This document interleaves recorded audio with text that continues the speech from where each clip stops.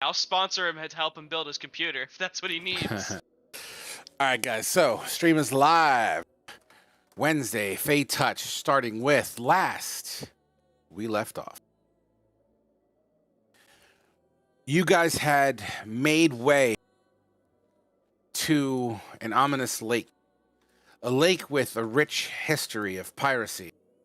Unbeknownst to yourself, a story of a sailor had gone under here. Shark-infested waters, was known to communicate with sharks, or rumor has it, and they called him the Shark King in some circles. He was also known as the Handsome, as well as his charming good looks did win over much of his crew, until eventually one day he met his demise. Having come to this lake, not knowing any of that rich lore of this toothy lake, you make your way to the center of it, following the advice and the directions of your Fey passengers. Following an ominous glow, you dive into the water after stripping down all your anchors, making your way to an underwater ship that had very much like a bubble, like an air pocket that seemed to magically push away water and create some sort of pocket of breathable airspace. As you all enter this, you find yourselves in a predicament of slashing and hacking at water that seems to punch back and try to drown you.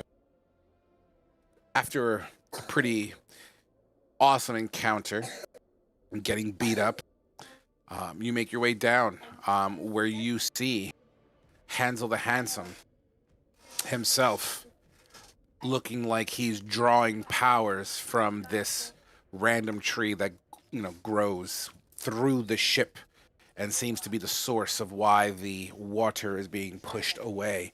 This tar-like substance attempting to breach through. Combat happens as these creatures walk out of the ship as if they were part of the ship. These barnacles and sea creature-like creatures come out. A fight in the dark happens. Eventually, you all are victorious, -1. You lose the life of Duke as his body was channeled from one essence to another form of an essence. Soul being sucked in and utilized as another power source as his entity triggers the tree with the help of the other Fade passengers as the tree begins to melt and kind of crash down into this wound on the floor of this ship and seal away this tar-like substance. It is at that moment that you all hear water crashing from all directions. And that is today where we're going to start our session as Duke's body vanishes into a location unbeknownst to you. Everyone is in a position where it's still fairly dark. All you would see is the entrance to where you guys came in, the staircase. In fact, I could even, just for reference points here, let me, one moment.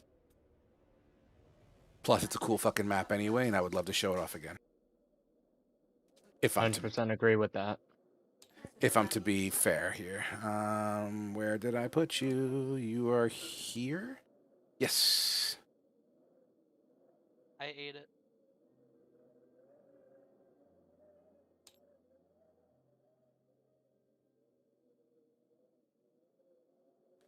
It is a cool map though, right? Oh yeah, no, it's amazing. It really is.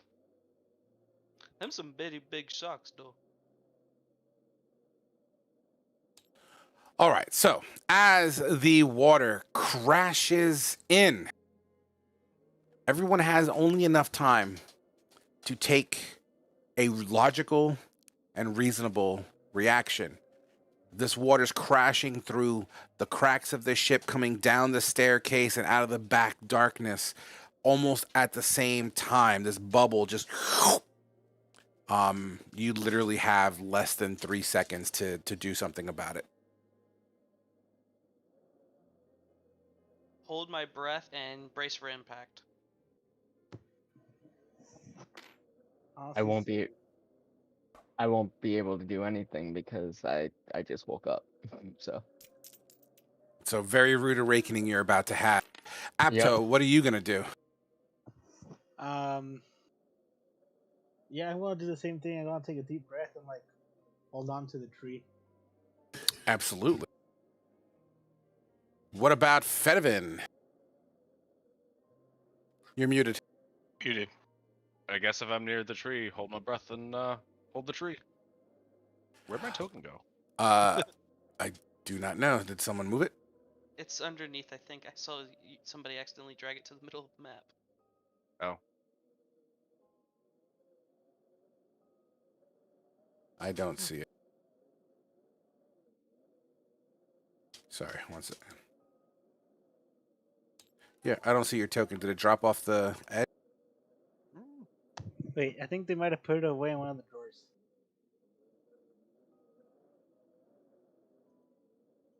Well, as you guys search for Duke, what are you... Oh, nothing, because you're fucking dead.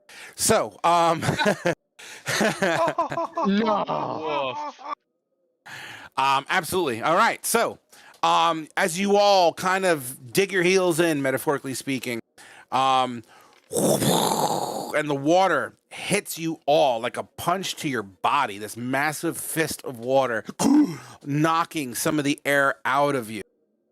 Why don't we all just start off with let's get our shitty rolls out of the way, Fedivin. Let's everyone roll a perception check, please, and let's see who gets above a 13. Why am I sending to... Oh, wait.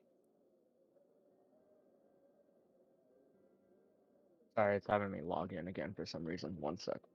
Have you found your token yet? No. It's weird. It was right by Remy. Yeah, it's gone. I don't know where the hell it went. Remy committed cannibalism. That's not cannibal. You know what? Did it somehow get stuck behind the GM screen, Frog? So I'm checking now.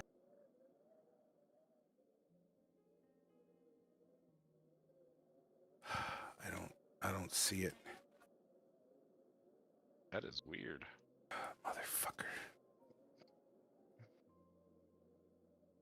It's not that it's weird, it's also cumbersome because now I have to pause it and I need to find it.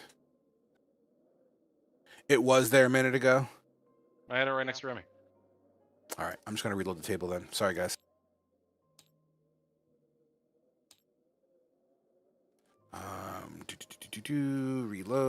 Reload. I really sure hope that I didn't make any changes. Perception, you said? Yes, please. Okay.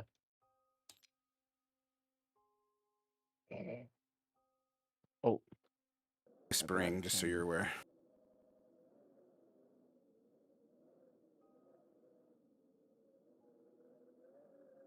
All right, whatever changes you made while you're on the table, you'll have to redo.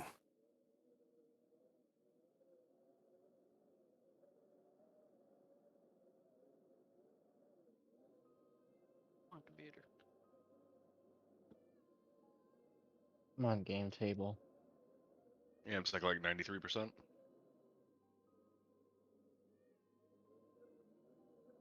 Yeah, I'm still loading as well. Sorry for the delay, guys. You're good.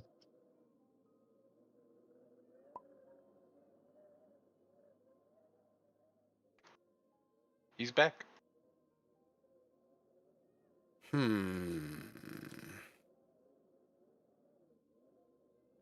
What error message was that? All right, well, whatever. No harm, no foul, I guess. Okay, cool. So, gain, i.e. Apto, right? Yes, sir. The shield that you hold onto begins to slightly vibrate as the water touches it. Um, I'll just keep holding on to it, I guess. Okay. You hold on to it, and you are all now underwater. We will yield to the holding breath mechanic, which is basically 1 minute. It's 1 plus whatever your constitution modifier is in minutes. So if you have a +3 con modifier, that'll be 4 minutes of being able to hold your breath before you drown. And I'm talking full on death drown. Now you are like 200 to 300 feet underwater. And swim speed, I don't think anyone has a swim speed. Is that correct? All I right. believe so. Okay, guys. Well, there's your situation. What is the plan, folks? Swim, swim, swim. Yep, I'm gonna Yeah. try and swim as Swim fast as I straight can up. to the surface.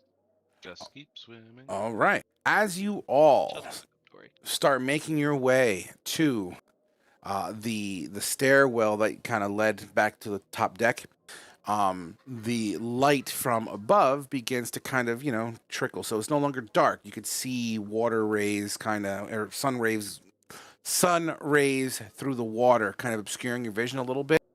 The one thing that you all can see as you're kind of like, trying to swim to the surface, you remember last time you came down, there was like this massive school of sharks that were going kind of clockwise in a circle, almost like a vortex. Like they made a tunnel for you guys. That vortex no longer exists as these sharks seems to all come to life. Roughly 200 or so. Big ones, little ones, blue ones, gray ones. There's a variety here. And they all seem to now no longer swim in unison. Where did my D20 go?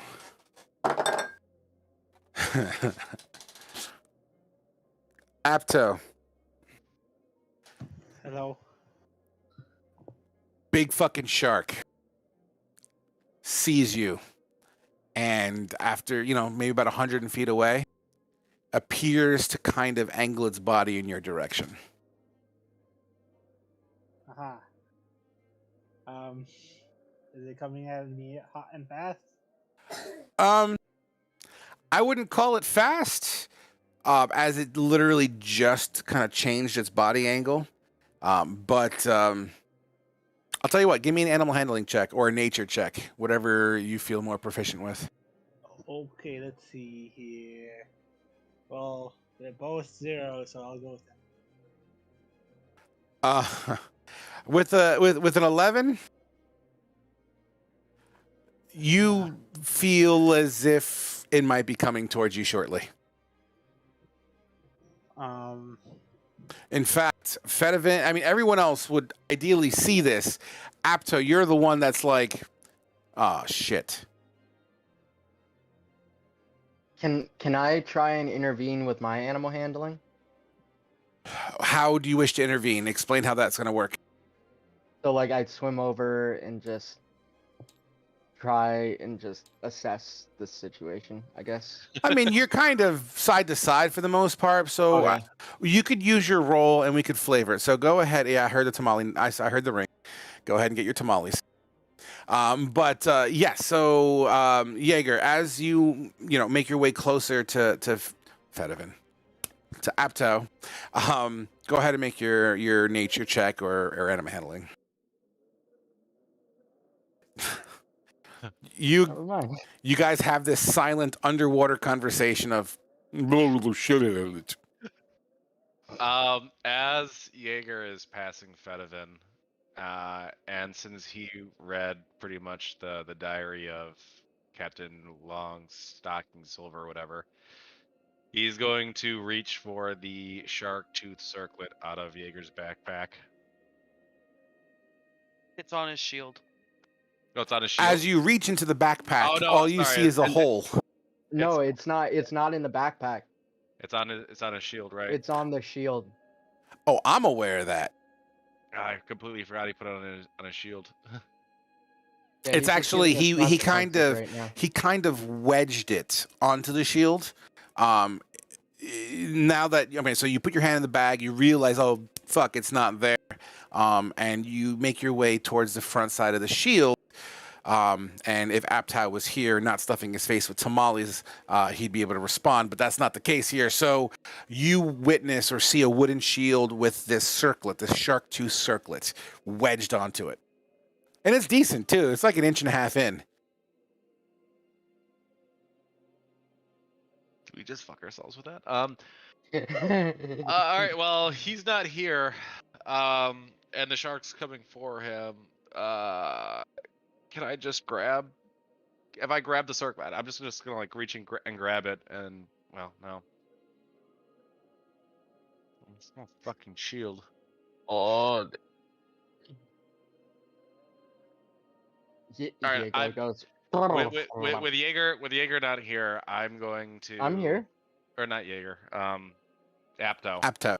With his permission, I'm just going to like kind of take the shield off of him and grab the circlet. So it's in my hand while I'm holding the shield. Sure. I'm going to for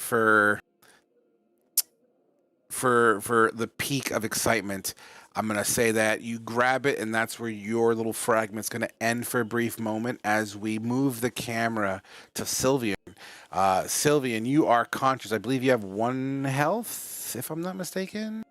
Yes. Oh wow, you guys all are fucked up. Oh, this is We great. were all unconscious. Yeah. This is great. Apto. Absolutely. Oh, this is gonna be This is fantastic. great. Yeah. So, I feel great. Sylvian, you see Fedivin kind of, I don't know, tapped Apto on the shoulder, and he's kind of maneuvering a shield right now. And you see him getting ready to pull off, or at least attempt to pull off, this circlet from a wooden shield. Seeing all the sharks, do I see the one that's like looking at us in our general direction? Yeah, it's a big one. I would say it's at least an 8 to 10 footer. I would try and position myself between them and the shark. As Sylvian swims past you, Fedivin, and you begin to pull on this circlet. I mean, Jaeger's looking at that. Apto, since you're back, so Fedivin is attempting to grab your shield to pull the circlet that you had wedged onto it. So you're the only one that hasn't officially given me like a reaction or anything. So what would you like to do in this given situation? So I see Fedivin trying to grab the circlet. Right. So as he pulls on it, I'll pull my shield so we can try and get it off it. Absolutely. By my fingers. Yep, I'm looking for the crown. Give me 1 second here.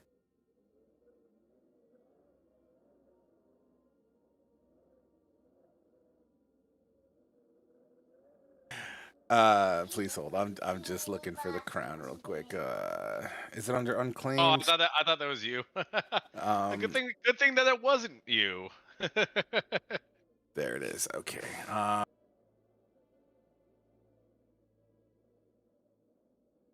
Just going to take that back. Ah, dude. Okay.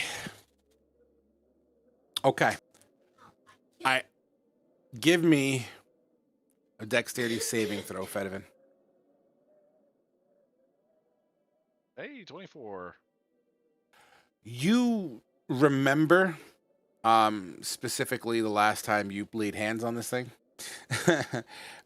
You with Apto kind of pulling on the ends of the shield, you don't just grab and pull, you kind of move your fingers like this and kind of use outward force to kind of unwedge it out of the side of the shield.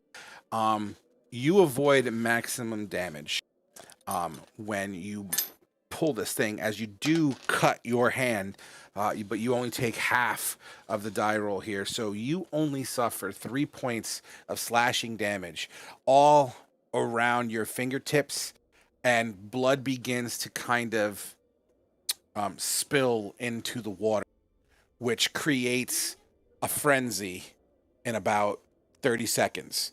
So, that being said, the crown is free, and it is now in your hands as you're cautiously holding it underwater. The crown, you feel a vibration coming from it.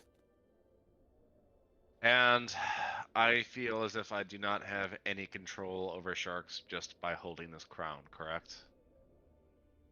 You only know what you know. I'm trying to, while holding this, I'm trying to will the sharks away. Do I see any movement from them at all? You think very hard. Don't attack, don't attack, don't attack. And you look up. It doesn't seem to be working. You put it on. Give me another deck save.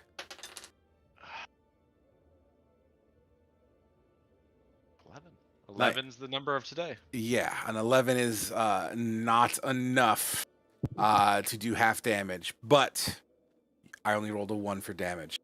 You take 1 slashing damage. As you put this crown on, it slices the front of your forehead. It scathes you, and the teeth begin to kind of dig in under your skin a little bit. 1 slashing damage. No matter how violent it looked, it wasn't as bad as it looked. Instantly, as you put it on, you go from hearing like your ears under the water, and as you put the crown on, that sound kind of goes away, and you feel as if you hear the thoughts of Bruce coming your way. Bruce, back the fuck up, Bruce. Animal handling check, please. 22. Bruce, at this point, full speed, directly at you as you put this crown on, and you say, Bruce, leave me the fuck alone, Bruce, or whatever you just said there. And Bruce, its mouth and snout stop mere inches from the front of your face.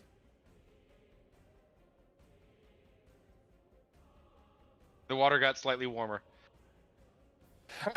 Only because the blood is mixing. Yes, just 'cause of blood. You pees blood now? We should go see a doctor. You know how fucked up we are? I might be. So, what... let me just verify one thing real quick. I'm so sorry. Give me one moment. I drew up this crown months ago. Just give me 1 second here. Oh, God. Okay. Okay, so, Bruce, right in front of your face. All you guys see this, by the way. After seeing this, he just tugs Fediman a little bit closer to him, and then just points upwards. Can I will the shark to do a quick somersault? Whoop. All right, I'm going to like flag down everybody to like get on the shark as I get on the back of the shark myself. At this point, I'm going to reasonably say, with everything that's going on, you guys have been submerged for about 2 minutes. How many minutes does everybody have left? 1 You minute. said it's 1 plus con mod? Correct. Yeah, I have 2 I minutes. 1. Okay. I 1. All right, so you got 60 seconds. Now, here's the catch. I did say 30 seconds until you start seeing some effects of the blood. You start to see the other 199 sharks begin to get jerky in the water, and they begin to, what looks like they're on hyper alert, and they seem to slowly encapsulate you guys. I'm waving everybody. Get on fucking Bruce. Get on fucking Yeah, Bruce. I get on. Done. Okay. Everyone grabs a hold of Bruce, I'm guessing. You know, let's flavor this up a little bit, and let's have a little fun with this, as death is on the line. So let's go with a little bit of this. The man-eating shark. Where are you holding Bruce, guys? I want to hold him from the dorsal fin. Can I hold on to Apto? Sure. I guess I got the side fin. Okay. I'm going to gently caress Fedivan and hold him. Fedivin. Okay, so So like, we have two human chain. Okay, so I'm like holding Apto around his shoulder and holding onto the fin as well. Yeah, like with Fedivin, I'll just I'm be gonna like, wave him to the other fin. so okay. and I nuzzle my head a little bit into his shoulder. Oh, great! I have a giant lizard. Okay, hanging so just for my own mental stability here, who is not holding on to Bruce and is holding on to somebody else, and No, who? so I'll actually hold on to the side of Bruce, like right next to Fedivin. Like, Okay, so everyone's grabbing Bruce. There's no one hanging off of anyone. Sylvan. Oh, okay. I'm not. I'm holding on to Apto and Bruce. Okay. Okay, Like the half hug, half hold. everyone, give me an athletics check. Can I do acrobatics? You cannot. Fuck. Lovely. Do I have advantage since Gain is technically helping me? Love the flavor Bruce- frog. Bruce whips around and chomps us all.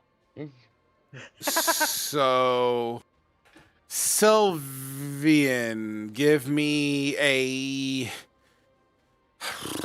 dexterity saving throw. Okay. Who did you say you were holding on to as well? So Apto. You maintain your grip, and as you see Apto, because under the sheer force of Bruce's kind of, his torque, I guess, for lack of a better way of explaining that, you see Apto, lose it. But as Apto's reaching for Bruce, you kind of snap him around his wrist and hold him as you feel as Bruce is, so you guys are on your way up. The other two Get fucking back here now. lose Thanks, grip. Julian. you're welcome. You lose grip as you see Bruce about 30 feet away. At this point, all the other sharks, they're about 100 feet away, moving in close. How far away is Bruce? Bruce about 30 feet. The other sharks, let's just call it about 100 feet. And you know what? You know what I can do as well? Let's...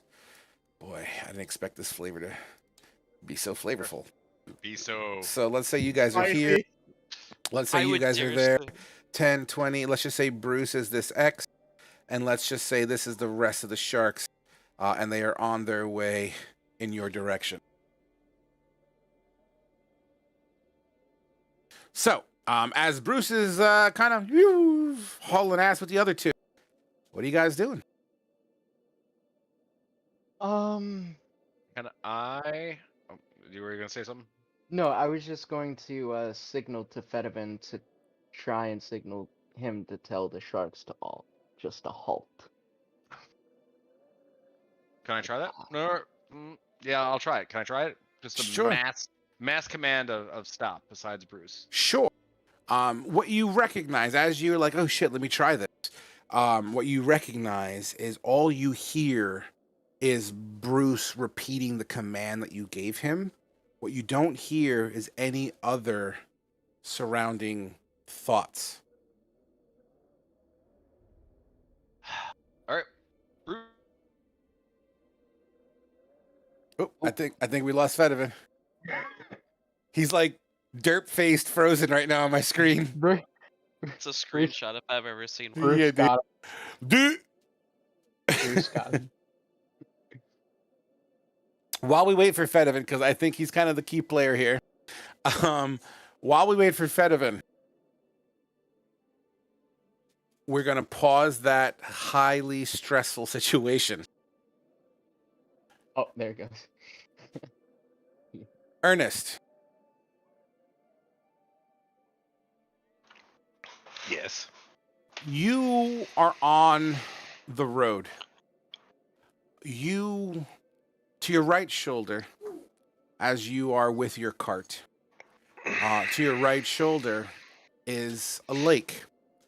On this lake, it's kind of misty.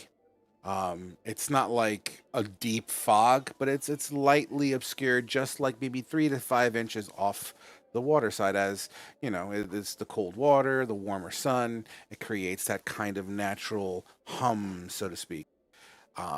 you're close enough from the road to the river. It's maybe like 10, 15 feet to your right shoulder, at this specific junction here. And you hear the lake waves, kind of just every once in a while, they kind of hit the shoreline.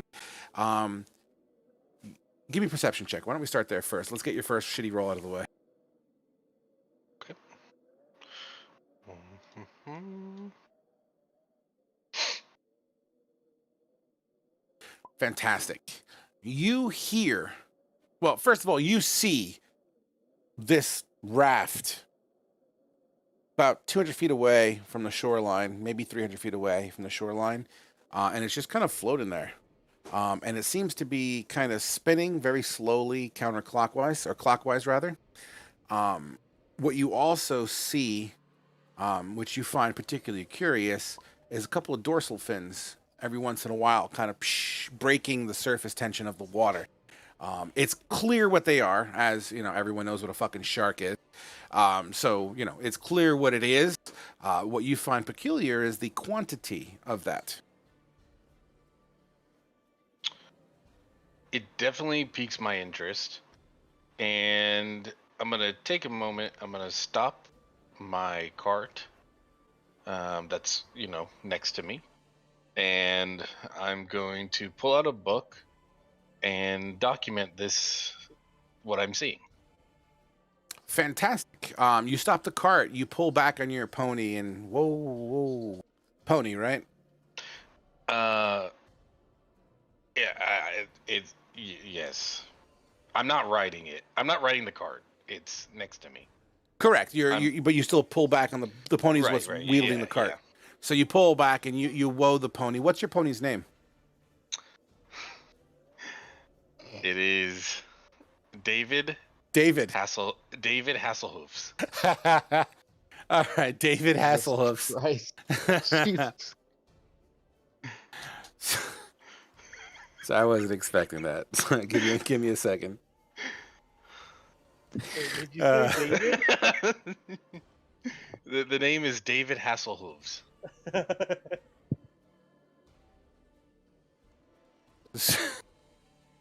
Do you notice how we all did a simultaneous face palm? Yeah, dude, it was great. So yeah, that happened. Yeah, you document. Absolutely. What specifically are you writing in your journal? I'm just I've seen a shark before, but this is like new to me, seeing them in this type of environment. I'm definitely writing down something like people are probably dead, seeing like a raft floating around, like people have probably died. Not yet. Uh, to be. this sharks seem to be in a frenzy, like in it, and then just kind of writing down my location, where I've seen this, what time of day it is, things like that, like just getting a full scope of like everything that's going on in this situation. Gotcha. Awesome. Fantastic. As you kind of sit there and take reference to the events that are happening, I believe Vedevin is back. So we're going to pull that camera away from you as you're kind of writing in your journal or whatnots. You see David Hasselhoffs fade away in the camera, and the camera whoosh, plunges in the water past Bruce that's swimming right past the camera, zooming right into Vedevin, who's like,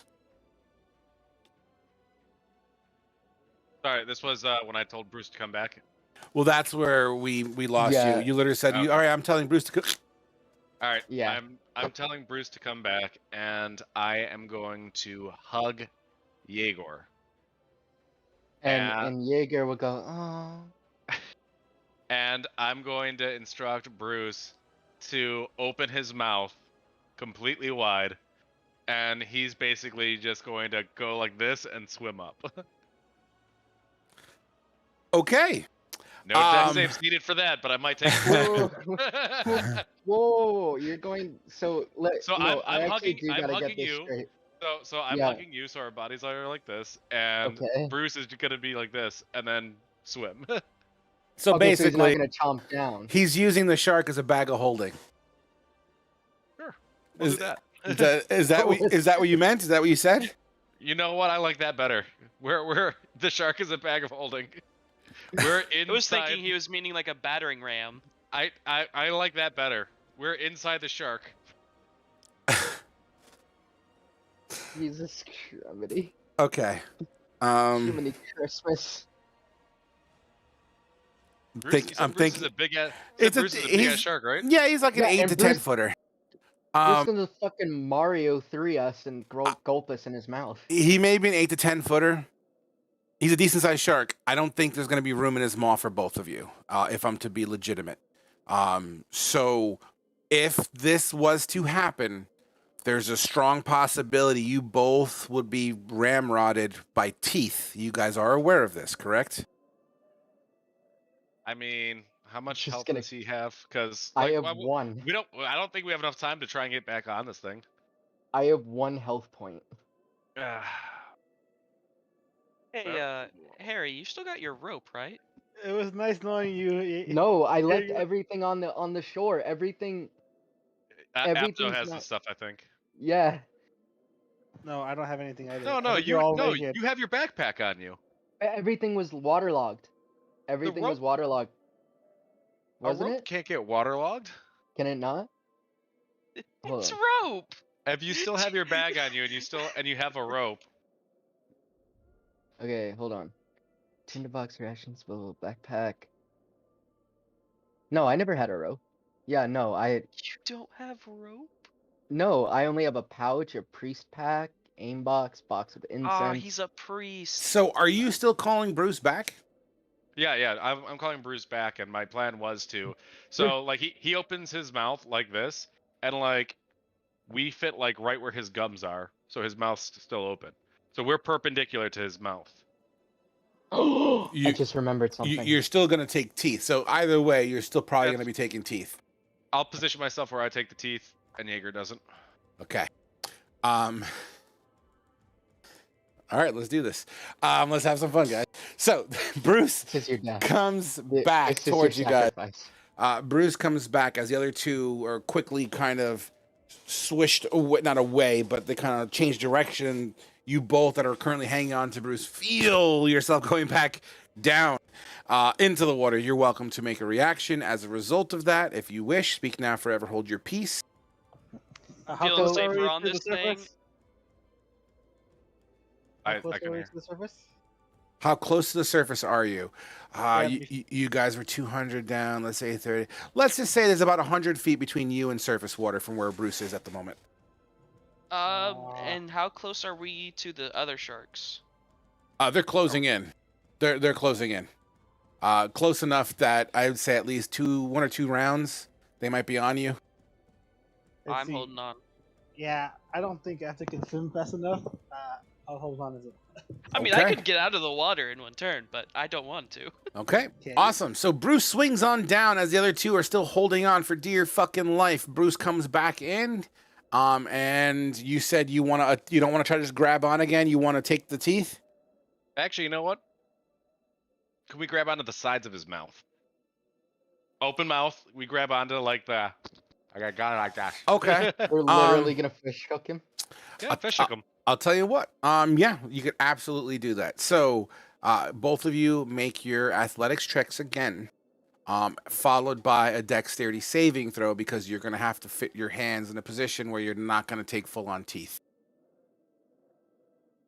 Athletics, Good rolls and bad rolls. dexterity, saving throw. All right. Bruce comes up, and both of you snag on to either side of the inside of the lips of a shark. And Its mouth? you grab and you feel the water pressure as Bruce rockets to the surface. Well, actually, you didn't pass your dex save, so let's just do that real quick.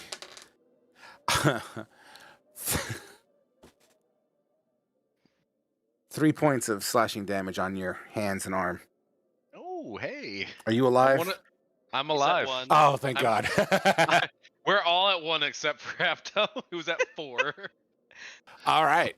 You guys absolutely make your way up. The flesh of this creature is really tough and cold. and the eyes are black. They ricochet and shine back the sunlight in a black ray of light as it reflects the sunlight off its black eyes. Camera pulls away as the shark's going up, and just before you breach the surface, the camera pulls away and goes back to our new friend, where you're writing down what you're documenting, and what you see as you look up, whoosh, a shark breaching water. It's probably 5 feet off of the water surface, and you just see people fucking hanging on. I'm just gonna think. I'm just gonna think to myself, just like, what the heck? Like I'm thinking to myself, what the heck? And I start scrambling, like writing down faster. Just like, what the like? We jumped the shark with this session. Only in fucking D&D, man. Only in D&D. That shark. Oh shit, that was funny. So yeah. At this point, the 4 of you breach water, and as you are almost all out of breath, you gasp, taking that breath of air. Where's the raft? 10, 15 feet away. I what- swim for it. Yes, Yeah. you all do see sharks on their way to the raft, or at least to you guys. Yes. I'm also going to swim for it as I pray to my gods. And I shout to Holy shit! Holy shit! Holy shit! Veteran, I don't know what you did, but tell that thing to push us. Oh, Push the raft. I agree. All right. So once we all get on the raft, I'm gonna tell Bruce just to bite the back and just swim towards the shore. Okay. Okay. Sure, it's fucking D&D. Of course you can do that. So you command your shark to kind of, so if my cell phone was the raft and I can't have to push to talk, but Your my hand. my hand is the shark. You fucking Speedboat. We GTA in this bitch. we got motorboats.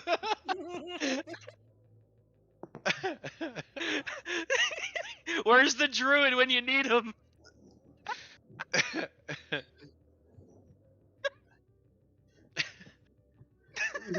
Yegor, as this happening, goes, "What?" sweetheart. They just used a shark on a raft and they're using it like a motorboat. I don't know how else to explain that.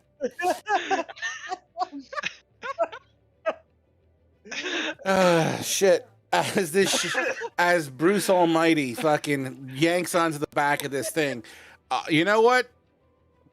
Fuck you. We're gonna flavor this. Bruce. Stop Bruce- flavoring.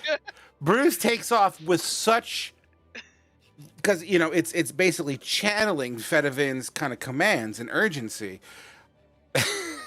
Give me an easy dexterity saving throw and see if you all hang on to the raft I'm effectively. gonna roll a 1. Watch. I'm gonna roll a 1. Or below a 10. With dex save. Dex save, please, or you're gonna fall in the water. I fucking told Jesus you! fucking Christ. I fucking told you! I rolled a Told you 6. it would happen! Stop flavoring fucking it. flavoring this shit! We're already gonna be holding on for dear fucking life!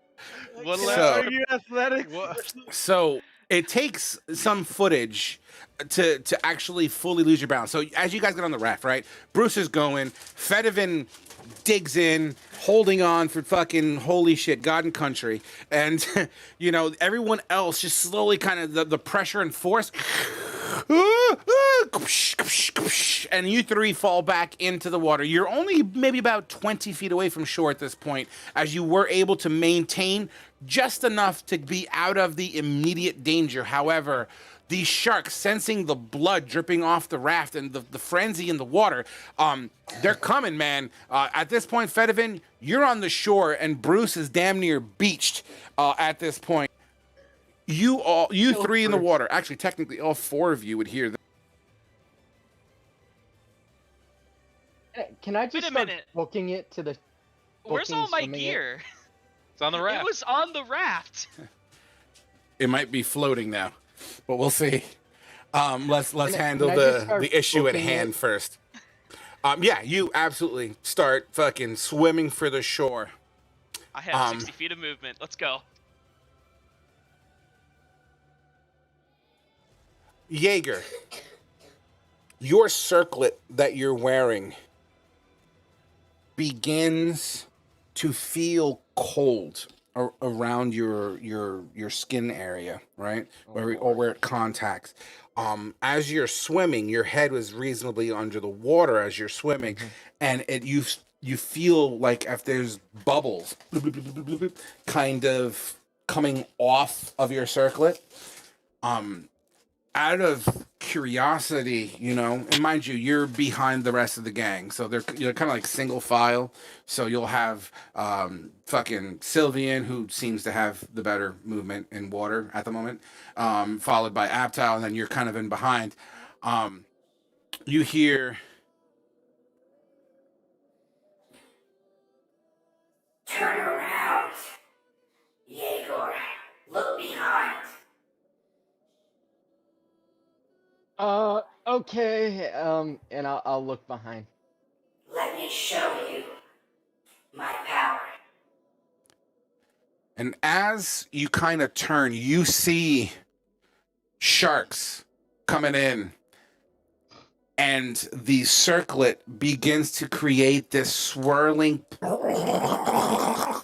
it propels you backwards as you collide into Apto, his Fey fucking thingamabob.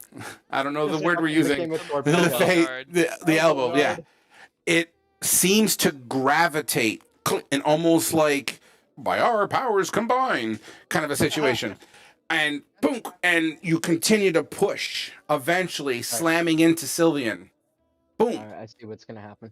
So And as we're going backwards, I'm gonna put 2 double middle fingers up to these sharks. absolutely. And as you're like this, you hit dry land, and all three of you onto the dry land. All right. Sweet land. After kisses the I'm ground. gonna go right. I'm gonna go right. Well, not right to the shore, but I'm gonna be like, yeah, sharks. You in what army? Ooh, and I go, Please tell me you I didn't lose can't, my mask. you can't hit land, bitch. As I go over to Fedivin, and I and go, before, and I just go, and look what you've done to Bruce. like Just- in before so they grow I'm legs and I'm like on my back right now on the raft, and I'm just gonna like out of that fucking scenario, I'm just gonna put my head back on the fucking raft, which is gonna jostle the fucking circlet. I'll take 1 point of damage and pass out. Wait. Fedivin was still on the raft? Yeah. just watch him fail Oh. all his death saves. Yeah. He was the only one that passed the Oh. deck save. So yeah, and unfortunately that's not the way the crown works. So the Okay. crown is on. Cool, but if I do that, then it's gonna fuck the whole thing up. So yeah, no, it's in there. You know what I mean? It almost feels like it may be fused bone to bone, perhaps. But yeah, so but even still, you can absolutely. Oh my god, and whew, kind of rest it out. I'm okay with that. Who are you again? Ernest. You've witnessed all this. Like, you witnessed all this. I'm gonna get as close to the end of the path as I can. I'm gonna find like a small like tree and tie up my my horse and and carrying my book. I'm gonna walk over and I'm just gonna start mumbling to myself and be like, um, um, uh, human, human, human. another okay human, Leonin, Dragonborn. What an interesting group we have here. Oh, how you fellas doing today? Not so hot. Oh, he's Not talking so to us hot. now. Not so hot. You guys are just, you guys just. I don't know even how to describe it. You guys, is that shark a friend of yours? Shark, maybe friend? Question mark in my book. And the shark, Bruce, is like half beached as it's trying to get back Okay, into the water. I'm gonna push Bruce back in. Yeah. Do we know his name or only? Do we know that Featherman? that his name is Bruce, or do No, we? I'm calling him Okay. Bruce for identity Oh, okay. amongst the other 200 sharks. Okay, can I Like, push it back his in, name is Bruce. please? Yeah, you can push him back in. He's heavier, Okay. but you could roll him with a little bit of umph. Yeah, I'll help. I'm gonna cross out a friend, not a, and then just cross out what I just wrote as a not a friend! Exclamation point. Awesome.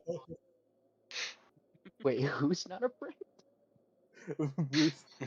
Oh, thank God. How did you manage to do that? That is amazing. What? I've got to Ask take Shark this down. Boy. Shark Boy. Hello. Oh, hello, Shark Boy. And you'll see him raise his eyebrows.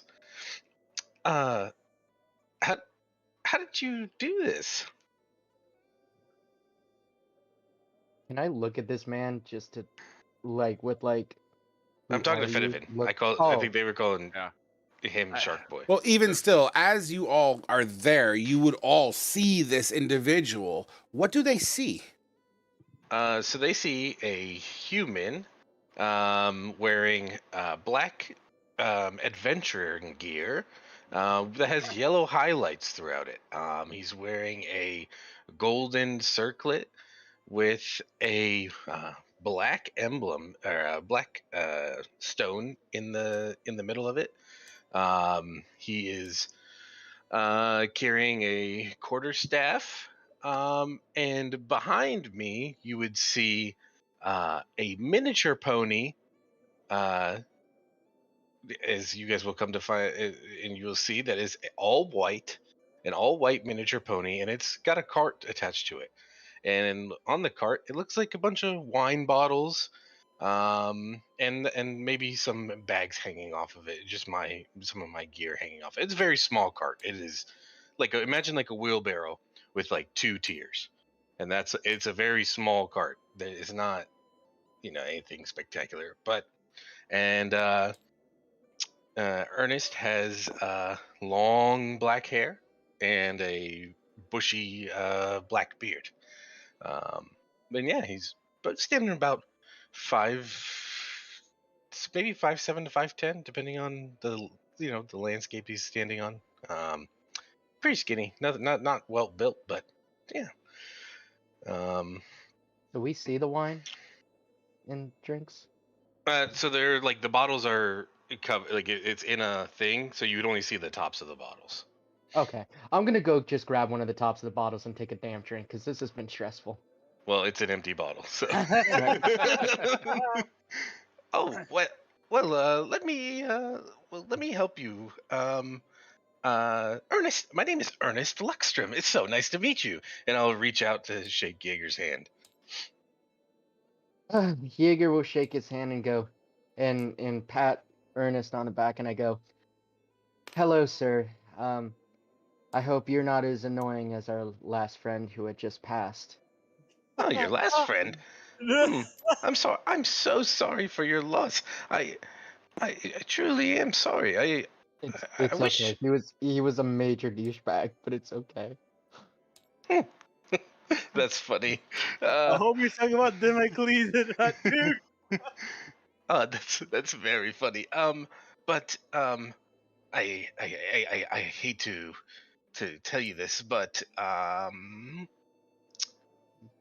I've sold all my wine. These are empty bottles. I was on my way to, head to my associates in the nearby town, And I stumbled across a site out there, and I was taking notes. But maybe when we get to town, I could maybe procure some wine for us. I'd love that. As you can see, and I point to the raft, I just go. As you can see, that is our other friend. Had big problem with our old friend who died. Um, but it seems like he has just suffered a great loss. But, you know, have you seen a dog, by the way? I say. A dog? No. And were you pointing at who? Are you pointing at? Fedivin? Fedivin, yeah. Shark I'm boy. gonna run over to Fedivin and say, "Oh, hello, hi, how are you?" And I'll try and help him up. Thank you. Oh, the pleasure's all mine. I'm Ernest Luckstrom, and I'll start shaking his hand if I'm holding it still. He'll just strenuously just do it because he's all battered and beat up. He's just gonna go right over to the raft and throw his robe on and try and get the hood up over his fucking shark circlet. And he's just gonna turn and like, what the hell is wrong with all of you? We all almost just died down there. One of us did. Oh my! And you see, I pull out a book and almost died, and one of them did, and I write that down.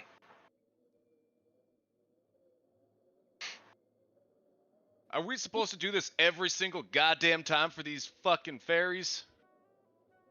Fairies, fucking fairies. Wait, what are you talking about? It's a long story, friends. It'll take more time to explain than it will be to not just show you. Forget it. Oh, I'm gonna go find Remy. oh, hello, friend. Hello, hello. And I reach my hand out towards Sylvian. Ernest Luckstrom. It's very nice to meet you. I'm gonna Sylvian. go with Fedivin to find Remy. Leave me alone. I need some time for myself. Okay. I think I have a walking stick in my in my thing, so I'm just gonna find the walking stick, nothing else. Yeah, so just to make sure people didn't miss it, your gear. I mean, no one just leaves your shit on top of a raft. I would assume you would tie it down or secure it somehow. So it's going to be flavored as it's with the raft. So you're more than welcome to grab your shit. So yeah, if you got a walking stick, absolutely. Yeah, so I'll just throw my clothes on and grab the stick and just start walking down using it as like a crutch. In the distance, you hear woof woof woof woof woof. I'll hobble a little bit quicker. A dog, lovely. And I'll write down as a dog. And then, and then I was gonna say, and then I look over at Apto, or just look over at the Leonin, and Did we hear that? Did you hear what? Like that he said, "Oh, a dog, lovely." yeah, in I that said that. I tone of said that out voice? loud. Yeah. Okay, I'm gonna leer at him suspiciously. Just I just don't And- like the tone he used. Apto will grab Duke's stuff and tell Jaeger, help me dig a hole for Duke. Wait, didn't Duke's body fade away? Or wait, what did you grab? all my stuff was still there, though.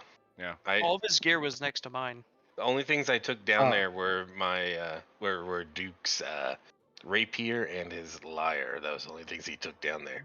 Okay, he was a liar. Okay. All right. Damn. All right. I'll So you're gonna dig a hole, Aptow? Yeah, help me out. I go find a nice little spot under a big tree. And just Yeah. start digging. So a I'm hole. gonna look over Duke's stuff. I make sure to grab my coin No. out and Just to make set it sure on like it's top all together. once it's buried. Yeah, like I said, I grabbed it with me and like set it down to where I'm digging. Okay. That'll I'm take some gonna- time, by the way. You're doing like a pseudo burial, is what I'm gathering here. Yeah. Sure. There's a nice little soft spot, a patch of grass, and some stone just off of the lake bed. But more than suitable to give you what you're looking for. His gear would be still present, a little shuffled, but present. and then I cut you off. What were you saying, Ernest? I was gonna try and speak to the Leonin. I was gonna say, I see that you're busy here. I just wanted to introduce myself. I'm Ernest Luckstrom. It is a pleasure to meet you. Rao. And you are a magnificent creature. I'll leave it at that. But just know, I would love to learn more about you. Like Ernest Jaegor's just gonna be like, Luckstrom. what is this man? Yes, you've heard of me. Right, he gives him a little glare. Luckstrom, are you a noble? Oh no, I'm no noble. You you don't know who I am. I'm the famous Ernest Luckstrom.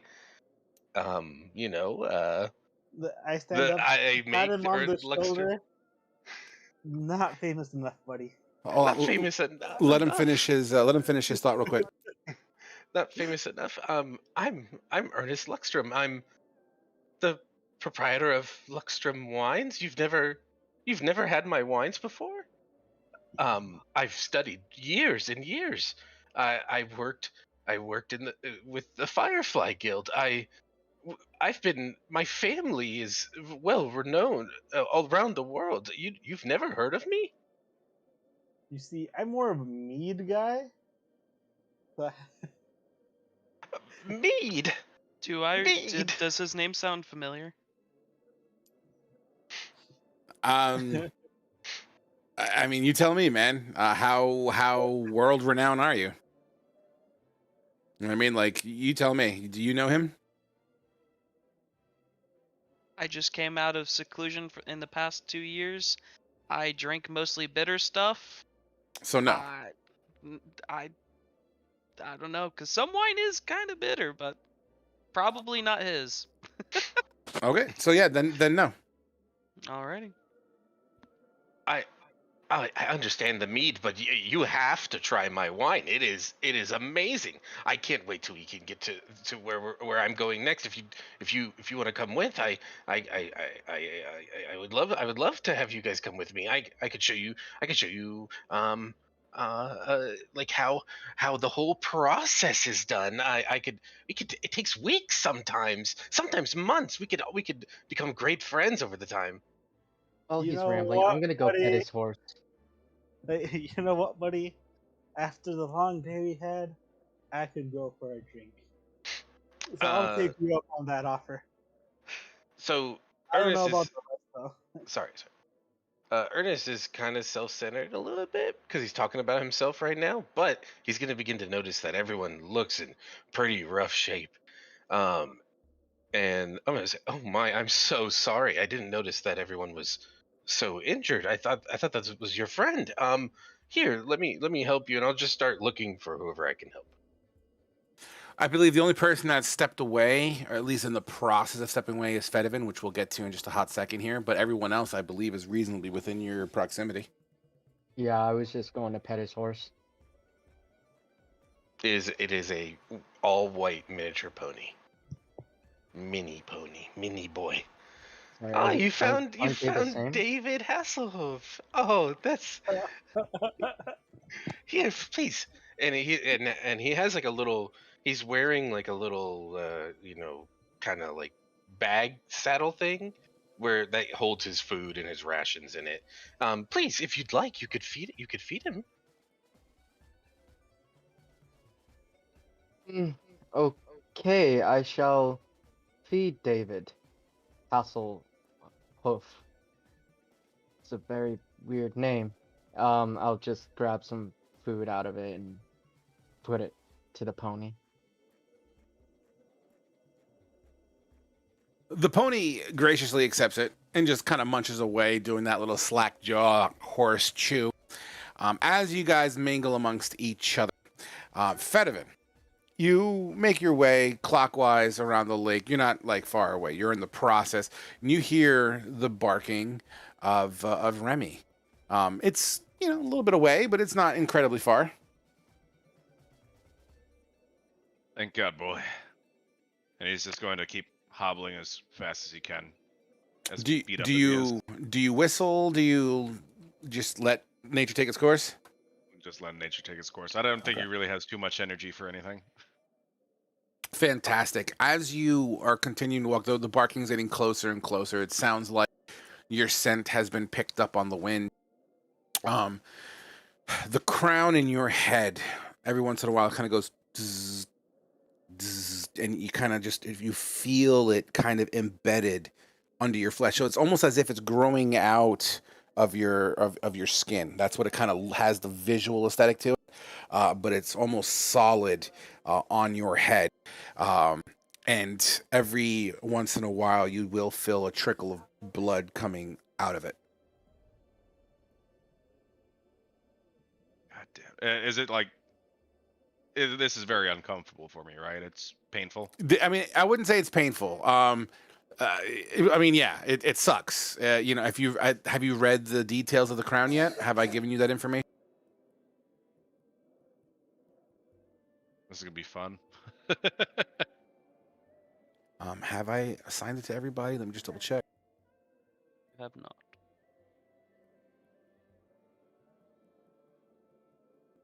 Well, I'm You're Aquaman right. now, guys. I have not. Just a moment.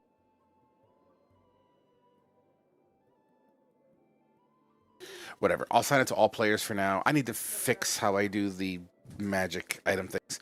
Nevertheless, so there it is.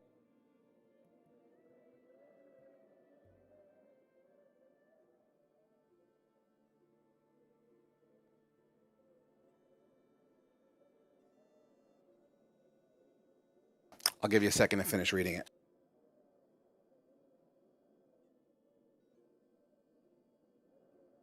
So Well- it does. Go ahead. Oh no, I was just reading that last sentence there. So it does itch. You know, it feels like you ever sweat into a scratch. You know, and you got that irritating kind of mini burn, constant irritant, itchy kind of thing. That's kind of what it feels like as you're wearing this thing.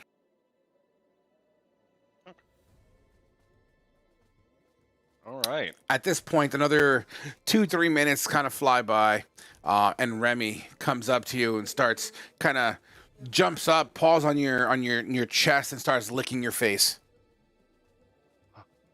Thank God you're all right, boy.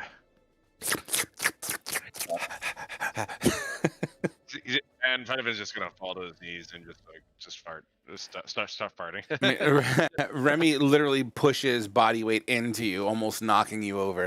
And as Remy's extremely excited to see you, Remy's tongue is licking you and slowly going up your face. No, I try and like hold him back. Absolutely. And Remy's just being a dog and trying to let go of me. I want to lick you. He's just gonna like embrace Remy, but at the same time, he's just gonna like start to tear up from that huge fucking ordeal that we just went through. Fantastic. At this point, you guys have been out of the water about 30 minutes. Let's swing back to the 4 next to the cart and pony. Yeah, I haven't heard from you, Sylvian, in a hot minute. What's going on with you at this point? I would have grabbed my coin and have been settling all my gear after unbearing it in the beach, and getting ready to set the coin and say the little hymn that our dear departed friend had written for me. Aww. Absolutely. So you guys are all just taking the time to dig and get ready to kind of pay homage. Is that correct? That's what Yeah. Apple's doing, at least. Okay. What is Luxstrom doing? I'm just trying to help whoever I can. Like if I'm bouncing around, like it's just like whoever is like somebody. If somebody looks like they're stumbling a little bit, I'll try and rush over and kind of help them, give them a hand.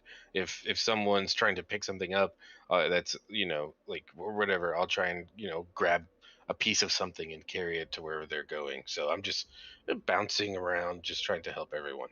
In the distance, you would see Fedivin, let's just say 60 to 80 feet away at this point. As time continues, they're digging. you're doing your notes or just talking, you see a dog wrestling with a master, and the master doesn't seem to be moving. Because I believe Fedivin only has 1 HP, which he has effectively bled out of his forehead and is written in as unconscious at the moment. And you will hear Remy howl. Okay. I'm gonna go over to Fedivin, and I'm gonna use lay on hands. Okay. I still have 5 points of lay on hands, so Okay. I'm gonna use 3. Okay. Sweet. Why don't you explain what that looks like while I kiss my kid goodnight? So I see he's bleeding from his forehead, so I'll put it like kind of like in like covering his eyes sort of, but like down, and then one another hand on his chest, and just like closing my eyes and praying that he's Fantastic. healed. Fedivin, you wake up looking at your dog licking your eyelids. What the hell? Oh, my fucking head. So happened?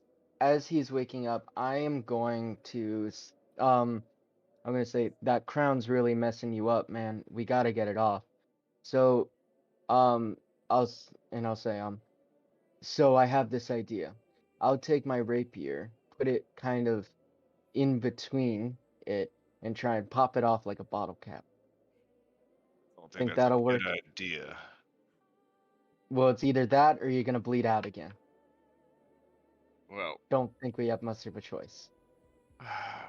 let's try and do this when I have a little bit more than my last legs to stand on. Okay. Point of order. It just to make sure we're on the same page here. This wouldn't be considered a rapier strike. He's using it as he's using your forehead as a fulcrum. The rapier is inherently a stabbing weapon. It's not known to be a slashing weapon unless you customize it to be slashing. So you could use it like a bottle opener Yeah, that thingy. says yeah. I'm saying it's physically doable. Whether or not it's going to work is a different story. But you wouldn't take like a D6 of slashing damage if that's what you're worried about. If not, you can flavor this however the fuck you want. I'm okay with that.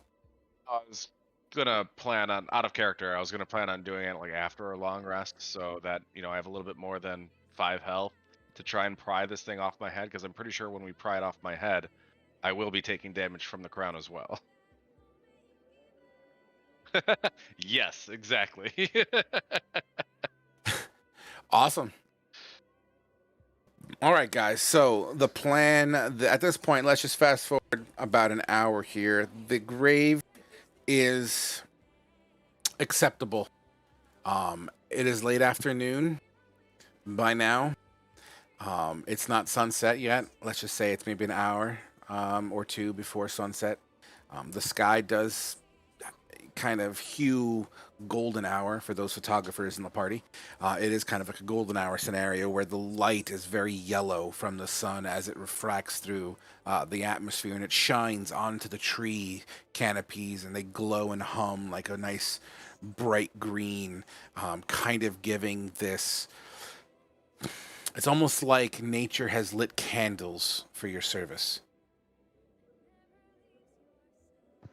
Yeah, Um, would have put yeah. all of Duke's stuff in there, except for the coin purse. I'm Okay. gonna hobble my way over there with my walking stick, and in the pile there of his stuff, he's going to take out the golden compass that he got from that Fancy Pants got from the emissary dude. You He's got a like, golden compass? yeah, I got a golden compass, and he's just gonna hold it and just be like, well, you really were the biggest asshole, but I suppose when the going got tough, you stuck it out with this. I'm gonna take this to remember what you did down there for us. Hopefully, I don't see you on the other side sometime too soon. Especially with what these goddamn Fey folk got planned for us. And he'll shuffle away. Amen, brother. Do not I'll mourn. Do not mourn his departure. His essence will be used and recycled for something greater than any mortal life. Do not cry for him. He is eternal. And what about the rest of us? Are we just expendable to you after Who? we're done doing your dirty work? Who You're are just you gonna talking? suck us up like a damn battery? I don't know if batteries exist What? right now. Who are you talking to? I just turned. None of your business. Let us talk. Anyway, Whoa, what a bitch! Yo, hey, chill out. You're pretty rude. Your What? purpose that you agreed to is for the betterment of this plane and others, the protection of all that you care for, all that we care for.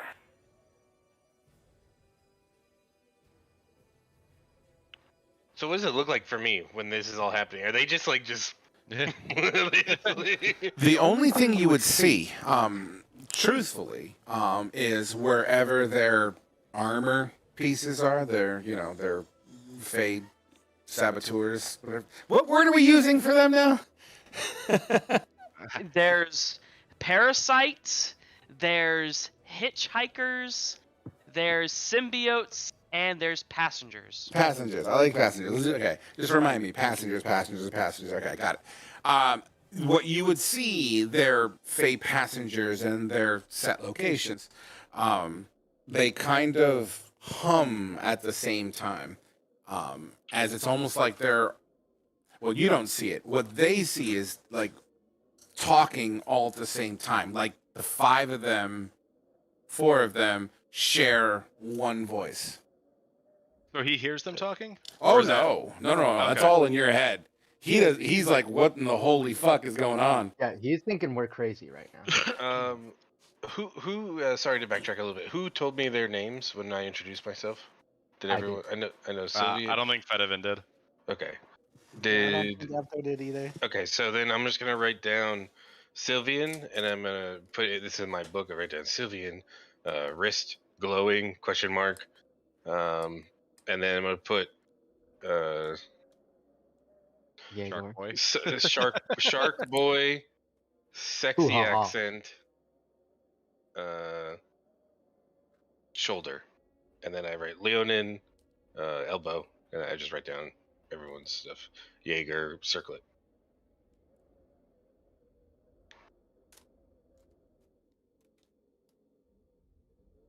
So sorry, I know we sidetracked there a little bit. What was the last thing you said there, Frog?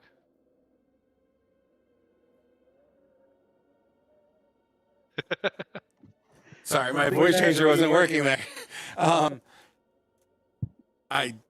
The exact verbiage escapes, but essentially, the moral of what you heard was not to mourn.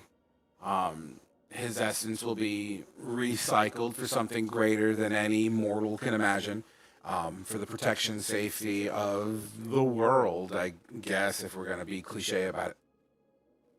All right. You forgot the S there. I forgot the Worlds. Slayer. No, the worlds. You lost me. Sorry. The He's just worlds, saying 'cause worlds Fey and Tal Rune. Faye and Tal Rune. Yeah. This world and others. It did not specify Fae for you guys. And at this point, he's just going to like grab his forehead where this sharklet is. And was like, "Look, we're risking our lives for this. Don't get me wrong. I know what I signed up for, but you better hold damn near that promise that you said that there's a chance at saving my family." And he's just gonna sit down, holding his head. We are creatures of our word.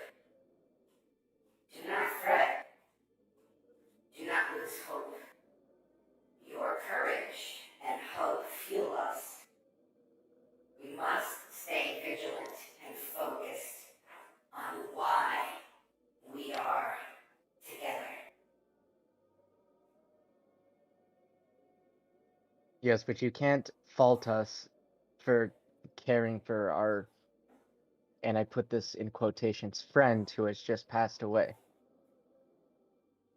I do not doubt mortal suffering, mortal remorse, and what that can do with those emotional connections. But please understand, there is no need to do so. You may see Duke again. In fact,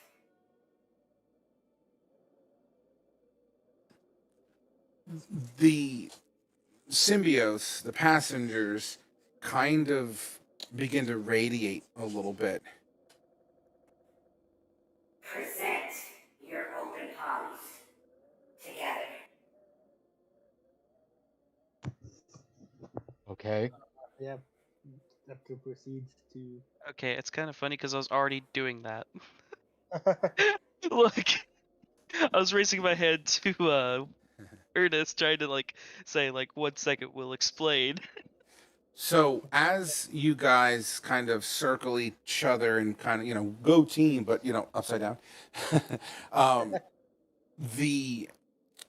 your passengers begin to produce an energy that travels down each of your appendages into your palm, each color representation swirling together and creating this ball of light. It doesn't radiate light. It's almost like it's sucking in light, which is making it glow. Did I miss something? No, I'm just watching John like act like Ernest. He's like, Okay. I missed it. And in the center of all your hands, as they're kind of in the same proximity of each other, the light that's being sucked in begins to shed. It sheds colors of what has already been assigned, eventually shining blue.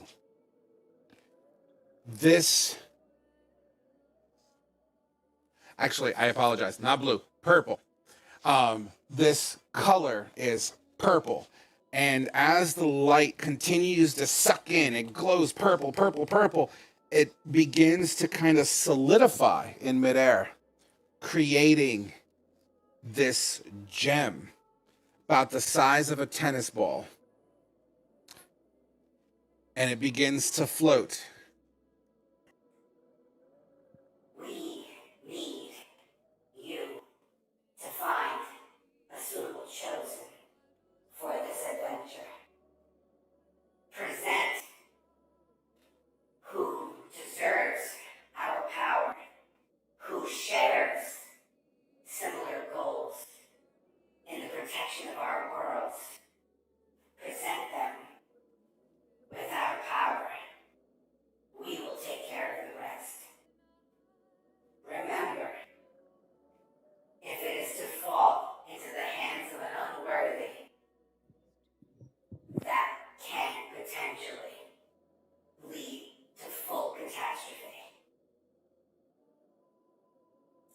We must rest now. It is up to you on the next steps. Rest would allow you to focus your minds. We now sleep. The humming and glowing stops as the gem slowly falls to the floor.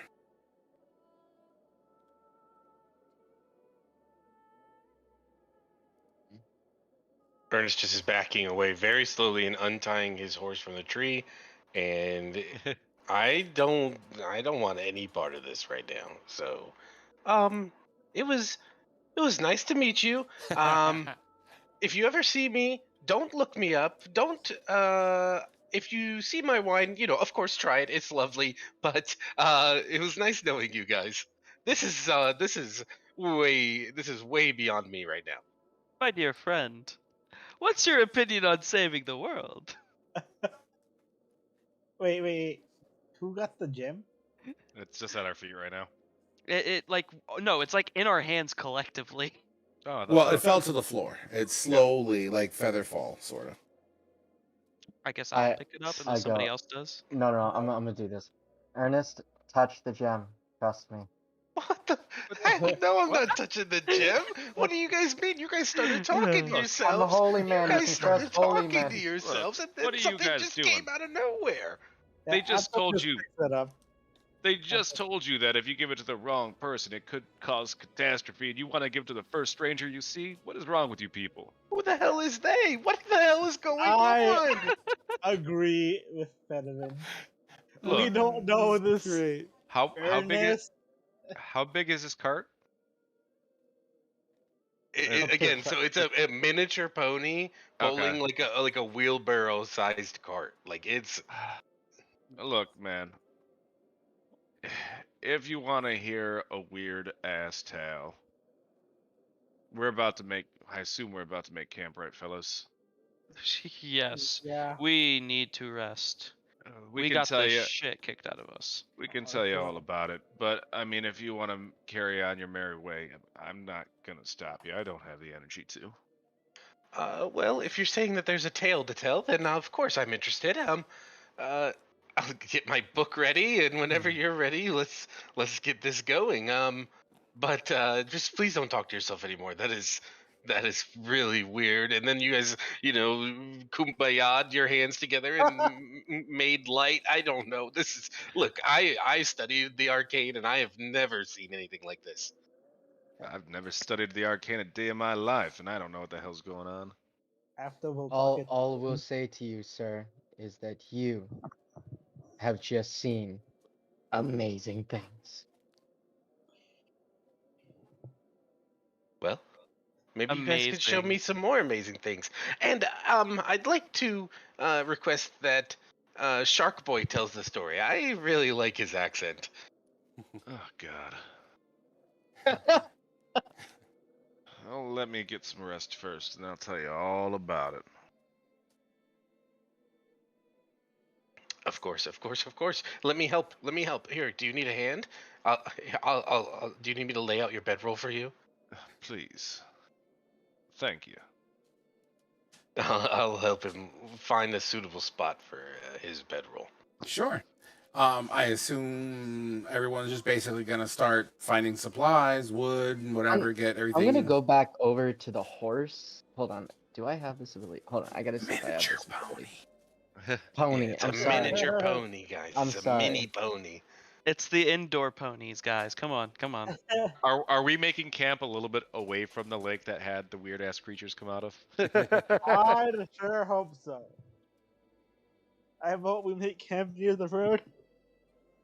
We are not doing it by the shore. I will fight all of you. Road. By the road, not the shore. Yeah, I know you said the road, but I'm saying, like, if you put it by shore, I will fight all of you. I don't care if I lose. All Wait, right. I don't, like I said, after we'll talk at the gym. Oh, so Apto has the gem?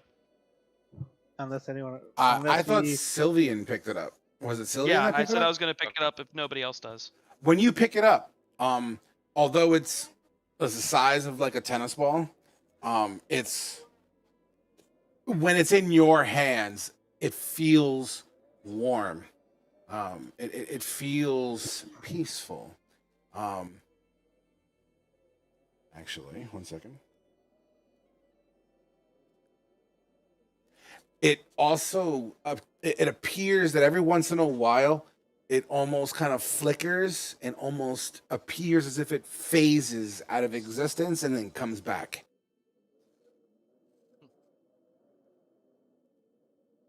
He's gonna slide that into his monk robe for now until we decide we found the right. Wait a minute. Can I try and slide it underneath my little wrapping and see if it'll stay there? I mean, I don't control that, so you can do whatever you want when it comes to that shit. That's all you. Okay, I'm gonna try and slide it in my little like symbiote wrapping and see if it stays there. The symbiote wrap, like the keloid scar thing that you're looking at. Yeah. There is no space. It's literally fused to you, and it kind of Okay. has this keloid scar kind of looking thing. Then I put it on stuff it in my wrist guard on my left arm. Then. That sounds reasonable. It's the size of a tennis ball, so it'll take some space, and that might be uncomfortable. But I don't see why that's outside the not outside the realm of possibility. Yep. All right, yeah, go for it.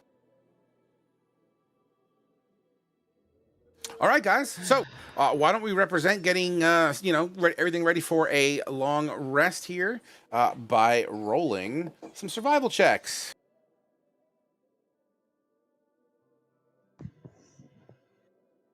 Let's see. Oh yeah. You all are like, yeah, let's make camp. We're all done. Yeah, dude. I'm just waiting on Aptow. I want you to roll me survival as well, unless you don't plan on contributing to the setup. Look at you guys. Yeah, you guys are good. Khajiit. Fedivin is clearly pretty fucked up. Remy's kind of tagging along. He barks at random squirrels that kind of weave in and out of the trees. A couple of birds. At one point, I see Fedivin kind of sitting on his ass with his knees up to his chest, just looking at the water. Remy kind of sitting behind. In fact, he's down the ways a little bit, and as the sun begins to set, everyone that's just wrapping up camp, and at least getting camp ready to go, you would just see the silhouette of Fedivin, like with his hands, his arms on his knees, leaning forward, and you'd see the silhouette of Remy kind of wagging tail and looking out at the lake. And you would see occasionally Fedivin kind of roughing up and Remy's top of his dome like you would a dog, and you guys end that scene into the night. And you know what? On that beautiful piece of imagery, we're gonna take our 10-minute break. Sure. Perfect. Yeah. Frog. yeah, what's put up? I was gonna say, Frog put the image of the cart in general chat for anybody that wanted to see what it looks like. Little tiny thing. I kind of really like that imagery as we go to our break, guys. I thought that was really nice little thing there. So yeah, man, rock on. Be back, let's say 9 flat or on the hour. Sounds good. All right, cool. I'm gonna use the Alright. bathroom. Dude, Ernest, really? What? What's wrong with Ernest? Ernest goes to jail. That's what I'm thinking. Like every time I'm just thinking like it's Ah. Ernest goes to school or something like that, or Ernest scared stupid. Do I get my last can or no, guys? Jesus, how late do you want to be up, man? Dude, I am depressed as fuck. I won't sleep anyways. This just makes it to where I'm not tired and depressed. I'm gonna take a leave. Water of or absence. monster? Water. Okay. Water. Cause I'm a popular. I'll be Popular right back as well, though. monster. I'm gonna get some water myself. Alright. Same. Ernest probably thinks we're fucking psychopaths. Who? I do think you guys are psychopaths. I didn't talk to myself, so. Yeah, but you all then had magic, like this glowing essences. Oh, we definitely look like coming we out of might you. be part of a cult. I can get behind that. But Yeah, I at least don't look crazy and But- part of a cult. but my curiosity has been piqued. I want to learn about this. All right, be right back.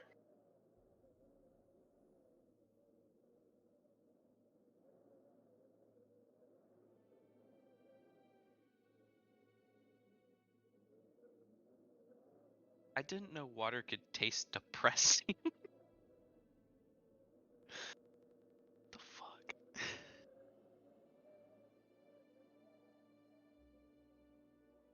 So, how's it going, man? Pretty good. Just hanging out.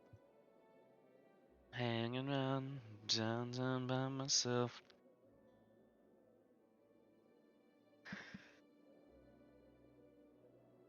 Falling into love Sylvian now. got fucked up, dude. All of Dude, us were I'm just sorry, taking but I was beatings left and laughing. right. I was so laughing. I was like, oh god. Dude, as soon as I heard him say it's pitch black, I'm like, oh, we're fucked. I feel like this is When his he said version of everything Duke as the glows. human. Yeah. I mean, not really. A little bit different. This is Duke if he didn't get fucked over in life a lot. And wasn't a gambler. Probably the main reason why he got fucked up so much in life. But that's beyond the point. Bro, by the way, this music is fucking fire. Oh yeah. Ugh. Bro, I'm not gonna sleep for like 12 fucking hours. And I'm completely okay with it. But I'm definitely gonna drink that other monster after the session tonight and just play games all night.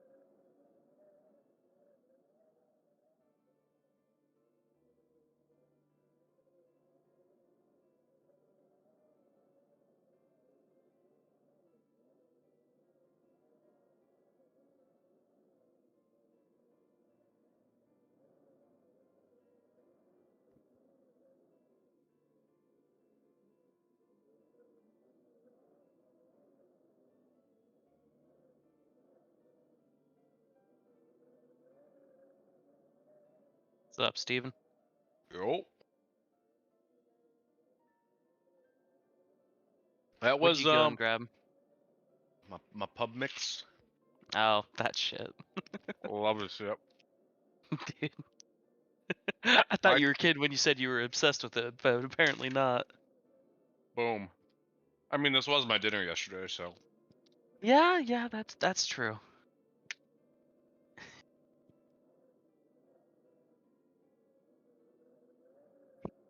either this or spending like $50 on Grubhub just to get some food. And I'm back. Yo. Dungeon Daddy is back. It's been an interesting session so far. Oh. Oh, I bet. We like got the way a that- speedboat shark. I don't think anything can be stranger. I really wanted to high five Bruce as we left, but I thought let's just. You roll mean past Fin that. 5? Yeah, pretty much. That was Hi, like Finn.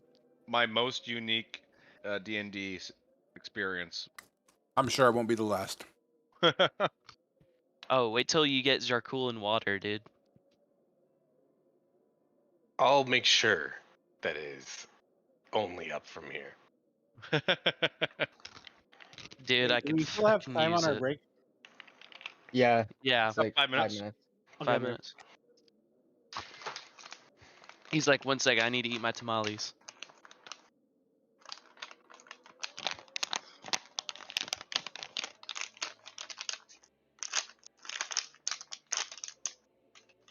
The fuck are you eating? Glass?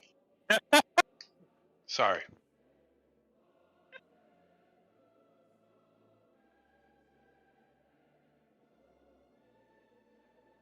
So is Cal just here, just hanging out, listening to our D&D session live? Yeah. He actually just left. He's Oh. he's a truck driver. He likes listening every once in a while. Gotcha. I was about to say, this man's a trooper. Yeah, not too long ago, he was actually only an hour away from me. And I offered to grab him some Texas Roadhouse, and he said he'll pay for my gas and everything. Sadly, the Texas Roadhouse had just closed 10 minutes prior. I was like, fuck, he offered a college kid free gas. Probably use all of it just to get to him. Oh, I would have. Because But, I only yeah, had like I've a known, quarter tank. I've known Dirkish for over 10 years at this point now, I think. He was one of my first devils. What's going on?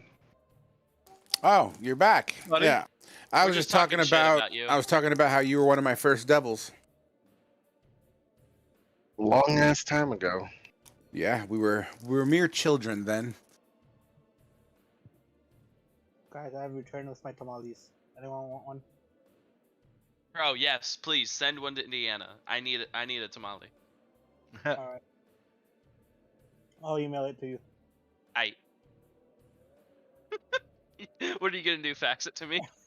Hey, yeah, I'm just gonna go to like the copier, put the tamales. Yeah, Bro, come on. I don't know how people haven't figured that out. Just copy food, and there you go. World hunger solved. Like copy, paste, easy. People are so stupid. Just get a creation bard.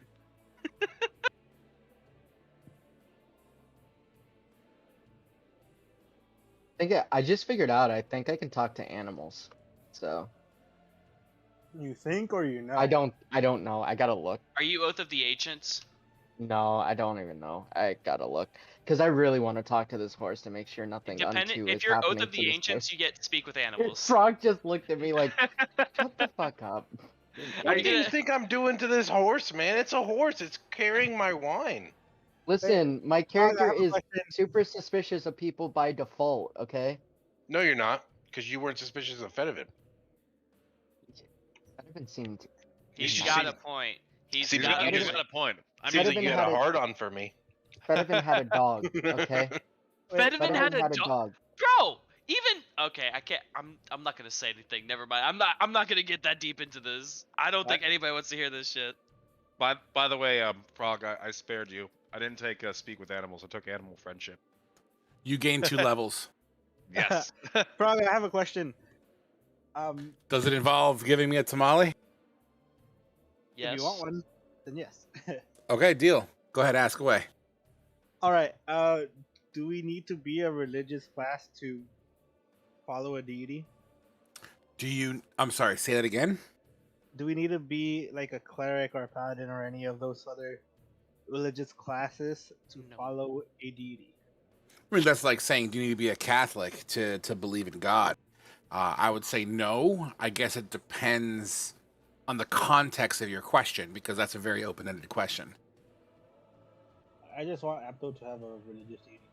I mean, you can fucking praise any god you want, and who knows? Maybe it might open up doors for you depending on how fanatic you are. All right, cool. Devout would be a better word than fanatic, but you get the idea. I saw We know a Reddit your post. religious stance.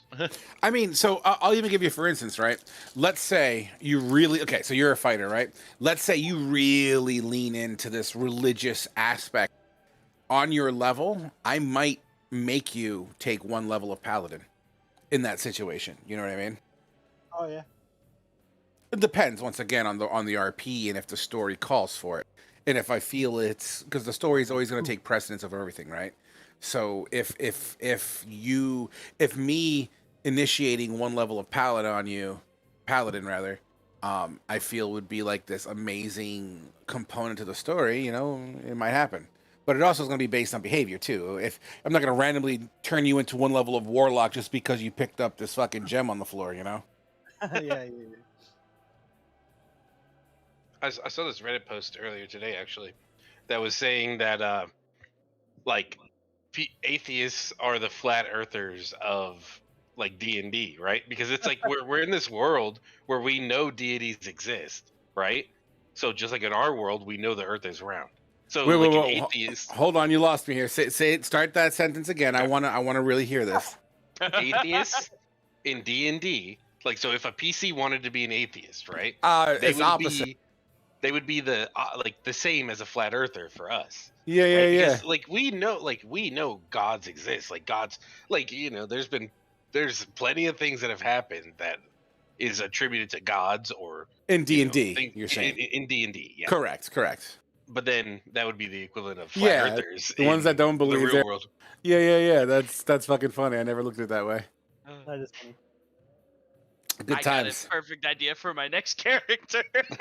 A flat earther atheist. Dude, I'm craving to playing a game so bad, man. The game I'm a part of right now is like a once a month table, and I'm just like, Yeah. Hey, I'll gladly DM for you, Frog, but be prepared for the worst campaign session you've ever played in. Because that sounds like I want to join that. Let me tell you about my sales pitch. Right. Nah, it's because I don't know how to balance crap except for like level 1 to 3. You know, drink my cyanide. It'll kill you, but it tastes like cherry. This vacuum most definitely won't blow up in your face. Right? Hey, I just give the brutal honesty of everything, man. I dig it. That's all good, man. Plus, honestly, I'm struggling just getting everything together for these 4 tables, let alone jumping on another one. All right, guys. We're Use about us for being a bother. 2 minutes over. So I believe I heard everyone. I see everyone's wonderful faces, except for Aptal because he's camera shy and ugly. So. And I don't have a camera. Yeah, right. I'm buying you a camera. The only human Sure. being with an internet connection who doesn't own a camera. Right. But, okay. So, I Ramil? went on my phone. Want me to face cam on my phone? it's all good. In fact, I want to start incorporating your faces on the stream at some point soon here. Fuck yeah. Wait, does that mean I have to actually look nice? No, Means but you have to have your shirt no, on. you don't have to look nice, but I think falling asleep on camera might not be welcomed. It won't happen again. Uh-huh. So I have It's to only actually happened put pants on. twice. Twice? nothing like as a DM seeing one of your players fall asleep during your campaign. You knew You know, I had that's a like 10-hour shift. that's like getting in the thick of it with a chick, right? And she just falls asleep on you. Excuse me, You're like, that's oh, yeah, only you- happened 3 you like times for this. me. And, oh, Fuck Oh. you! you're asleep. Oh, it hurts. Ow! I'm gonna go home. You know, fuck it, just finish. All I got mine. right, so I forgot I was streaming all that. So, Woo! so, I got the final laugh. That was my win. so Get some Ollies? as the sun trickles its last bit of direct sunlight onto the horizon, the sky, a hue of pink, begins to chill the terrain, and the steam off of the water becomes more apparent.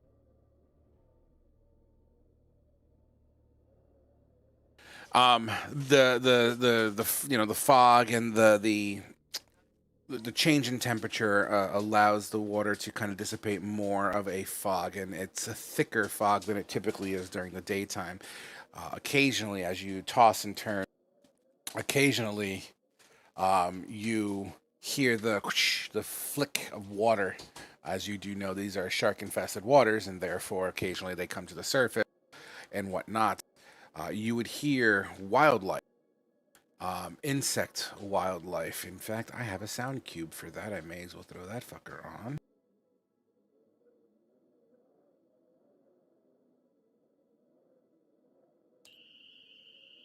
There you go. As you hear the chirping of crickets and the occasional wind through the leaves as they rattle, the fire you have on the campfire, you hear every once in a blue, the crackle and pop as the logs kind of burn through their little pockets of moisture, and they snap and crackle. Occasionally, every once in a while, Remy kind of perks its ears up and then lays back down. Who is awake? I'm giving you the flavor on that. All right, Sylvian, you're awake. You look around. Everyone seems to be tucked in and nestled. What is Sylvian thinking, doing? Where's Sylvian's head at in all this? Vin's just watching over them and he blames himself for not being able to protect our dearly departed friend, and gonna do everything he can to make sure the rest of these youngsters don't die as well.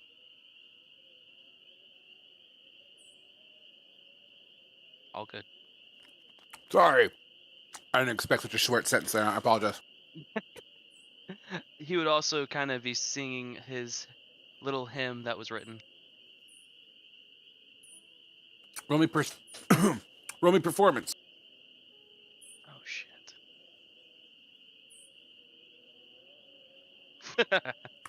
It's alright. It's like meh. Bit out of tune. You would see. Haven't quite memorized Ernest's name yet. You would see Ernest kind of tossing and turning a little bit. Nothing too outlandish. The wisp of a wind hitting through some of the cloth on him kind of flares up a little bit. Just kind of goes back down. Eventually, your eyelids get heavy, and you feel as if it is time to sleep.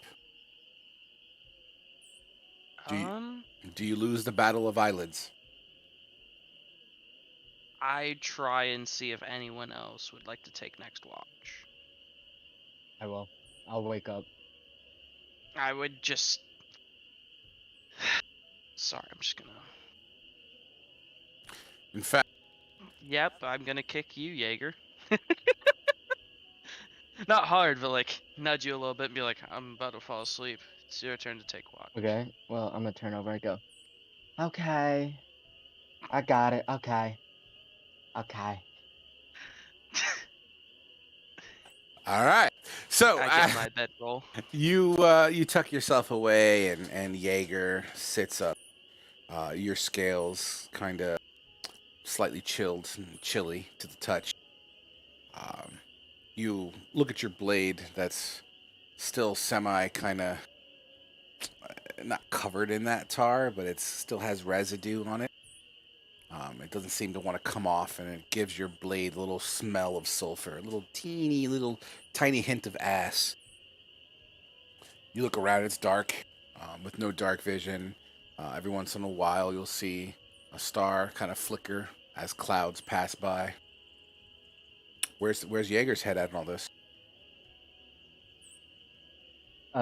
He is a bit frustrated, but trying to the best of his ability, comprehend and understand the death of the fallen Duke, even though he was really deep down, or on the surface didn't like him. He did deep down said his songs weren't bad, and starts kind of singing one of his little ditties to himself, trying to make sure no one hears them and get embarrassed. And he looks at this new person, Ernest. Roll me Over. a perception with advantage, please. Okay.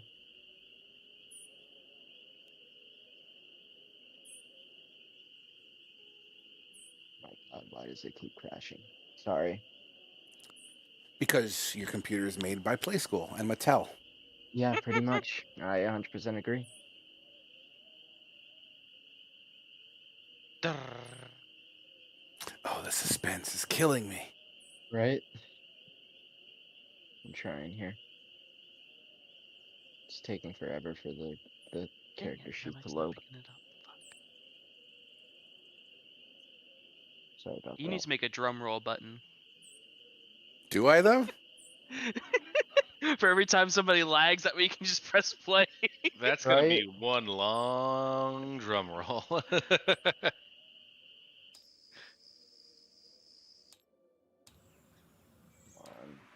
I can literally just look it up on YouTube. Roll- 1 hour roll- drum roll. Roll a d20. Here we are. Okay. Perception with advantage. Okay, got you. Perception. Yay! We got a roll. All right. So, you see, hopefully, I'm going to pause before I give you the results of that roll. Luckstrom, Ernest, where's your diary?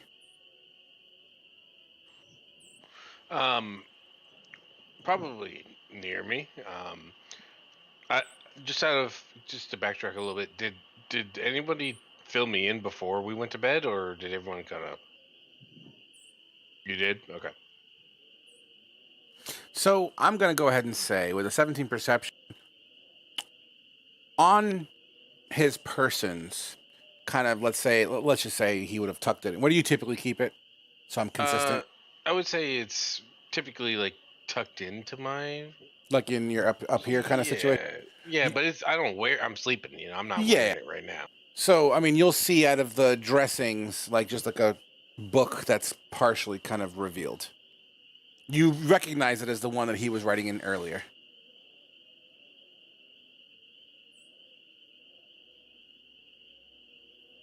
Mm. Okay. Can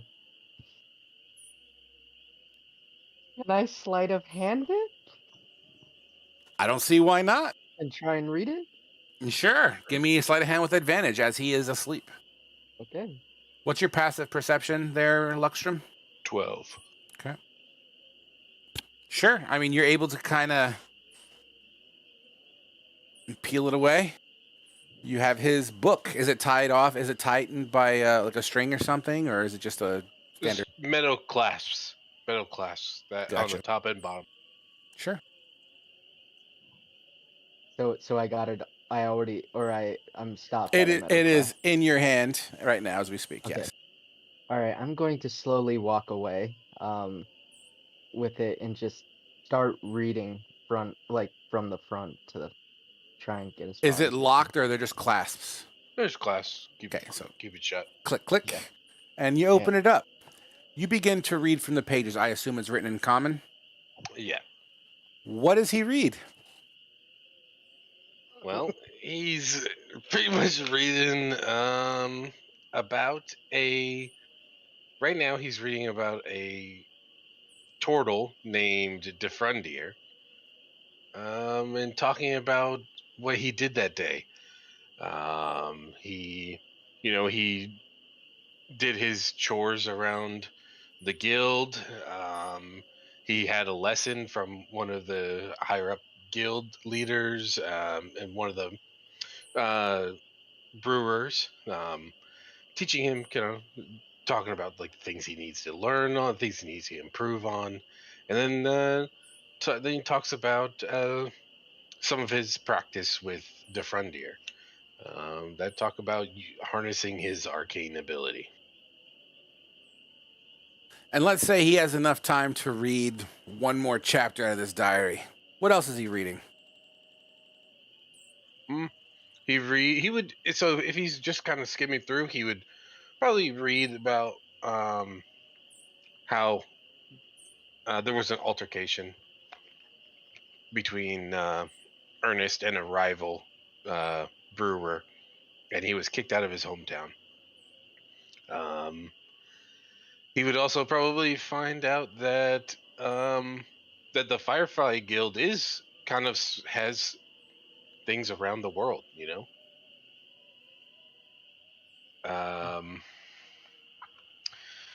and then you would find more recently, probably like almost on the last page that you would read, you would read about an encounter that he had with a fellow named Duke. And in this encounter, he describes that he met this half elf in a bar, a tavern, and Ernest was. He explains that in his book. He explains that he was tasked to protect some guy named Damocles, but Duke insisted that they gamble and bet, and Ernest wasn't one for betting money, and so he and Duke couldn't. I guess he's this half elf fellow couldn't resist, and they ended up gambling his place on this mission. And it was told that so Ernest ended up winning, and Duke took Ernest's place on this mission to protect Damocles. Okay, I'm going to close it and try and slip it back in. Another sleight of hand. Sure, at advantage against his 12 passive. Okay. Yeah, you nuzzle it back in there as you found it. Okay. You begin to lose the eyelid game as well. as Alright, you feel tired and exhausted, you know that Ernest has offered to do a third watch for the party. okay, I'll wake up Ernest. I'll just like shake him. I go, hey, um, it's your turn to watch, and I think you and I gotta have a private conversation tomorrow. Huh, O- hmm. Oh, okay. Uh, sure. Go. You can lay down. It's all right. I got it. Okay. All right. Good night, champ. Love you. That's a bit weird, but yeah, I Wasn't can. talking to you. Was talking to the people in my head. Uh, okay, even weirder. Okay. Out of Yeah, character. I'll just. Oh, go ahead. You first. No. I was just saying I go to sleep. Out of character. Out of all my tables, We are the weirdest. this is the most. This is the table with the most psychoses that I am aware of at the moment. Y'all are fucked up in the head. All right, so Would I not? Would I not? Like out of character here, would I not like wish the people in my head good night, or the hey, headband people good night? you can fucking do what you want. I'm okay with it. I think it's great. I mean, did you listen to how that people? sounds? The am, headband people. am I not allowed to wish the people in my head good night? Literal Awesome. insane Crazy. person. I'm a visionary. Great. Awesome. All right, so Ernest, Yes, sir. snores can be heard from a dog. The dog himself, occasionally you'll hear a as dogs do from time to time. The Damn it, Remy. the fire flickers. It is pretty late in the evening, or I should say early in the morning. It's not quite where you start to see the civil twilight, i.e., just before the sun crests. It's like just the light is just starting to brighten in the sky, like just about to. And everything seems to go through without a hitch. You look at these party members. In particular, what I feel you find interesting is these things that seem to be attached to them. Having witnessed what you witnessed earlier, where is Ernest's head at with all this? So I feel like now would be a good time to get like a better vantage point on all of these things. And in my notebook, I'll just uh, pull it out, and back where I was writing about them in particular, I'll go and fill in a little bit more details. Like the elbow pad has some kind of something protruding out of it. I can't really remember everyone else's stuff from last session, but Yes, they did grow, and we could fine tune that too. I need to actually draw it at some point. But yeah, continue. and then just kind of marking details and kind of like trying to put my notes together. Like race has something to do with type of adornment that they have. I'm trying to figure this out, like without waking anybody up. I'm trying to like see, think about this, see if I can figure out what the hell's going on. But yeah, just the one thing that is sticking out to me is the shark crown thing, though. Which is still embedded in the head of the one known as Fedivin, who hasn't officially introduced himself to you yet. Right. Yeah. So I'm just kind of anytime as I do a round, I would just kind of like see if I can get a better look to see what's kind of going on, and then keep walking. And 100%. Now, and he's not hiding it, so it's in plain sight. His head is leaning with the light of the fire of the campfire in a manner that gives you pretty adequate light. I mean, you see what it is. Occasionally, actually, as he's sleeping, you see a trickle of blood coming out from where it's embedded, just kind of slides down his face and drips onto the floor from time to time. I'm gonna make a note of that. Just write everything that I see down. With all this going on, everyone else, not Ernest, you find yourself hurling through the cosmos. Stars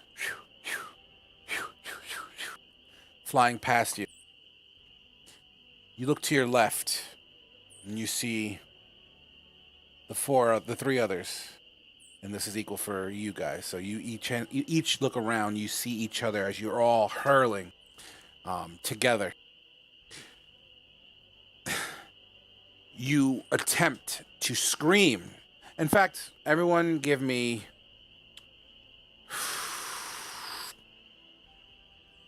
trying to think of the appropriate one here. I'm sorry, give me a moment here. Not insight. This has nothing to do with insight. Wisdom saving. Let's go to wisdom, and let's go with the 13.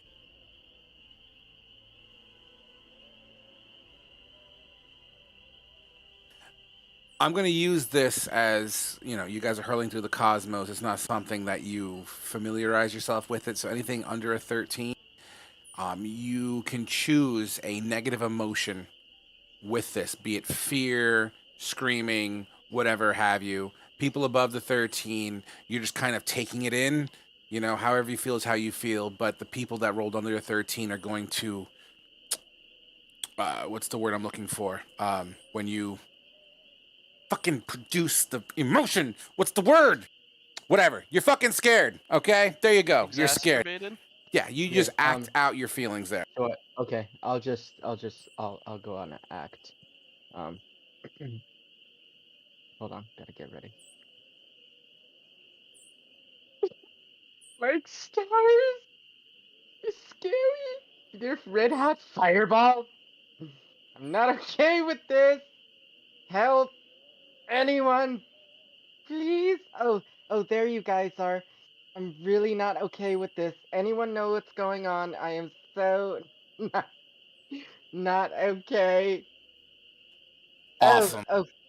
And I'll just wait. So we can all see each other. Are we like on a ground, sort of? No, you guys are literally like Green Lanterning right now. Okay, well I'm just gonna be like waving my arms like a freaking bird trying to get out of the fly. Like, help! How is Fedivin externalizing this? As soon as he comes to, he's got like that sudden jump, like when you're asleep and you dream that you're falling, and he's just like looking around, he's like, "How are we now?" And you continue.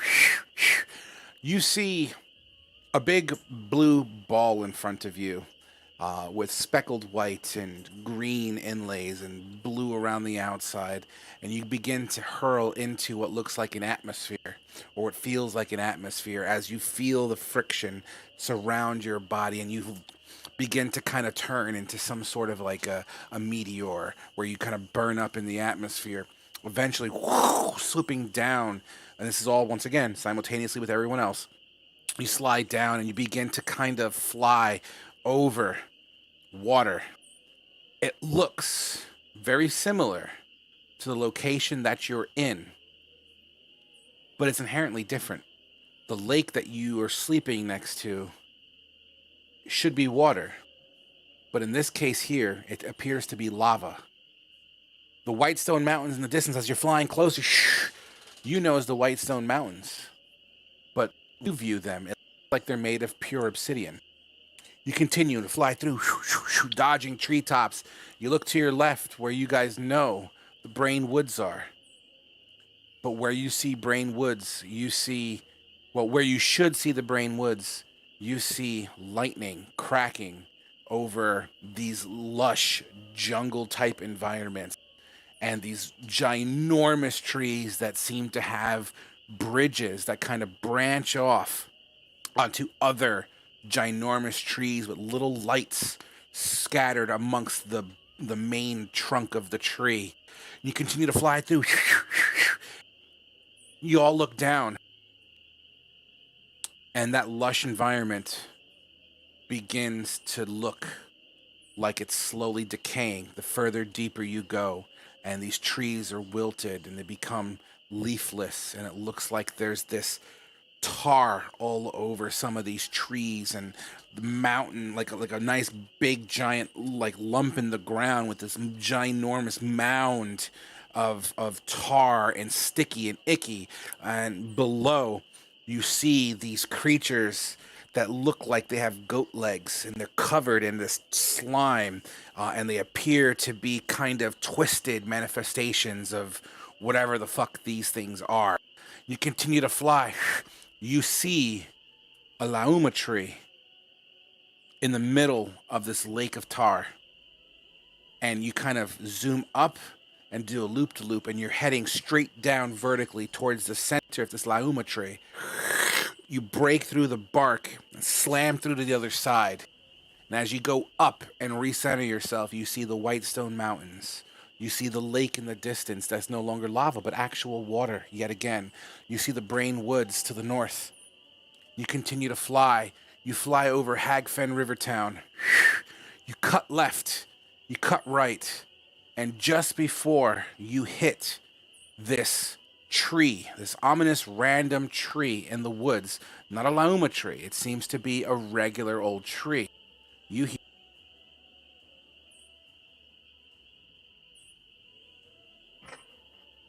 Seek me out.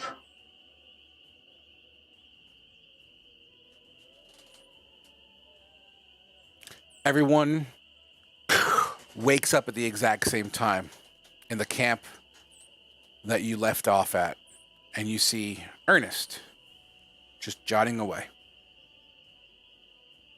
You all get the effects of a long rest. Ernest is leaving. No, he's jotting in his Oh. book. Oh. Yeah, I he's thought he said taking notes. He I thought he was said jogging. Sorry, no, my no, fault. he's not jogging. Like jogging, like Getting my trying to morning get workout in. we were talking like in our sleep, and he's like, "Okay, I'm done. I'm jogging out of here." Like getting on his horse as fast as he pony. Frog, It's as a mini fast as he pony. can. You can't get on it. It's a Frog, mini pony. Well, in his that cart. that tree that you mentioned, was it like a ominous looking tree or just like a really big regular tree? It looked like a tree that belongs in the locale. You did see a couple of waypoints, I guess we can call them, or you saw Hagfen River Town and kind of went a south approach out of across the river and yada yada yada. But the tree that this voice seemed to speak to you from, it was a larger tree, but it didn't look like a tree from a different plane of existence. Does that answer the question? Yeah. No, I was just wondering like if it looked ominous with that voice. So, you wake up to blue skies, early morning, crisp condensation on the grass around you. The lake doing its foggy thing. Water ripples from time to time as the wind kind of crests across it. The raft that's still halfway in the water kind of occasionally goes.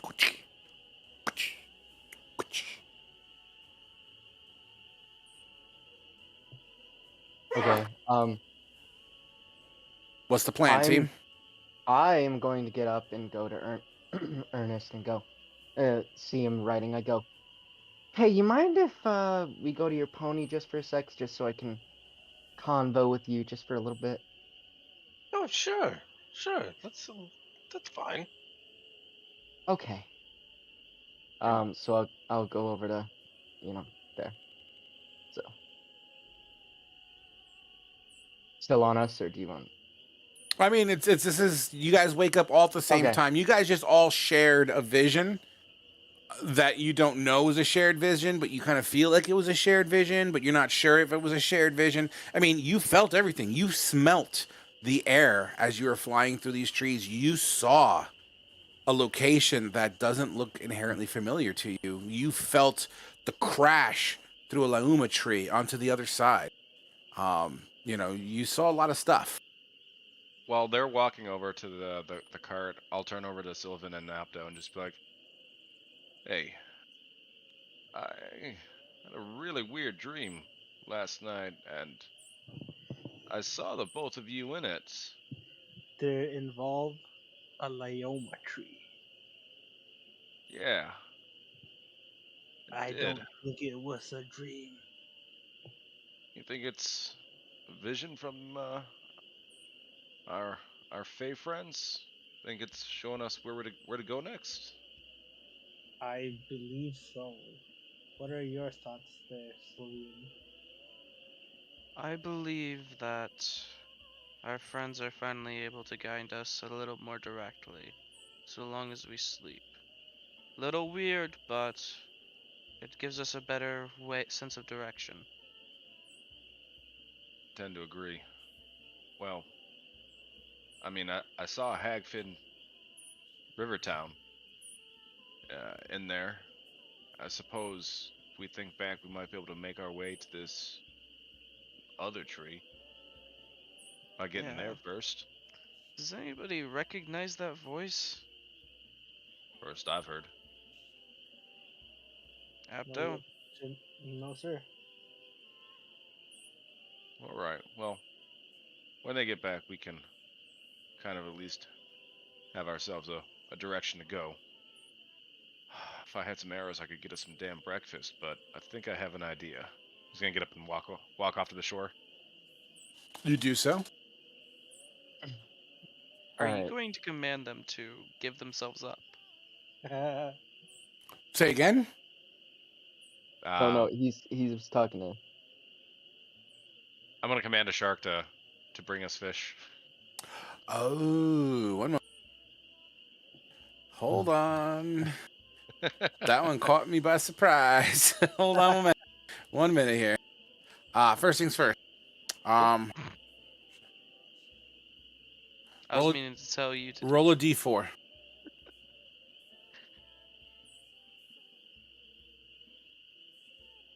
One. Oh, that's good. Good. So the one charge that you used earlier is regained.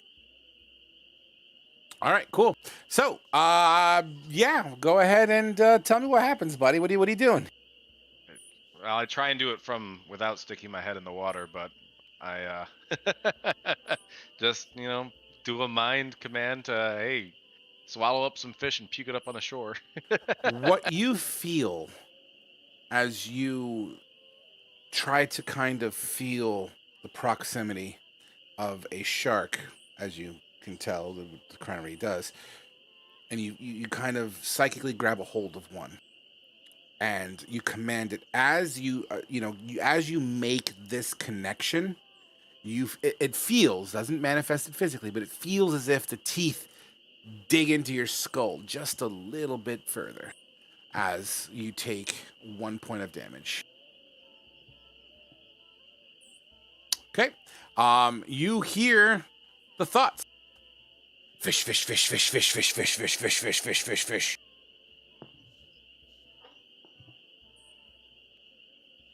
And I'll wait. Okay. You do so. Everyone else, you see Fedivin at the shore, itching his head a little bit. And let's see, Apto, since I haven't heard from you yet, what's going on here with you? So you see the other two going off to the pony. You see Fedivin at the lakeside. Sylvian and Apto, you're left at the smoldered kind of campfire area. What are you guys doing this morning? Oh yeah. Well, I would like to know how much coin was in Duke's purse. How much coin, Duke? Because your character sheet doesn't exist anymore. I'm assuming 100 gold. It was the 100 plus the I think 50 from Damocles, so 150. 150. Okay, there you go. 150 works for me. Okay, cool. I'll start splitting it 4 ways. You could use the loot channel for that. I don't think we ever actually had to yet. There's a loot channel in Discord. You're welcome to type whatever you need to do in there. Oh, okay. Okay, as you see, Sylvian, as you see Aptow kind of digging into a coin purse, what's Sylvian doing? See, what did he do? I guess he would be reading his manuscripts and practicing his form Okay, so you against a break tree. into kata, is what you're saying. Yep. I'm totally fucking cool with that. Why don't you roll me another performance, as you do have people looking at you as you do this. It looks pretty cool, man. Not quite the Karate Kid, but not bad. Not bad at all. And you're doing kiyas, you're fucking doing ridge hands and shoot toes to the fucking, some pieces of bark kind of pop off the tree from time to time. Awesome. Sliding over to the pony. Okay. Okay, sorry. I've been writing all this down. Okay. so I'll just grab a little bit more of the pony feed. I said it right this time. Out of the stuff, and I'll just like feed the pony and I'll go hey man, so last night, was weird and so was yesterday. Know a lot of stuff happened and you think we're nuts. We're not. Um a lot of stuff has happened, death, fighting, all this stuff. Um Now the people in my head, um they informed me of some things about you. Mm? Because they know all. They're all seeing, as you can see with the four of us. Wait, three of us. Hold up. How many there are? What? Sorry, Um. that was out of character. Okay. Um. So it seems like you had a run-in with our friend. They told us. Um, Who? I'm not sure I know what you're talking about. I meet a lot of people. He was a bard. Maybe you two engaged in some sort of gambling. Oh, that that's interesting. Yes, I did meet. It's a quite handsome fellow. He Not go that far, but I mean, Oh yes, no! he Did you was. see that mustache? I think that was a Yes, beautiful he would mustache. never shut up about it. Trust me. Him and our companion Fedivan never shut up about it. Um, but anyway, it seems like you may have had a quarrel with him in this gambling. Hmm, Is that I true? wouldn't say it was a quarrel. I'd say we had a bit of fun. Spent the night Fun. Hmm. together. Um, and you guys possibly gambled something? Of course, yes. But these things know all this happened. These things in your head know all this.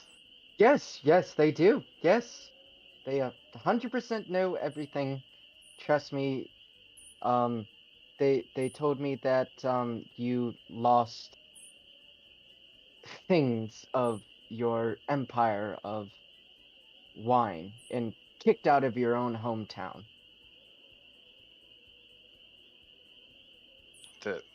It's a bit personal. Why would they? Why would they share all this with you all? They know all. Trust me. To those who we meet, they give us basically, think of it as like an encyclopedia of a person, a wiki bio, as I might say.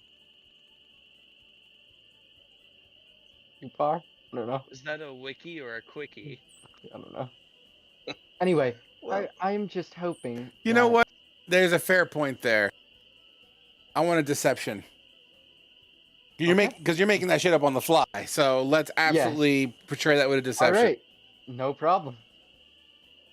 And let's go Good with an idea. insight on Luxtrum. Let's have a little fun here. You can utilize those results as you deem worthy. I'll just notice that he kind of gets a little choked up on his words, but that's maybe he's just nervous. Maybe he has a crush on me. Who knows?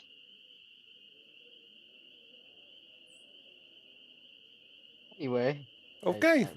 I'm Can gonna we get keep a beating, hotness check to see how keep, good looking Ernest keep is? beating the horse. Last thing I'll say. Now I just hope that you weren't, you know, n- did anything, did you and Duke end it on good terms? Is really all I'm asking. I'd say great terms. It was an amazing night. We spent all night together, laughing, sharing moments together, gambling, I guess. And you know what? Fuck it, I'm in this deep. Okay. What were these moments that you shared together? Oh, we just uh we met a local bar maiden and we had some fun, I guess. Okay. All right. Um, well, I'm glad. I just wanted to make sure you weren't going for revenge on our lovely party. As you can see, we have a dog. I much favor the dog over over probably my own life. So, okay. He's gonna walk away as fast as he can, and I'm going to walk away as fast as I can. Um, okay, thanks. See, I told you guys, and I walk away talking to myself. I told you guys. God, jeez, you guys are so judgmental. Jaeger walks away. Ernest, in one word, as he walks away from that conversation, what is the one word emotion you're feeling right now? Uh, uh is there a one word for intrusive? What did you say? The one word? I just wanted to get a synopsis of how you're feeling in one word. Yeah, I guess intrused upon, if that's a word. I don't know. Violated. Fair enough. Fine. What Works is for the me. word? What is the one word for like just I don't know, not violated, but like just like just like Open? had your dirty laundry aired out, I guess. You got it. Infiltrated. Yeah, Well, we didn't air infiltrated. it out in the public. It was between you and me, between a dragonborn and a lovely little human. Yeah, You but know? now everything I've ever done, these things know this is interesting to me. Awesome. Well, Awesome. So as that's happening, you walk away, and as you're walking away, a shark comes halfway up on the shore and it's kind of doing that little fucking fish out of water routine. And because a shark doesn't really have lips to control and doesn't really, it kind of just, you see chunks of a tore up fish rattling around in the open maw, and eventually a chunk falls out here, a chunk falls out there, a chunk falls out, and then the head, and then it kind of just on the shore staring at you. So I'm literally just putting my hands on my hips. I'm just like, huh. Good boy.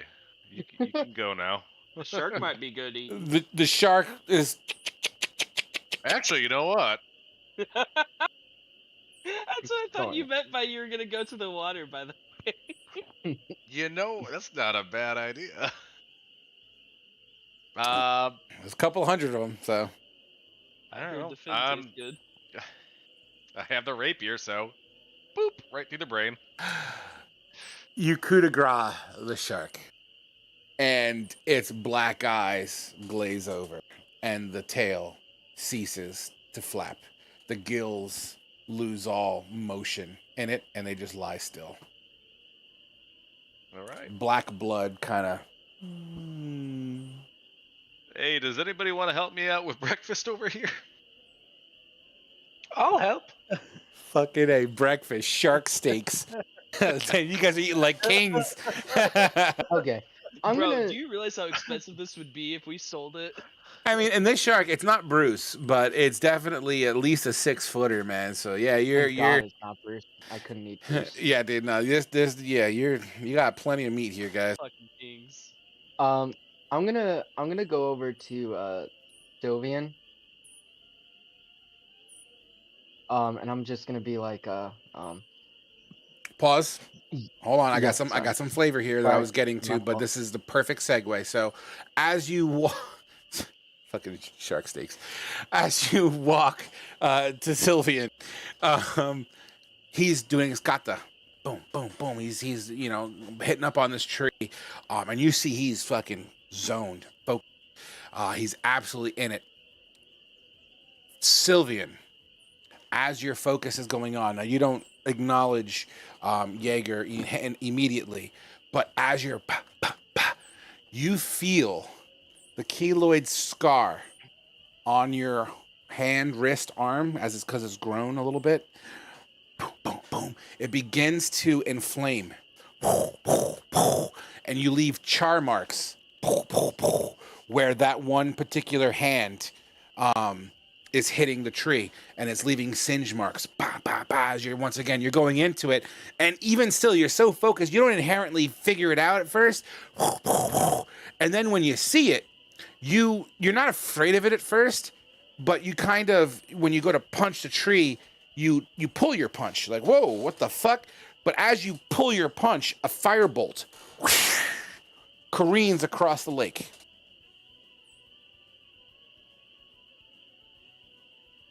Now this.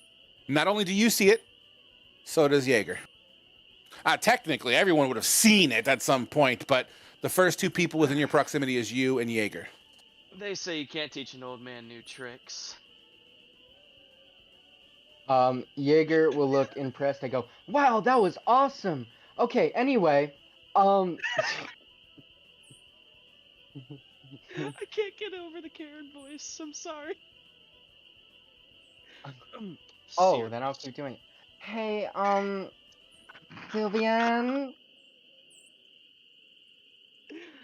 Sylvian, Yes, young darling. boy. Okay, thank you. Okay, Don't call me darling. Okay, fine. Religious wonder. Okay, so I sort of did a bad thingy last night. Who did you touch? No, I may have read Ernest's diary. How loud are you saying this, by the way? Just out of No, I'm whispering. Like, I'm not. Okay, Like, just making sure you're not shouting this from like 15 no. feet away. I'm like 2 feet away from you. Like, Okay. I was trying to tap you to get your attention, but you were so in the zone. Yeah. Okay. Okay. So why did you do that? curious. Have you never heard the saying, "Curiosity killed the man"? No. But I'm pretty sure we can take him. Now, now. That's not the point. Yes. Okay. Yes. Bad me. Ooh, bad. I slapped myself.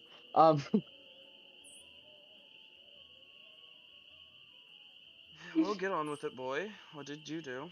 He knew Duke. Okay.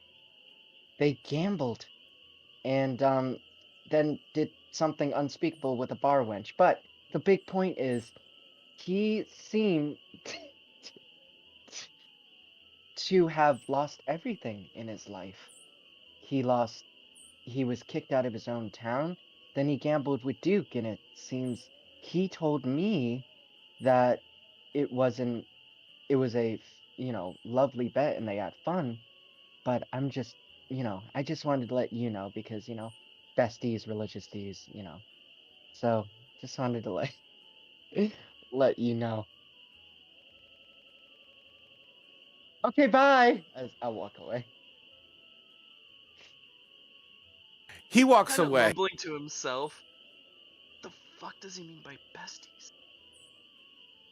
As he walks away, you can't help but look at the tree you were punching and noticing all the singe marks from your right hand. I'm assuming it's on your right hand? Yes, that's what you said it was on. Yeah. Well, I guess you did do what you said you would do. I wonder if you can do anything else in the future. I'd love to learn more about fire. Okay. We have a steak. I'm assuming you guys take the time, cut it up, get a fire going, and begin to cook. Is that right? A shark steak? Can I try and light the fire? Sure. As you take your 100%, you go up to it and you try to recreate what just happened, and nothing happens. Okay. Sylvan, what are you doing there, buddy? Did you not see the firebolt earlier? That was me. And Oh, they that was say you? you can't teach an old man new tricks. Wait, Little do wait, they wait. know about me. You know magic, Sylvan? It knows magic. I point to my wrist guard. Wait, I know magic. You know magic? Of course I know magic. Yes, I've been studying my whole life. I've only Interesting. seen magic. Wait, sorry, what was that? Yegor is just eating his meat. Just oh wait, Reword that. the Please steak, reword that. Please. the steak, Phrasing. the steak, the steak. He is eating the steak, looking like darting left and right, trying to not seem nervous or anything. Anyway, continue. Do you attempt to sit while talking to Sylvia and Fedovan? Yeah.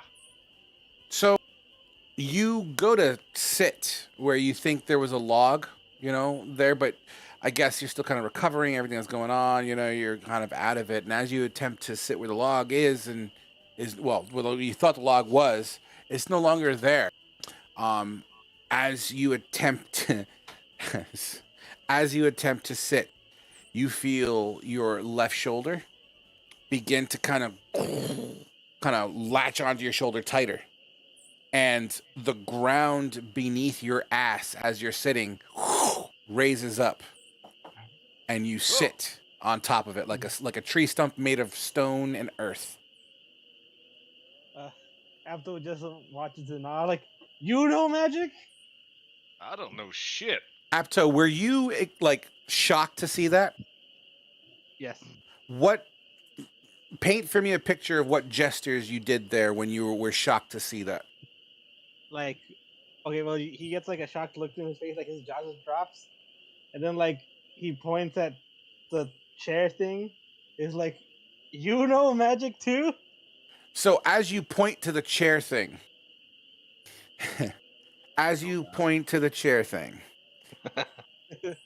your elbow is where your Fae is.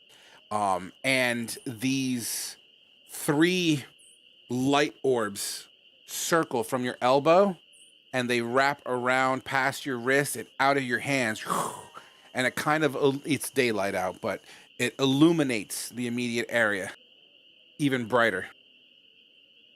After looking As at his hand, it floats kind of over where the campfire is. Abdul would look at his hand and whisper, I know magic.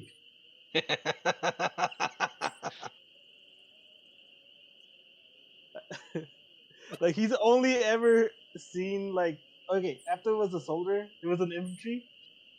So he's only ever seen, like, battle magic, like firebolts, fireball, whatever, and healing magic. So he doesn't know what the fuck's going on. Oh. So Yegor sees this and he goes, I bet I can do magic, and like strains and it's like, Shits come himself. on. As you attempt to trigger something and you focus, what exactly are you focusing on? The headband and my mind trying to like focus all energy into this piece.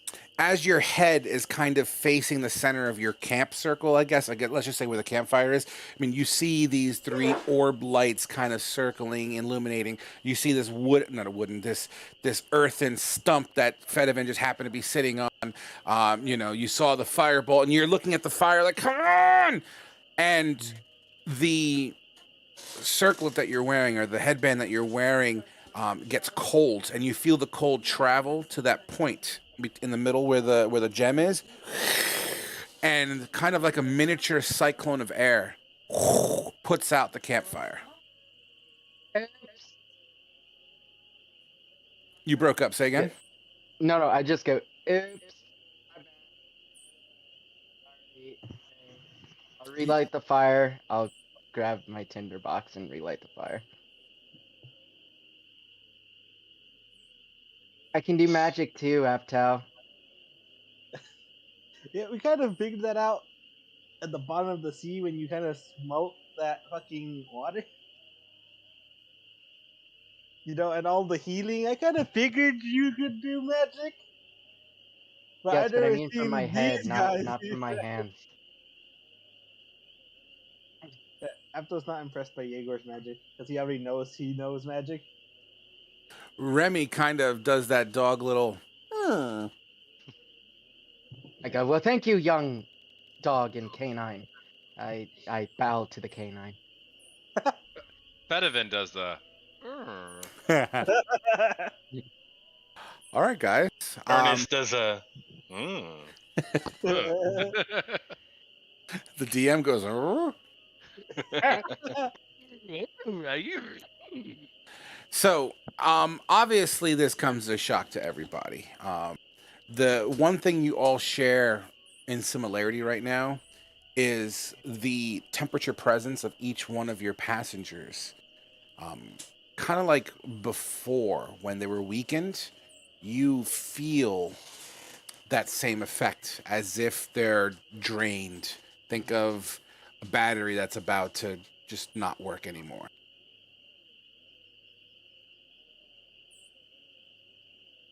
You guys saw the vision as well. We head into the tree.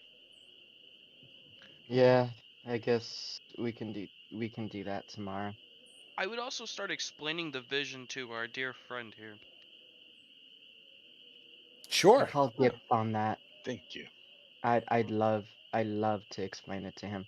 Me and him Hey, had become really good friends, and hey, Jaeger, why don't you help me out with what we discussed yesterday? okay then. So, Sylvian, you go up to Ernest. What do you guys talk about? Hey, so when you heard me just a few seconds ago talk about the tree, we were shown a vision in our sleep last night by our dear friends. I point to my wrist wrappings, and they kind of called out to us in a way of showing us our next destination. Now, I have the gem that we created yesterday, and I heard from him, I point to Jaeger, that you had a past with our dear departed friend Duke. And I believe with what Duke was, if you can honestly lose to that man, then I think you can deserve his spot. Because I think he would want you to have it. I don't know if it's the right choice, I don't know if it's the wrong choice. But, do you take this gift? And also burden? And he would pull out the purple gem and reach out with it, with his hand on top to place it in your hand.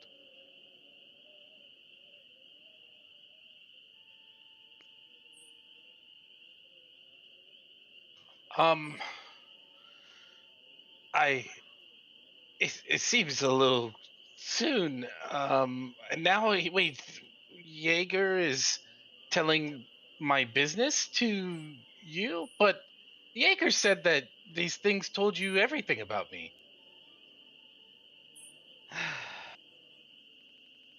He's a very interesting individual. He was hit on the head last time we fought with Duke, and he's not what he was. Uh, I hate to tell you this, but he did go through your journal. He did what? I apologize on his behalf, and I deeply hope that you can forgive him. Please do not hold it against him. He was probably just trying to look out for the party, because, to be honest, we are probably #1 targets by many people if they are trying to help the evil instead of the good. But I'm Ernest Luckstrom. Luckstrom Wines is it's my life. I I'm understand that now. I do not know anything other than you knew Duke. He did not tell me any more, any less. So, I hope that you can pay your respects at his grave that we made the other day. His body has gone on to give us life. I've shared many nights with many people. I did not have that much of a bond with Duke. I just merely lost my place on a mission because I beat him in a bit of gambling, and then we ended up having talks for the rest of the night. We Eh, were part of that mission. That's how we met him. Wait, what? And so I believe that his spot on this team would have ended up being yours anyways.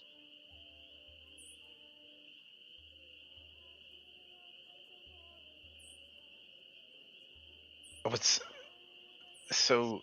Have these things mentioned me by name? Is this something that? They trusted us with our decisions that we can choose the next one. And I'm not the team leader of this party. We don't really have a leader yet. But I definitely think that you are deserving of the spot as much as Duke was. I mean, I am an adventurer. I am a traveler.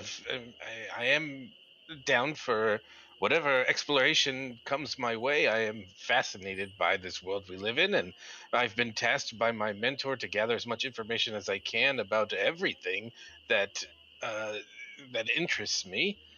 Uh, Maybe you ask the others before you just give something to me.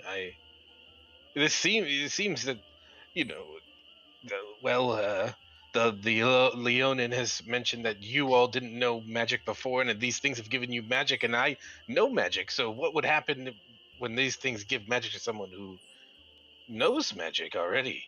It might enhance what you already know, or add something that you don't know yet. I cannot tell, for I don't really know much about them. I speak the language of them, but that was through my own studies with my master.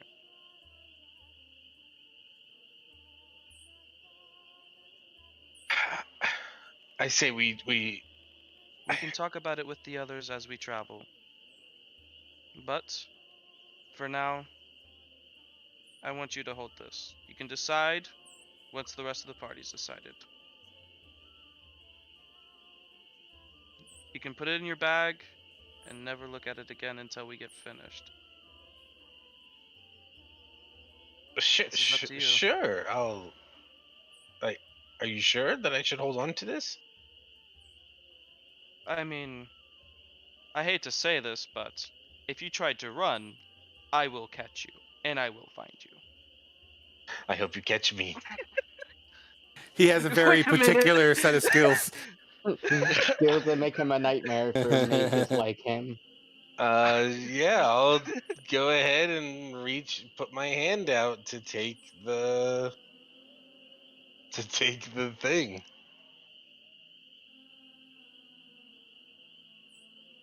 You. All right, hold He's got to make sure his face isn't showing. on. He. Okay. Oh wow. Okay. So he he places it in your hand. Okay. To you, the gem feels cold, hard, and it doesn't quite glow at first. In fact, the glow comes from kind of the core of this gem. And once again, it's like your typical, like, think of like the Legend of Zelda rubies. You know what I mean? The rupees. That same kind of shape, but three-dimensional, obviously, and the center of it kind of has this purple hue that kind of pulsates slowly.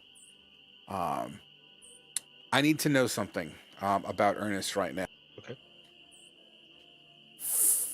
How? So obviously, Sylvian has told you the premise of this gem and the joining of it, and Sylvian is giving you the choice to entrust yourself or not. Is kind of what I'm paraphrasing here. Where's Ernest's not morale? And I'm not looking to see where his head is at, because I typically ask that question. I'm trying to be more specific. I guess the easiest way to say is this: does Ernest feel positive about this, or does he feel negative about this? Like an emotional state? I would say he. So, are you saying like, do I feel positive that this person's trusting me, or do I feel like negative? This could be a burden. More along the lines of the task that's entrusted to you. Do you feel positive about taking it, or are you doubting that this is the right thing for you? Oh, I'm Ernest Luckstrom. I can do this. Okay. As you look at this gem and you're holding it, and you feel, and you're not psyching yourself up, but you're, yeah, yeah, yeah. And the more positive you get, the pulsating light gets brighter and brighter and brighter, and the music is perfect for this. And it brighter and brighter to the point that the cold rupee in your hand begins to feel warm in your palm. The temperature raises for you.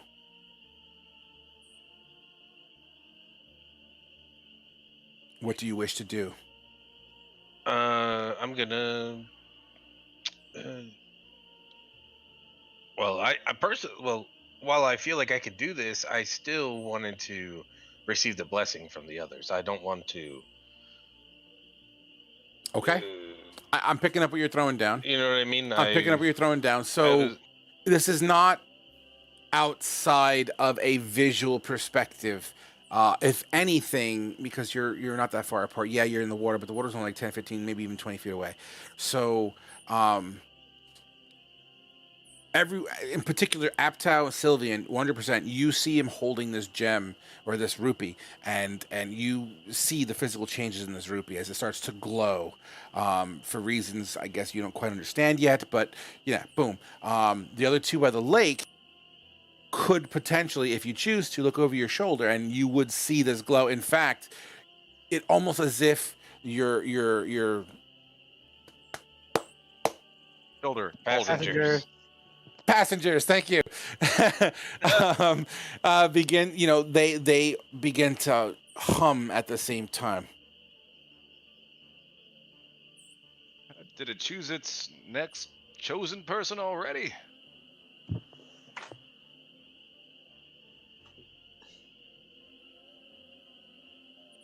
And who do you say that's in? Or I was just yelling it back to the group by the fire. I believe we found our last member. I thought we were all supposed to choose together. We are, but look how it's reacting. It's reacting the same way it reacted to us. I feel as if I'm up for this challenge, but if the rest of you don't want this, I think this is a choice everyone needs to make together. Well, you slept next to us and our throats are still intact. Seemed like a good fellow enough to me. Perhaps maybe I should demonstrate my skills in battle before you choose someone such as myself. Oh, Yago, yes. No, you can do it. Trust me. Listen, it's fine. Hey, We're good. Ernie, it's your choice to make, man. Entirely up to you, friend. Hey, Oh yes, as very long as much. you keep your word about that wine, I'm golden. And yes, and I you know. are. Yes, Ernest. And I know, Ernest, that there is no quarrel between us, and we are going to be best friends after this. Let's have a chat later on. But yes, we could be friends. You don't need a chat.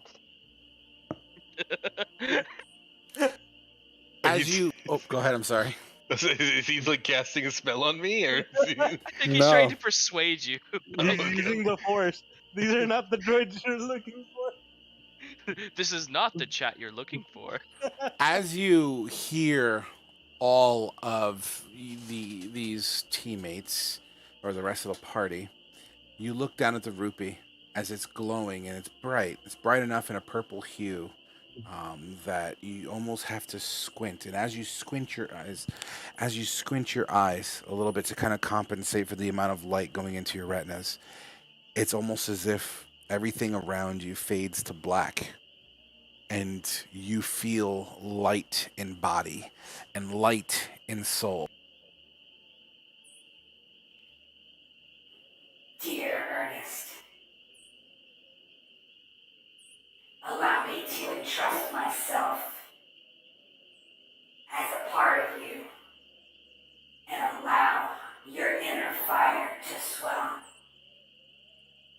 to do good, to save souls, and become a protector of you and others.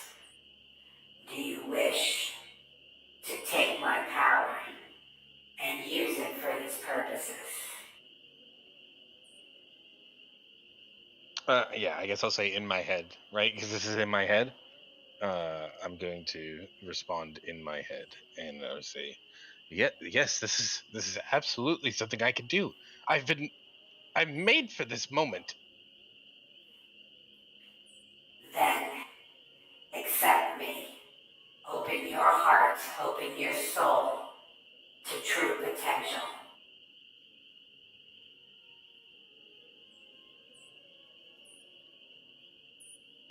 Yes, let's. You can trust me. I can do it.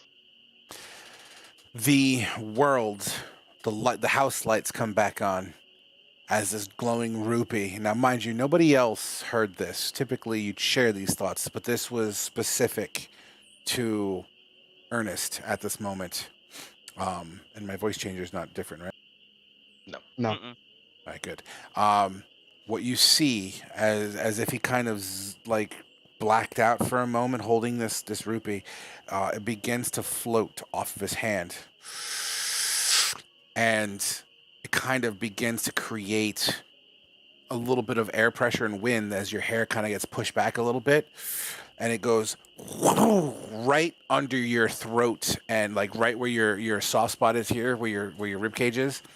Boom! It nails you to the point that you get pushed back. Now, I don't know how I'm going to do this with only one hand to visually show you. So you have the rupee, and the rupee as it hits, so it would be sticking out of your chest a little bit, but it kind of slides as in sheets, and it goes clink, clink, clink, clink, clink, clink, clink, clink, clink, clink, clink, clink, clink, clink, and it kind of wraps around your neck and fuses as if it was like a necklace, but more like the top of a ring of a shirt, and it wraps all the way around.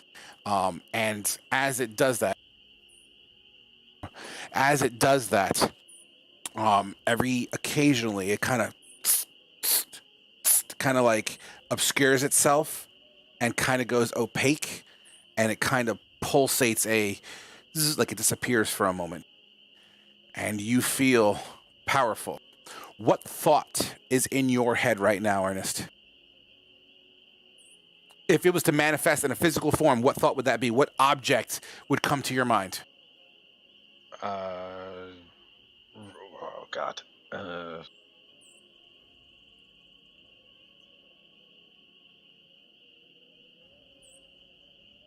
Think of your sorcerer.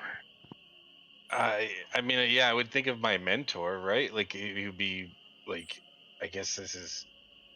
If is it like, is that what you mean? Like a physical thing? Like I would think of Defrandier, like what he would be thinking of this moment. Sure. And as you think of it, you see off of, like, you know how flashlights work, right? And if it was foggy in the room, you would see that beam kind of like the bat signal and shit. Except what you see here is almost like off of the gem itself. And you see a small manifestation of what his face looks like, as if he was like floating just next to you. And then after about 5 seconds, goes away.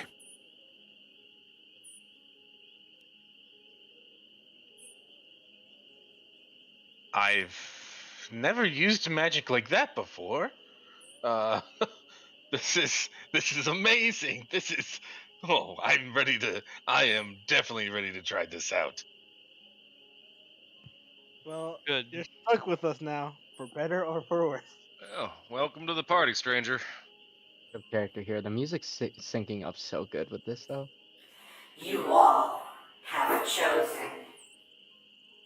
May your decisions hold true. And may your decision be correct. Time will tell. Now, we must combine and do our purpose. Seek out Curtis. He will know next steps. As you all hear that simultaneously. I go, see, I told you I wasn't crazy. He's crazy.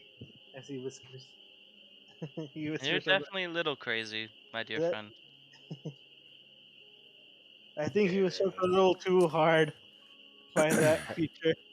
I just look insulted. Well, youngsters, I guess we best be on our way.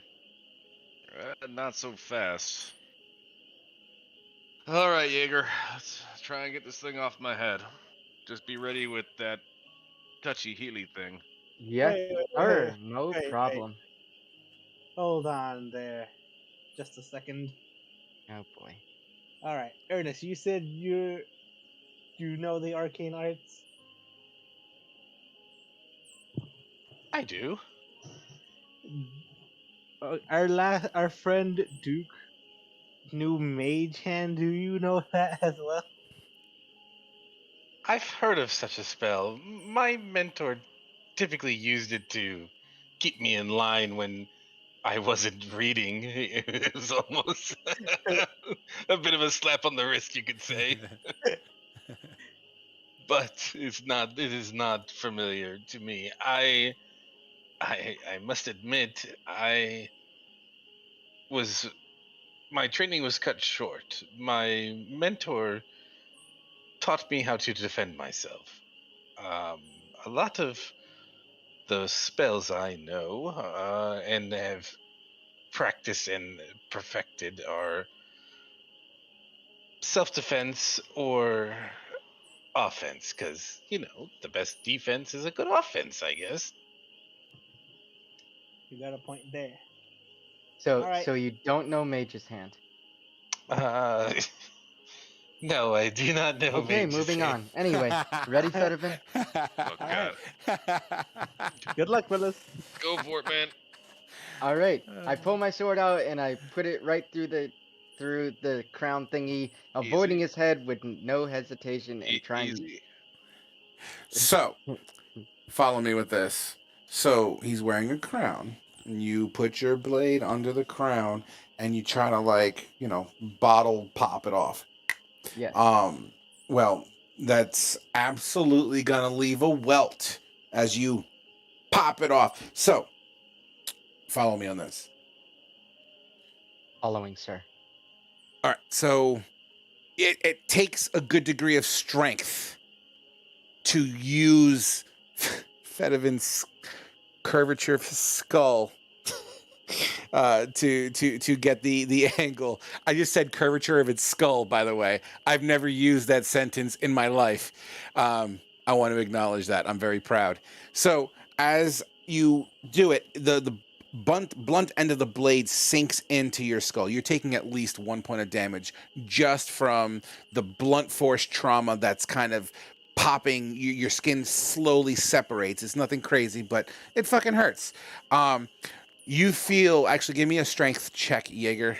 In fact, give me athletics. Let's do that. Athletics? Okay. Athletics. Where are you? There you are. You're pushing, and you hear as the bone separates from tooth, but it's just not enough to fully pop it off. Everyone else sees Jaeger struggling, trying to pop this crown off. Fedivan, are you? I was about to say, are you yelling or anything? I'm yelling. It's like, I don't know. Can I assist with this? Absolutely. Roll 'em in athletics, and we'll combine it with the previous roll. Ah, shit. I would say Can I do acrobatics hold for on. any reason, like a palm strike or what, some what are you shit? gonna do? A somersault and flip Yeah. this thing off? I'm gonna do a palm strike or some shit. I don't Nah, know. this is pure strength on the sword here. Can I make a fucking attack roll on this shit? Guys. I have an idea. Is this still like pulling on me? I'm like literally having. Yeah, my you hand have both Sylvian. Ah! Yeah, Sylvian and Jaeger are like pulling on the hilt of his rapier. They're trying to pry it off like a bottle cap. Yeah, I have an idea. Well, they're currently pushing. I mean, they're already in on it. So if you want to just assist, you may as well just finish it up. Somebody Is grab this the the- tip of the blade and just pull up. Come on. Is that what Apto's gonna do? Just come over and Yeah. just go yoink. Here's the thing No, though. Has I Remy was bit going- any of us? Sorry. I was going to take my claws, right? Okay. And kind of just try to, like, nudge it underneath where the teeth are. So To, like, you're nudge going it slowly forward. And, like, slowly nudge it upwards, if that makes sense. Yeah, I so got you. you're going to take your claws and dig in to nudge it forward. My poor head. Roll athletics. Is Remy like trying to bite us at all? Yes, Because he yes. sees He's his like trying to master bite at hurt? your ankles to pull you off. Nice. With the assisted help on the opposite side of where the fulcrum is, I'm going to say you take at least one more point of damage to slashing as you have scrapes of claws on your forehead. But you hear and it pops off your head. Oh, God damn. Oh. He's gonna Jaeger, fall to his knees heal and hold him. his head. Sorry there, Fedivin. I tried not to Oh. scratch you up too much. I carefully pick it up with one of my last dart. What are we gonna do with this? Oh I'll God. throw it back in the ocean or something. I don't know. Just wrap it up for now. And You want to sell it? I start digging a hole. You want to sell it? I'm down. To I'm burying this like 20 feet deep. I mean, we could sell this for a lot of Yeah, money. we can No, sell it. Yeah, no. You I- want to give people the ability to control sharks? I am You going don't need to. to tell them. It has the ability to control I it. am going to. This is gonna tear up my bedroll, but I'm going to open up my bedroll, put this thing in there, and roll it up. Put it on my back. So it's complete. It's ripping up my bedroll. Yeah, but your it- bedroll would be completely damaged to it wouldn't have any benefits to sleep on it, but at least there's enough layers that it shouldn't inherently like pop out. So yeah, it's bubble wrapped to hell. Yeah. If you need a bedroll, you could share mine. I can't get a fix on you, buddy. What is going on with this party? Definitely share a bedroll So- with you. Jaeger, come on, help me out here, man. My head is bleeding. All right. So I still have, my lay of hands back. So, I am going to heal him for 5. 3. Huh? I only need 3. Oh, okay. Then I'll do 3. Gotcha. Perfect. And you do so. And although the wounds clot and they cease to bleed, you definitely see the scratches. They're just not like open wounds anymore, but there definitely still are abrasions around where all the pieces of the crown were kind of tucked into your skull, the scratch in your face, and you have a fucking knot on the top of your head. Well, I'll put like one hand here, like right here, and then the other hand on top of his head. Or do I need to even do that? No, this is after the fact. You already laid the fuck up. Oh, him. okay. Okay. Yeah, I'm you sorry. laid that didn't know- man all okay. good. Because you usually just- you say describe it. So okay. Oh, I'm just you pretty- played him well. I'm pretty scarred up. I'm just like, I really hope we don't need to use this So thing anytime sorry. soon. And he's just gonna flip his hood up. All right. So I assume we're making our way back to Hagfen, team. Yes. Wait, sir. Is that where we came from? yeah, is that where Yep. we came from? Oh, Are we gonna I try thought and we like agreed to circumvent the never go town? back. Yeah, like we're gonna try and circumvent the town, but like stay within eyesight of it. I need Wait, is Hagfin a supplies. part of the Holy Empire? I understand what your question is. The best way I could answer that question is Hagfen River, where that our initial meet and greet was in that bar. That's Hagfen River Town. And it doesn't lie within the active territory of the Holy Empire, as the Holy Empire is more north. This is definitely southeast of Tal Rune. So when it comes to territories outside of the Holy Empire, it's in chaos, right? So you have invasions going on, you have factions here and there, you have people with different interests and different reasonings for doing what they do.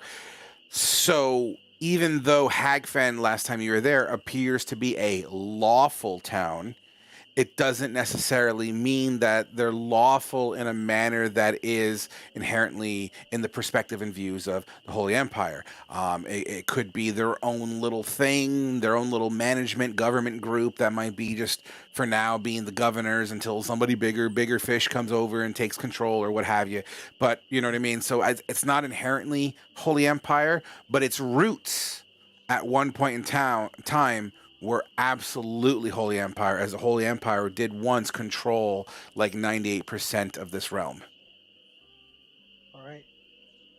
Hey, look, guys, I need to re-up my arrows. I'm down to my last one. I agree with Federman. I would like to go and buy some supplies. Give me Okay. a bow of my own. It appears as if everyone outside of one or two possible, it seems like everyone's wanting to go back to Hagfen to get some sort of a resupply going on. So that Yes. being said, at this point, late morning, 10 a.m., 11, at around noon to 1 o'clock, making your way down the road that all of you have once traveled down, minus Ernest specifically, but you would have traveled this road. Just off to your right in the distance, you see a bridge that you all recognize. This bridge crosses over the Hagfen River to get you on the correct side of where the town is, resting on. Without this bridge, you'd have to swim across to get to town. You approach this bridge, and as you kind of make your way, getting ready to cross the bridge, like leaning on the side of one of hand railings, the side fucking walls of the bridge. It's a stone bridge. There's an individual who's like leaning up against it, and he's kind of eating an apple. Is it the grumpy old troll from Dora? No. All right. Just ignore him. Move on. Ignore Hello, it. I'm Ernest Luckstrom. How are you? I'm great. I'll be great soon enough. I'll be greater than great. This here's our bridge. You must pay a tax if you want to cross. A tax? This is where I come in. Ah, yes, sir. You say that we have to pay a tax. And how much would this tax be, sir? As he looks you all over, kind of judges you guys. Looks like you could afford 100 gold per person. You need to get your eyesight fixed. I think you would look really good in the water. You must know I'm Ernest Luckstrom. He's trying to bribe us. Okay. I tell it. I give everyone the hush signal. I go, I got this. Okay. Sir, you seem like got this. You see, listen, I've been waiting to use my persuasion forever. Okay. Okay, sir. You say 100 gold. I whispered Is that per person, sir? Absolutely. Per person, paid All right. up in full right All right. now. I got a deal for you, sir. How Mhm. about 50 per person, and and we will not hurt you. Oh, now you're threatening me. Roll a persuasion No. for me. Roll a persuasion. Hold on. You already said what you had to say. Roll your persuasion.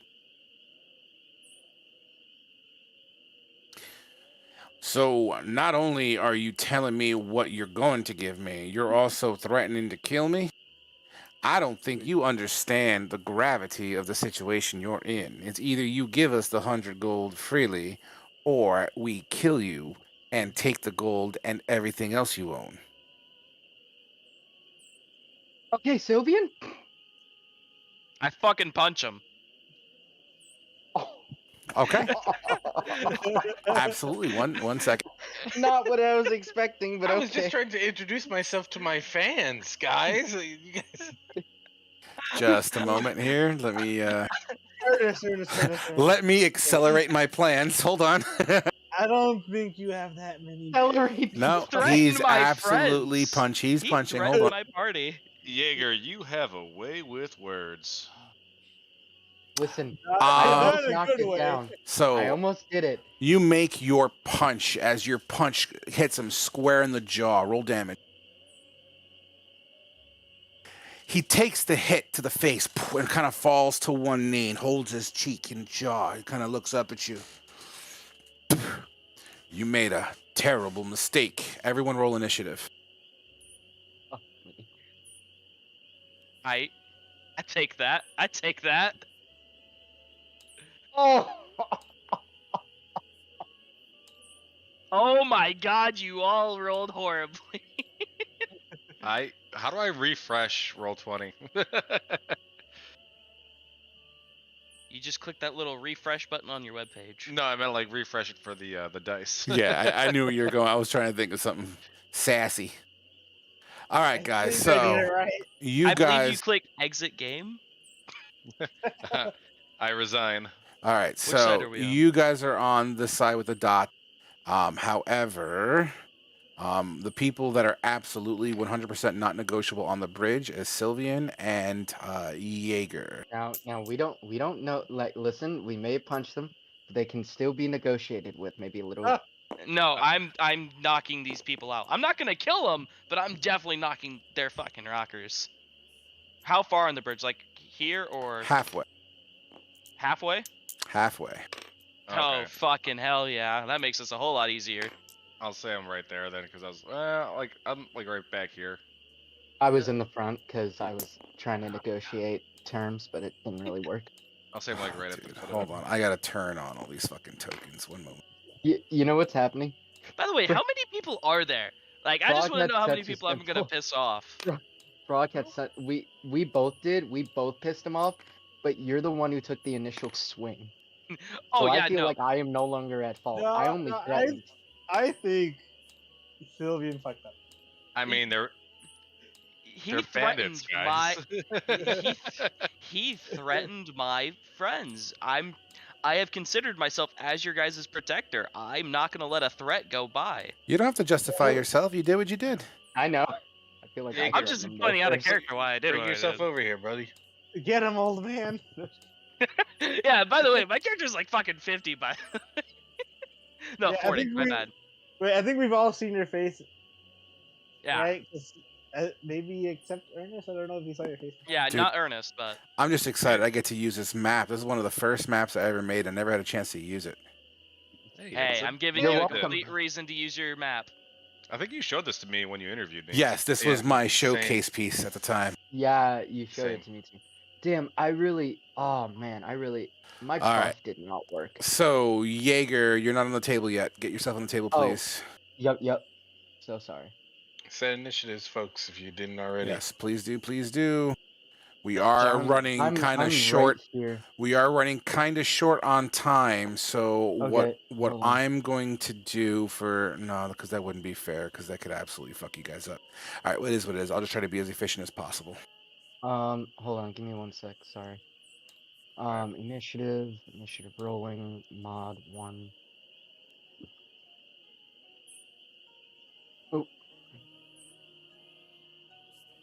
I think I did it. Yeah.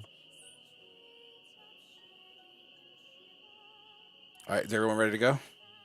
I should Yes. Yep. I really hope I did it. 'Cause As if I he didn't, I'm gonna be stands sad. up, and says, "You've made a terrible, grave mistake," he puts his fingers in his mouth and kind of whistles really, really loud. And out of random rocks, bushes, trees from around the other side of the bridge, you start seeing people popping up. And here we go. Initiatives in 3, 2, 1. Hopefully everything works. It's a lot of bandits. Okay. And I guess since you see the count, I may as well. Mary and Joseph. Jesus. Oh, I'm completely fine with this. I know, we're kind of on a Ernest break. is so far down the list. Sorry, Hey, I'm just placing tokens real fast, guys. Give me a moment.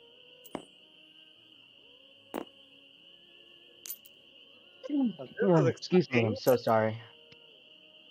Sorry about that. All right, here we go, guys. And you know what? Because I want.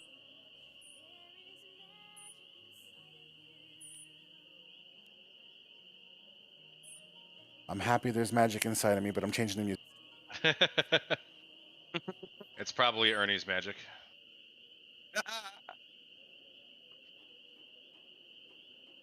All right. Let's do this, and hopefully it doesn't take longer than 20 minutes. I hope this pony's a war pony. Sylvian, this person you punched stands up. You made a grave mistake. Your turn. I think we all know what I'm gonna do. I'm gonna move here. And then dodge as my main action, punching with my offhand. Absolutely. Go ahead and make your punch. With a 12 to hit, your fist collides with this individual. For 4 bludgeoning damage as you crack him, literally in the same spot again as before. He falls to one knee, and he just looks up. Would that be your turn? Yeah. 1, 2, 3, and 4. All right, cool. Next up, bandit number 3, guys. If you're welcome to kind of attempt to help me. There you go. Thank you. And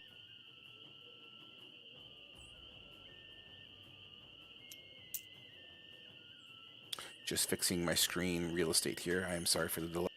Bandit number 3 pulls out his crossbow and kind of comes to the side of the cliff ledge, puts his foot on a rock, and kind of uses it to steady his aim. Boom, and fires at Sylvian. I didn't think I was gonna be able to do this so soon. The bolt itself, behind you, and you hear it snap as the contact is made, chipping a little piece of rock. Jaeger, you're up. Okay, so the guy that Sylvian hit is on one knee. So, going to take out my greatsword and try and chop his head off. Okay. He may have said no killing, but not me. All right. Greatsword. Didn't work. You know, he's on his knee. He's looking up. He's absolutely prepared for this. It's almost like he's done this before. And as you come down with your greatsword, he kind of flicks back and parries it as your sword bink into the ground. Would you like to move? Okay. No, I'm going to stay with my friend. All right. You hear, get him! Kill him! Take everything they have! Ow. That really fucking hurt.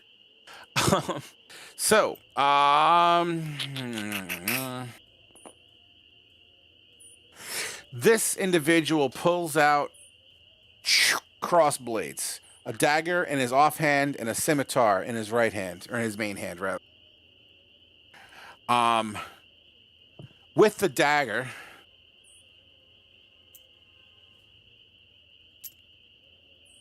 Yeah, we'll do that.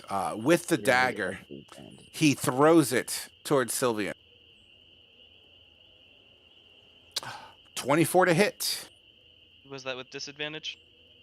Oh, no, because it's 13 to hit. I don't think that hits you, does it? Nope. 16. You kind of parry it, or you kind of dodge out of the way, and it flies past Jaeger, slides on the bridge top there. That takes us to bandit number 8. Thank you. You can just highlight it. You don't have to pick it up and flip it over. And he's gonna do this.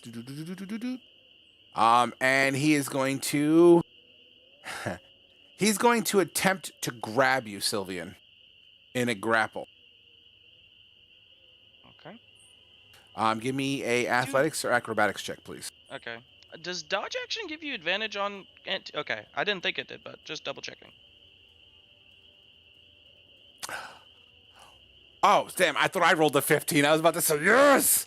No, with a 15, yeah. So he tries to kind of grab you like a bear hug, but you kind of marshuke out of it. For those who don't know what a marshuke is, it's kind of a windmill technique. Whatever. Watch a movie, people. Would I not get advantage because he tried? Because I'm like right next to Sylvian, or no? I mean, if you were making rules up, then yeah, but no, that's not the case here. Oh, no.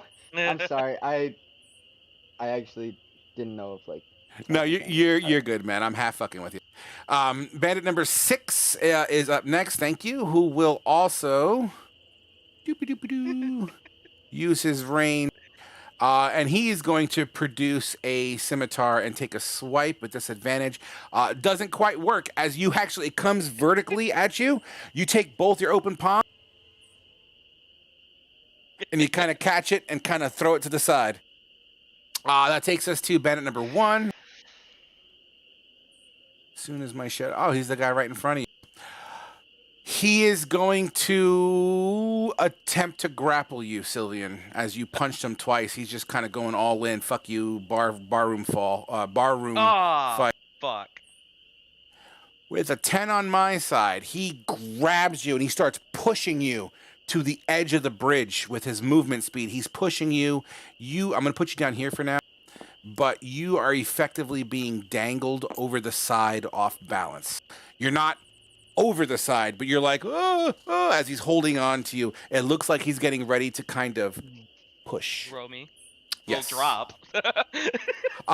That takes us to bandit number 2. Aw, these poor bastards. Bandit number 2 is going to come on the rock. He's going to move onto these rocks over here and produce, once again, a light crossbow. Jaeger, he's going to fire at you. With a 9 to hit, whizzes past you, almost lands in Ernest's chest, but it kind of whizzes by. That takes us to bandit number... bandit number 5. 5 is, he's going to join the firing squad as well and let it fly towards Jaeger. A 20, I'm sure, absolutely nails into Jaeger. Yep. As you take a bolt in your arm for 5 piercing. Damn. All right. I feel bad for this bandit. I punched him for 9 damage. Poor guy. Wait, His jaw's like monks were in immune pain. to projectiles. And that takes us to Apto. Like, is this enough? Yep, 30 gets you in on it. All right. So once again, bandit number 1 currently has Sylvian almost dangled all over the edge. Just to give it a little bit of context, and you have bandit 8 and 6 there, and they have swords drawn. All right. So if I kill bandit 1, will Sylvian fall into the river? I would say if you kill him, I would give you the ability, I would give you the use of a bonus action to try to stabilize Sylvian, as he is top heavy. He's off balance currently. So by killing him, effectively will let go of Sylvian and potentially plummeting. So I'll give you I will get on a free, but I'll use your bonus action to make like a sleight of hand to grab him. I'll take those odds. Slash. Ah, fuck. I'll take those odds. It's like, fuck it, it's not my life. Would I be able to like try and like grab his hand too? There could be an argument made for that, but let's see how this works out first. So, yeah, dude, you slash. So once again, he's kind of bear hugging Sylvian, getting ready to kind of push him over the eye. You slash him right down his back between his shoulder blades for 7 slashing, which is just enough to kill this dude. How do you do it? I wanted to like just stick my sword to the side of him, and like try and pull him back. All right, as you slash through his back, as we flavored it there, you kind of push him to the side and you try to reach for Sylvian. Is that correct? Yes.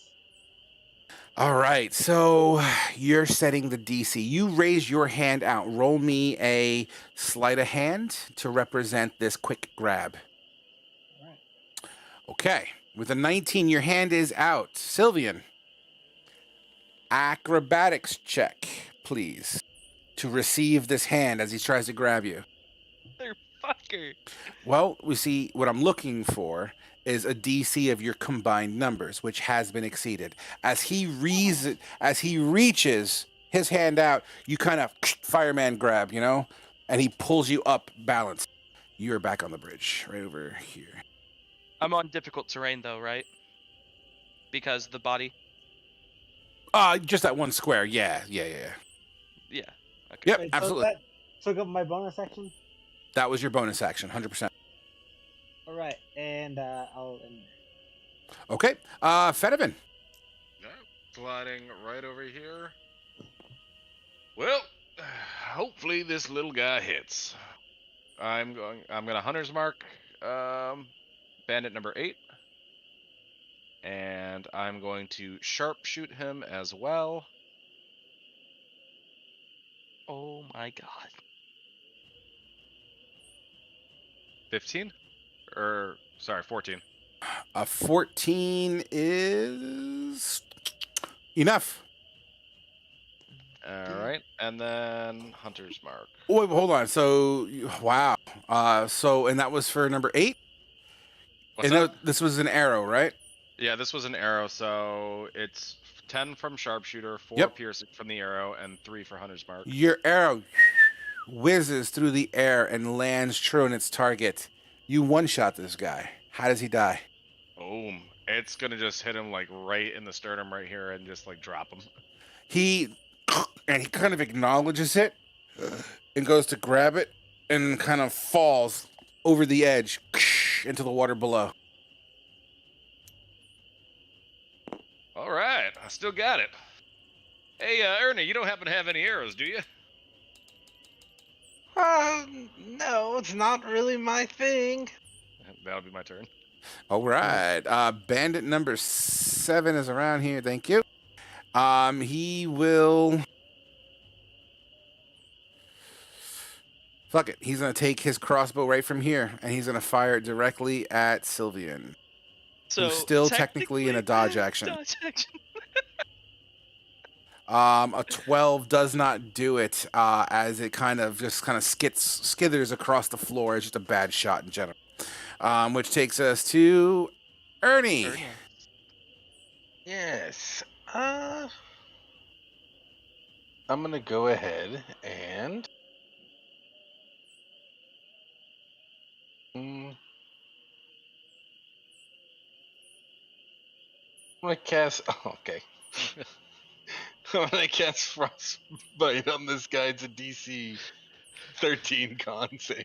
Which guy? Sorry, bandit number 6 right here. Okay, sure. Con save. For 1 cold damage if it fails. I rolled an 18. Doesn't do shit. All right. I can do this. What does your frostbolt look like? Or frostbite rather. So when Ernest gets, I'll make this quick. When Ernest gets ready to cast a spell, it's almost like from the diadem on his forehead, just like black emanating. There's this black like shadow emanating from it, and it kind of crawls over his body, and it goes to his hands. And when he shoots, it does come out in like like ice, but everything on all over his body and around him is this black shadow aura. Sexy. Unfortunately, your target does not make purchase, and it kind of evaporates as it reaches its intended target. Would that be your turn? That is my turn. Bandit number 4, who I believe is over here, is going to hop the ledge. 10, and then he's going to move 20. And take a shot with a crossbow at Sylvian, since he's the closest target. 16. A 19 to hit. Yep. Absolutely. I'm assuming you already rolled disadvantage. Yeah, all my rolls are. All right. 2 piercing damage thunks into your side. Huh. And that takes us to Sylvian. Well, I think we know my actions I'm going to do. Dodge, and I'm going to roundhouse kick this guy. Number 6, I'm assuming? Yeah. All right, make it so. That is an absolute hit. As you bring your knee up and you flick out your ankle and foot, you point your toes to the furthest target away. Whack! And you hear like a pop. And you see a tooth kind of pop out. He's pretty bad. Okay, would that be your turn? That is indeed my turn. Bandit number 3 ain't had none of that. He is going to take the crossbow as he saw an archer across the river. Take out a buddy. He will fire back at you, Fet. A 7 doesn't do it as you hear kind of whiz right past your ear. That takes us to Jaeger. All right. Was Bandit number 6 the one who was eating the apple and who we initially met? No, that was a dude with an arrow that just got shot off. Correct. Yeah. No, he's the Okay. one that He got great sorted. Okay. All right. Long-sword. Well, with Bandit number 6, I'm going to go ahead and just stab him in the stomach with my great sword. Okay, you're gonna have to move closer to him first. Yeah.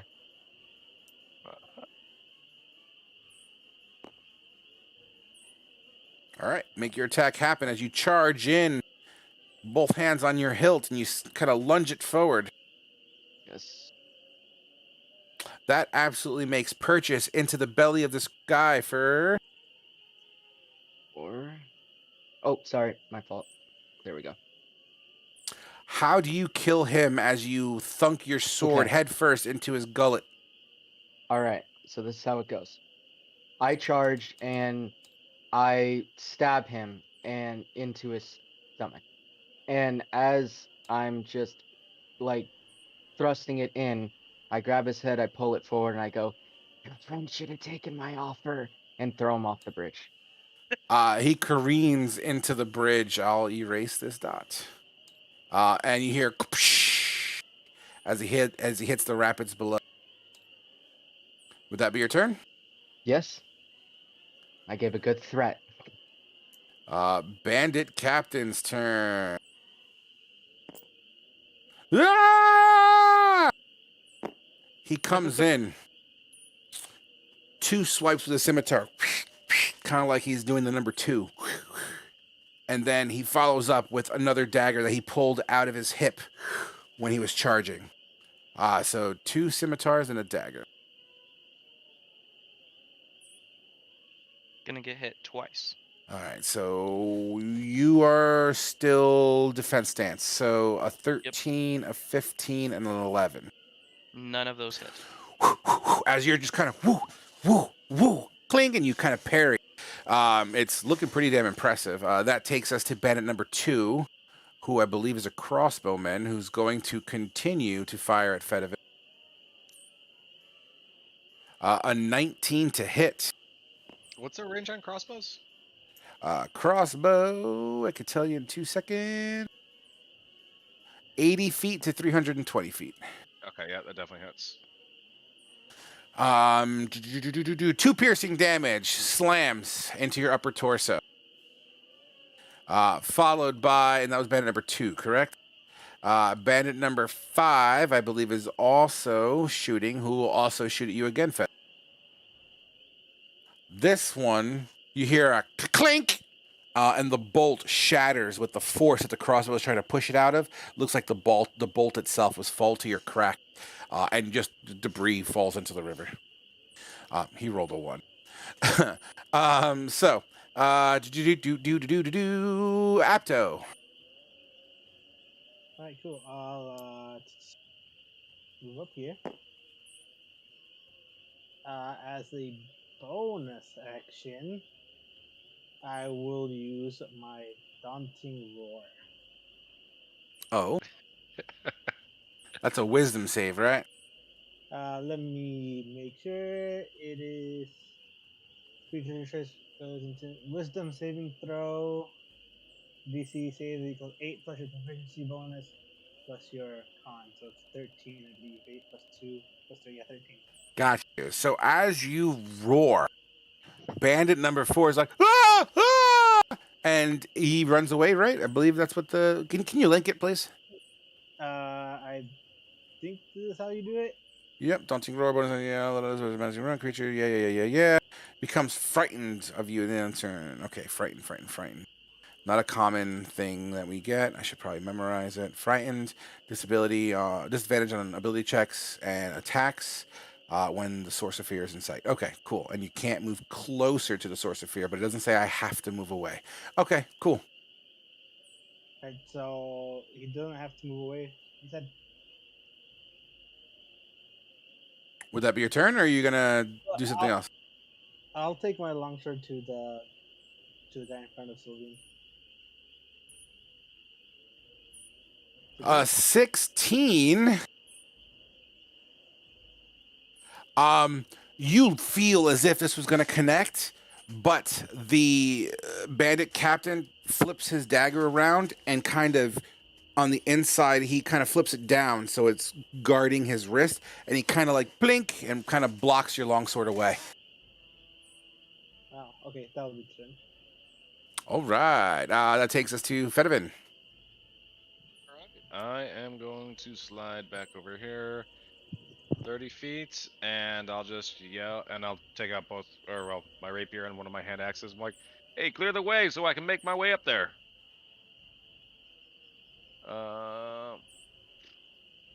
That'll be it. All right, Bandit 7 pushing in. 30 here, huh?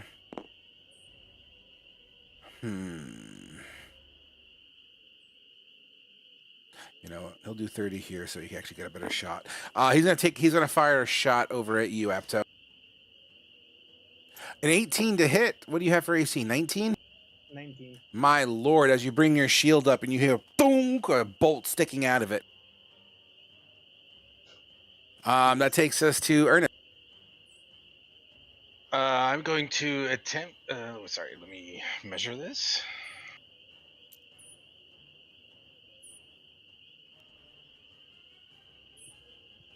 Okay, so I'm going to do this to number 2, as it's only 50 feet away.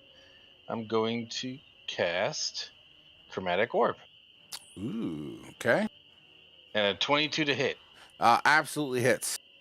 And I'm going to do 4 poison damage to this guy. Sure. What does it look like? Explain it for us. So again, you'll see the black shadows come out of my diadem, and they'll move across my body, and then this orb will form in front of my hand, and I'll shoot it across the water here, and it'll smack right into it. Yep. This spherical entity swirls and kind of knocks back. It blows up like a water balloon all over this creature, all over this humanoid. Would that be your turn? And that will be my turn. By the way, these guys have low HP. Do you guys still need me to do like yellows or? No. I can. No. All right, cool. If it was a bigger creature, I would, but I'll do it for the bandit captain. All right, cool. So that was Ernest, bandit number 4, who is over. Thank you. He is going to send it on Apto and fucking try to slice you, buddy. A 13 doesn't do it as you clink with your long sword. Right, he has disadvantage on attack rolls. Yeah, he missed anyway. I'm just trying to think. He does have a reaction he could use, but I don't know if now's the right time. Yeah, it's not the right time. Sylvian, you're up. Alrighty. Flurry of blows on this dude. Oh, which one? On The captain? Bandit Captain. Okay, make it so. 17, 13, 15. So the 17, you feel as if your target's gonna make it. But oh shit, never mind, because I used a reaction last time. Nope, it hits. So the 17 and the 15 hit. Roll 14 max bludgeon. damage. Gotta mark down that key point. So you go pop. He goes ooh, and then you kind of, you kind of miss with the other one. You may have hit like a piece of his armor. It didn't really cut through, but then you kind of come up with like maybe an elbow to the throat. You kind of like, you do your little flurry. He looks upset. Oh, that definitely hurt like a bitch. Would that be your turn? Yeah, that's my turn. I was hoping I would get that little fire punch in.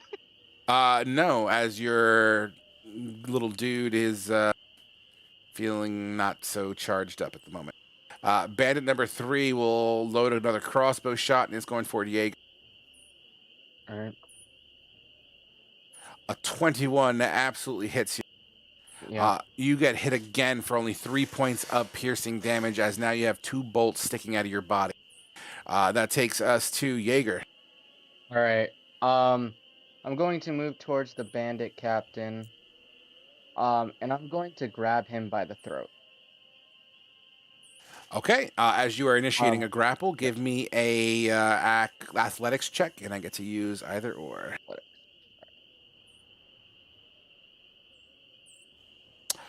You go to grab, but as you grab, the bandit captain he's quite light on his feet. He takes his chin, he tucks his chin down, and kind of twists, and he kind of against your thumb, and you're unable to get a full grip on it. Okay. Damn, I just fucking choked myself. I get into it sometimes. I'm sorry. Kind of funny how Then you say I'll say so I'll say call your men off now. Okay, you say it. Like is intimidation. Okay, I mean you use an action this turn, so you say that's it. an action. Absolutely. Any skill, okay. anything like that is an action unless we flavor it in a certain way. That's just talking. No, it's okay. I mean, you can still talk. You can recite poetry for all I give a shit. But for now, you say that, and I'll take that into consideration. Okay, no problem. All right, that's my turn. All right. That takes us to Bandit Captain, who looks at you in response. He spits in your face and and attempts to attack you. 2 scimitars and a dagger. Super.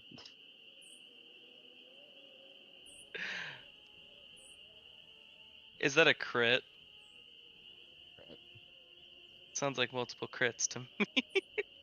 Every single one of them is a crit, probably. Oh, good lord. One of them, the dagger was a crit. Okay. But a 20, a 24, and a 25, as once again, he spits like right in your eye, almost strategically, where you're like, oh, and you flinch just a tad that you don't see these shots coming. He's able to hit you pretty cleanly. Here we go. I think you might be sleeping. Yeah, probably. Boom, boom. Oh my god.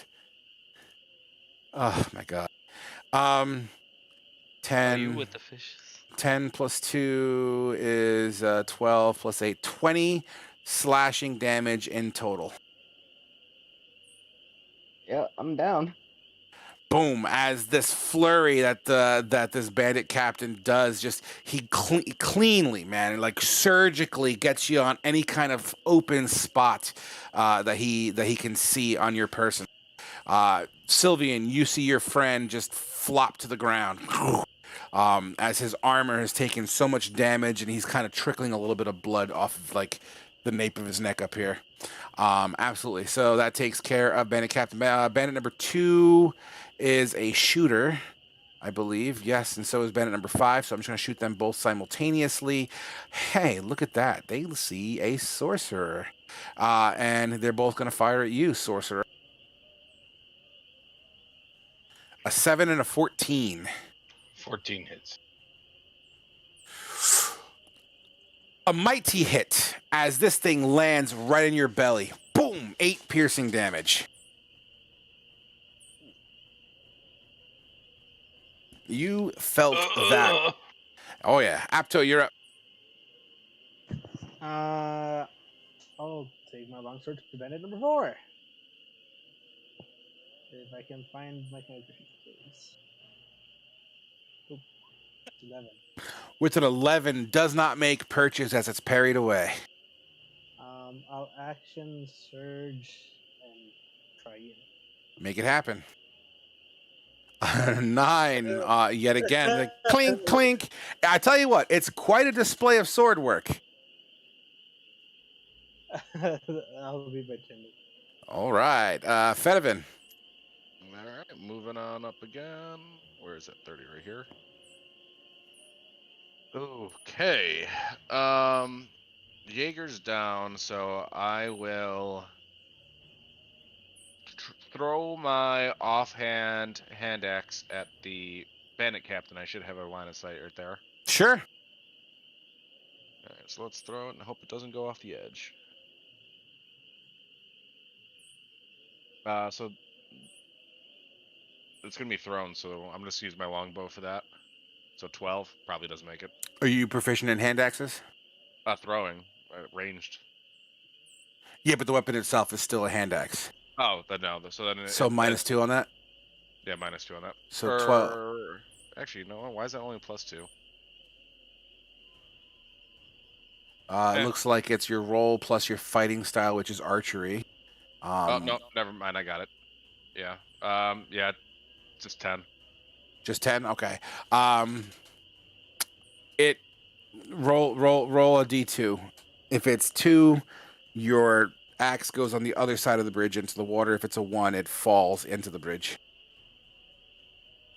A D2? Just one. Yeah. Roll 1d2. Basically, you're flipping a coin, except without the period. Oh, that was Sylvian. That's why. Did it work? Yeah, it actually goes blink on the inside wall. It hits the ground at the feet of the bandit captain.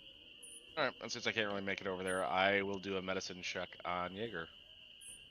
That would be an action, and that would have to be done on your next turn. I didn't use. I just used my offhand. Oh, that was a bonus. Oh, I apologize. I misunderstood what you were saying. That's right. So yeah, you go ahead and make a medicine check if you wish. You know, it looks like there's a pretty decent wound on the neck. Outside of that, the armor is taking some significant damages. But you know, you don't patch him up inherently, at least not right now. Sounds good. All right, bandit number 7. Thank you. He's gonna get the furry cat. Get the furry cat. As 7 is going to attempt to grapple you, Apto. He's gonna grapple? Absolutely. You can go ahead and roll in athletics or acrobatics. Damn it. I only rolled a 9. What do you got? As this bandit number 7 just kind of latches onto you, full bear hug, he is going to use the rest of his movement to lean you over the edge in equal fashion as the other dude. So you're not over the bridge yet because I didn't do it to Sylvia, and it wouldn't be fair if I did it to you and pushed you. But because the wall is there, I'm going to say it's using the rest of his movement to at least get you off balance. Oh, this is getting good. Ernest, you're up. Okay. I'm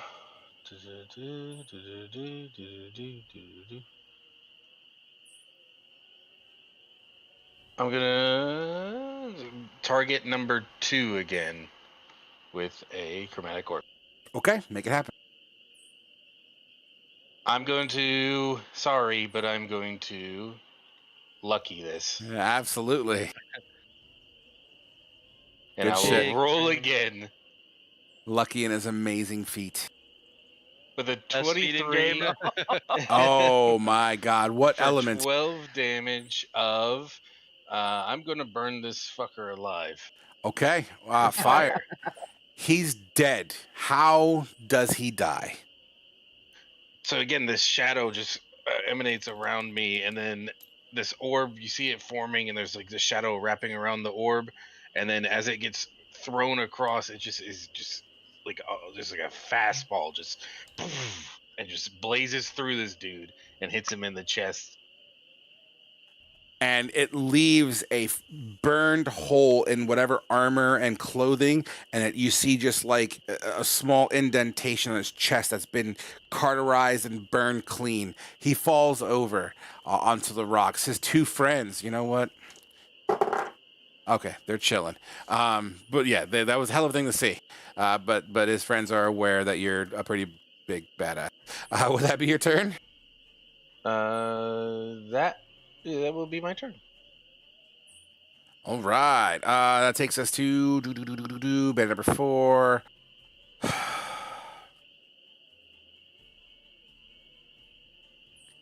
I have to do it. I have to do it. Because it would make sense. Bandit number 4 is going to help Bandit number 7 push Apto off the bridge. Apto.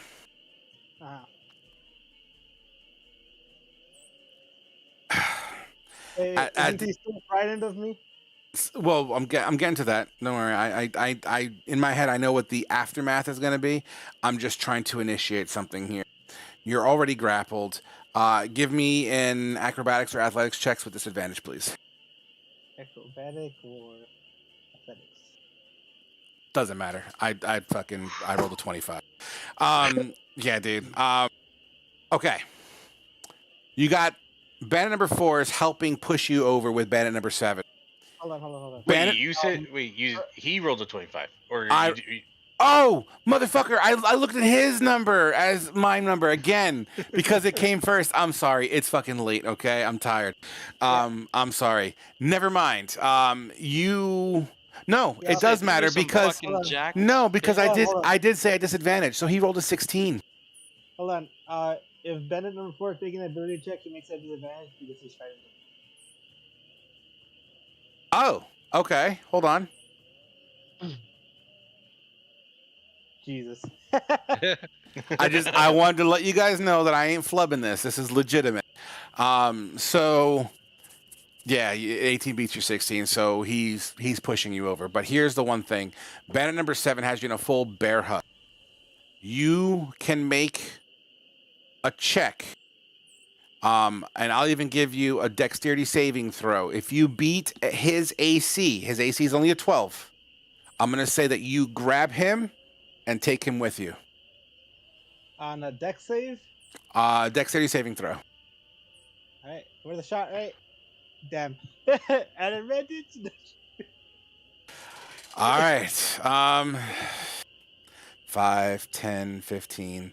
Let's just say it's a 25-foot drop into water. Will half the damage. 3 damage. Whoosh, as you splash into the water below. The current here is pretty decent. You'll be taken away with the current, but it's not impossible, and the current moves this way. Is this the inopportune time to say he's wearing heavy armor?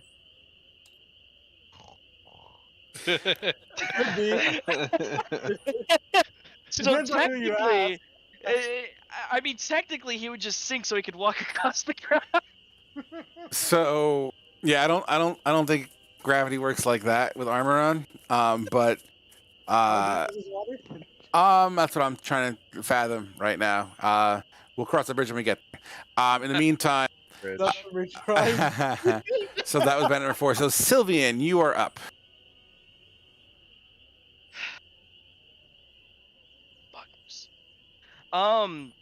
Flurry of blows again. First hit's going on number 7 because fuck him. And then the next 2 are going on Bandit Captain. hit, and Bandit Captain is not a 12, unfortunately. But the 15 will absolutely hit. 7 to 20 doesn't make sense to use my reaction on that. Yeah. So you got 1 hit on the Captain, 1 hit on 7. Give me the damage in order, please. 7 to bandit number 7, and then 4 to bandit captain.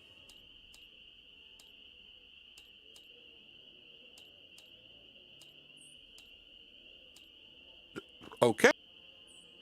You basically kind of punch and then elbow, pop, pop.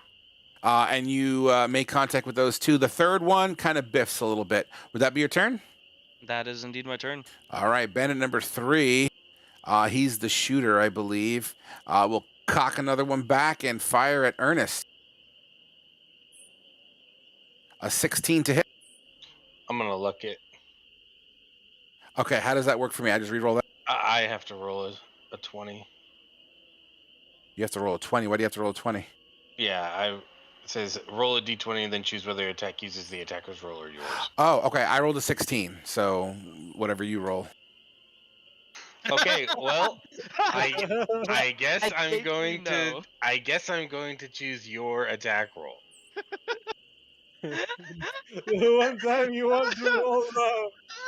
Oh my god! Here we go again. I have got to say, this is the Beast funniest number shit 2. I've ever seen with using the lucky feat.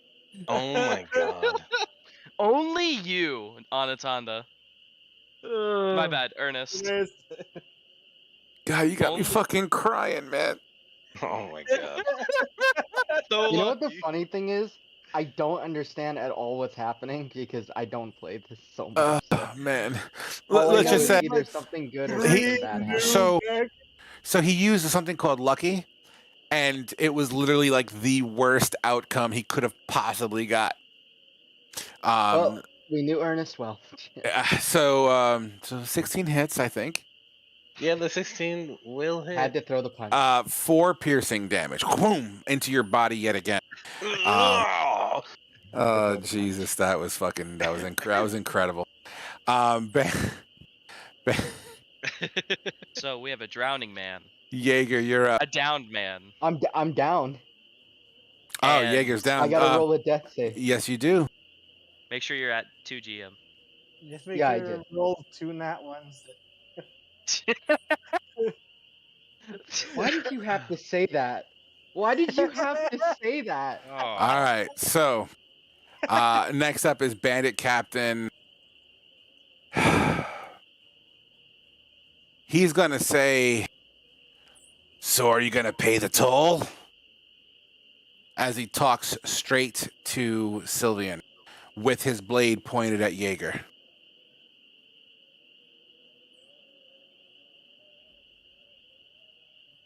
We don't have 100 gold per person. How about you just empty your coin purses, and we'll let you pass with your lives. I look at my monk robes. I don't carry a coin purse. But your people might. They might have the chance to save your life.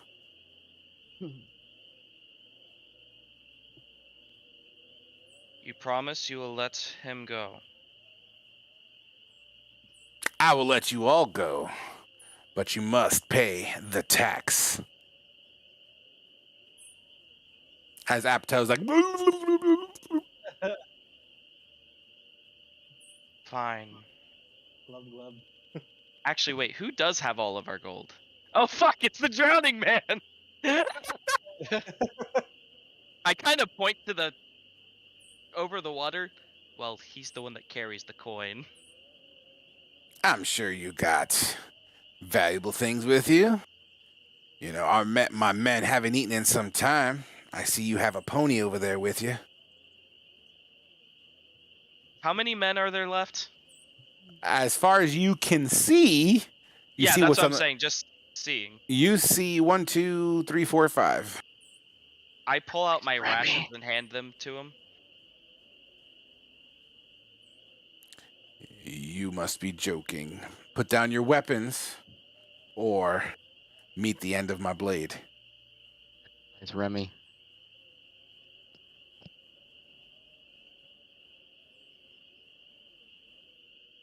I'm not gonna wait all day. I don't have weapons and I can't decide for them. So Well, all this you is guys. all I can give So you. Fedivin, Ernest, you hear this conversation going on. By the way, you're more than welcome to chime in. He's not taking my shit. Yeah, like hell, we fight to the end. And he continues to attack. He's going to do 2 slashes on Sylvian. And depending on that, he might dagger him as well. He'll probably dagger me. Did you just crit me twice? I reiterate my statement by you had to punch him. I was Dude. all I did was introduce myself to them. A 19, a 23, and a 21. I'm assuming they all hit. Yep. 6, 6, 5. I'm at fucking 3 health. Because you said 665, right? 6, 6, 5. So that's 12. No, I'm at 1 health. You're at 1 health. As he, and like the dagger is just above your floating rib as you feel it kind of sink in through your robes. You feel kind of moisture under your robes begin to slowly drip. Surrender now or your friends die. And it is Bandit Captain 5's turn. Bandit Captain 5. Wait. Or Bandit 5. I'm sorry. Bandit 5. Wait a minute. My bad. And he's going to fire another bolt. The only target that he sees worthy is still the sorcerer. Captain not at half health yet? Damn. Not yet. Almost. An 11 to hit does not hit Ernest as the bolt flies past. Apto. Okay. In my hands. Actually, even better. Roll me a d12 plus 2, please. D12. Just roll me a d12 and then just manually add 2. 9. So right where you splash into the water, it's only 11 feet deep. 11 feet deep. No, 9 is the total. Sorry, 9 feet deep. I didn't see the plus 2 modifier in there. So as you sink to the floor under fairly, decent currents, it's not like a riptide or anything, but you feel the force pushing you down from under the water as you tumble before you regain your footing. But you're only 9 feet in the water. The depth there is only 9 feet deep. So do with that as you wish. I'll try to go this way, I guess. All right, so you don't have a swim speed, and you're wearing heavy armor, so you're going to be severely impeded. I'm going to say it's going to be like a quarter of your movement. Quarter of my movement, so what's a quarter of 35? Let's just say 10 feet. 10 feet. And mind you, you are underwater, so you will be under the underwater holding breath rule, which honestly shouldn't be a problem. You're only under the water for like 10 to 20 seconds. So I can use. Is it okay to use my action to dash and move another 10 feet? Sounds fair. Sure. All right, cool. Okay, would that be your turn? As you pull yourself on shore, you're soaking wet, sopping wet. You look up, and you hear commotion still from the bridge, and you actually hear talking. Surrender now! Drop your weapons! Would that be your turn? Yes. Pedivin, you're up. All right, this is what I'm thinking. Let me know if I can do this. Sure. All right, so I want to back up a couple feet and then jump over Yegor in between these two, pushing both of them to the side, or one of them to the side. I can give you one of them. I'm okay with that. You can't do both because it's not an AoE, what you're attempting. I know what you're trying to do, but he's basically like just trying to run it and just you can shove action one of them, 100%. So I will give you the ability to occupy Jaeger's space, i.e. you're jumping over, you can flavor it however you want, and attempt to shove one of them over. It's basically a grapple check. You're just saying not grapple, you're saying a shove action, but it's treated just like a grapple attack. Okay. So it would be your athletics because you're initiating, and then the opponent uses athletics and or acrobatics to avoid it. All right, what happens if I fail? Where do I end up? on Jaeger. So you don't have to back up. So you'll have your full range of movement. You're flavoring a jump. I could reasonably say you could land right where my black hand is, right here in this little gap between the enemies here. Oh, I'll do that, and I know that this bandit would be an easier target, but I'm going to go for the captain. Okay. All right, so athletics. Athletics versus my either or, and I'll use I can dexterity. I roll like shit today. We all did. I failed. Ooh, he's going over! I literally rolled a 5. Hit them rocks, buddy. All right, so a shove action, I believe, is a 10-foot push. So I'm gonna do something. He's just gonna negate what you just did. Yeah. No, I'm not gonna negate it because that wouldn't I be know. fair. I know. As you kind of leap and use your body weight to kind of fucking spear tackle and push, the bandit captain kind of hits the wall and he begins to tumble. And he grabs as he's dangling off the side of the bridge. He's holding on to the side. And I already used my action, but I'm just gonna take my rapier and point it down at him. Call your men off, or you die. Okay, would that be your turn? That'll be it. All right, bandit number 7. Wait, is that the captain's rapier from the ship? Yeah. Oh, well, there he goes. So I guess I'd occupy. Yeah, his yeah, that's fine. You could occupy that space. Let's just put him down here for now. But he's dangling off the bridge. All right, so number 7 here. Let's get this going here. So what was that? 7. You know what? He sees you push the captain. He's gonna try to grapple you from behind and pull you away from the captain. Athletics or acrobatics, please. Oh my God. Oh, fail. He bear hugs you from behind and pulls you away from the captain, leaning himself over the edge as if he's trying to take you with him. I have the movement to do that, damn it. Give me a dexterity saving throw, please.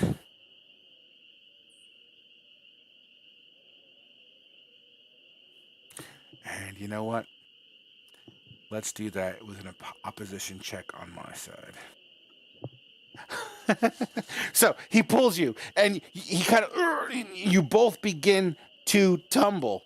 You grab the side just like the captain did. The bandit slides down your leg, and he's holding onto your ankle as you're holding both of you guys up. That's his turn. Ernest, you're up.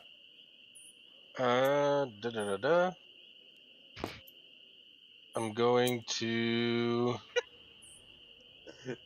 It's almost perfect. This is so comical.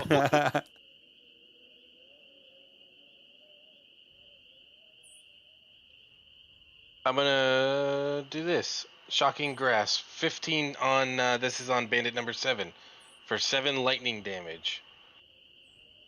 And if it connects, he cannot take a reaction. Shocking Grasp is a touch attack. It's a touch spell. Oh, my bad. Okay, no problem. My bad. Sorry. Then I won't do that. I will. The captain's free for grabs. I will. I'm going to frostbite him then, right? Let me see if I can do that. Yes. Okay, I'll frostbite. Actually, just so you're aware, remember you have Bandit Captain dangling right from this square here, which is exactly 30 feet. I don't want you to overlook that, just because that is an option you have. So, well, I feel like that's really metagame for me to walk over and then touch him with the attack roll that I already know. Well, I'd have you re-roll it personally. Oh, okay. You saw him. You see him dangling. I can't though. I have 4 HP, and then I'd be frontlining in front of everyone. That's fair. I feel like I'm. So I'm gonna frost. Do you see the mug right now? This is a shit show. But, yeah, I guess I'm gonna frostbite number 7. All right, make it happen. And it's a DC 13 con for 4 frost damage. On who? The captain? No, this is 7. Oh, 7. So the Who's one hanging on the to- one's yeah. dangling. Yeah. All right. So con. I rolled a 1. I fail. And it takes 4. Let's see, 4 cold damage, and has disadvantage on his next weapon attack roll it makes before the end of its next turn. It slams into it. He's unable to hold on to the ankle as he goes, oh, and into the water he goes. Was this the guy holding on to me? Yeah. Oh, okay. And that would be my turn. Gotcha. Did I have Jaeger roll his second death save yet? Not yet. No. It's been 2 turns, right? Well, no. I go after Sylvian. Oh, this is still that first round that you got hit in? Or, okay, that's fine. I probably just didn't look at it. It's fine. It is what it is. It probably is. So Ernest band number 4 is up here. Oh my god. This is a fucking shit show. You know, Fedivin just realized that I just realized what's happening here. Oh my gosh! Wait a minute. But my, how the turntables have turned. truth be told, How though, the turns have tabled. truth be told, there is inherently a bigger threat than a person dangling over the edge right now, and I feel the bandit would be in that situation. So, he's gonna take a scimitar attack at Sylvian. I'm surprised he's not gonna try and help his boss up. Not with an enemy directly in front. It would be asinine. I mean, 14 to attack. Nope. Nope. He swings, clink, and you parry it into the wall. Lucky. Sylvian, you're up. Oh yes. Dodge action, punching, kicking him with my leg. Okay. 18 hit. 18 absolutely does hit. 7 bludgeoning damage. 7 bludgeoning damage takes him pretty low. Just crane kick him. You cracked him square in the cheek. He's hurting pretty bad as is kind of bleeding from where your footprint is. Would that be your turn? That's my turn after taking dodge. All right, bandit number 3. Like how he's occupying the captain's space, though. Captain, what do we do? Kill them, you idiots! Yeah, bandit number 3 is gonna fire at fucking Sylvian, dude. Guys, I'm not supposed to win this fight. Keep in mind, he has disadvantage. You forgot, we're half-wits. You forget we roll like shit. 15 does not hit. Does not hit as it clinks into the side of the bridge there. The Jaeger death save, and don't roll a 1.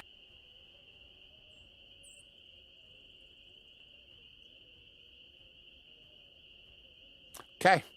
I'm gonna cry now. No, not yet. Soon. The bandit captain, he's going to shimmy over a little bit and begin to pull himself up and over. Would I get an attack of opportunity?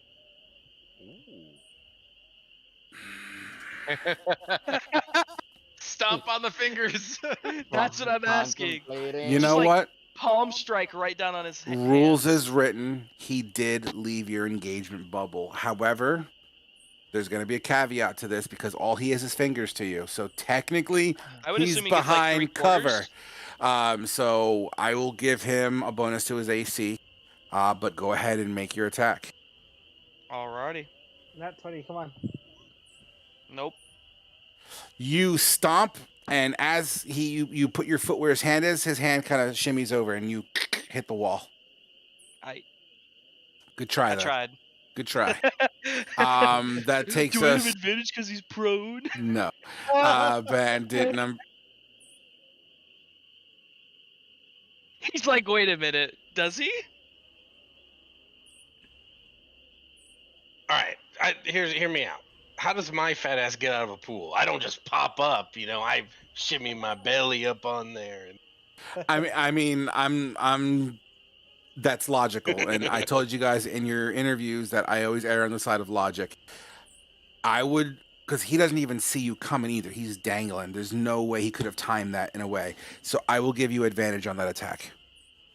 Hell yeah. Nat 20, nat 20, nat 20. Damn it! Nope. Moving on. All right. So So close. bandit number 5, he's crossbowing it up, and oh god. We'll take it to Sylvian again. Don't worry, I got disadvantage, baby. With a natural 1, the string on his crossbow snaps, and as a result, pulls out a scimitar and begins to charge to the bridge. Apto, you're up.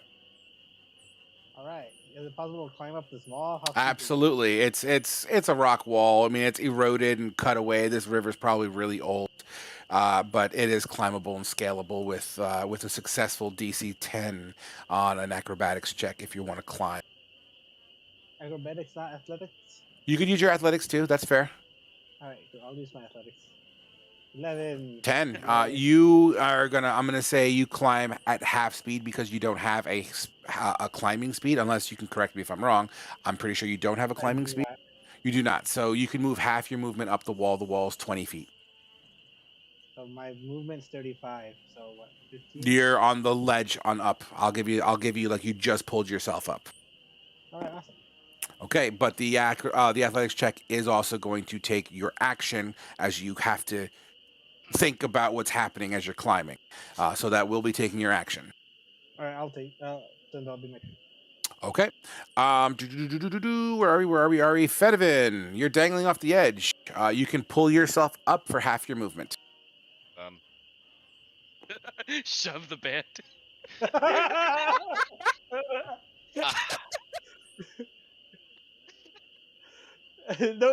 Don't use bridges anymore. I'm gonna shove the bandit captain again. All right, make it happen.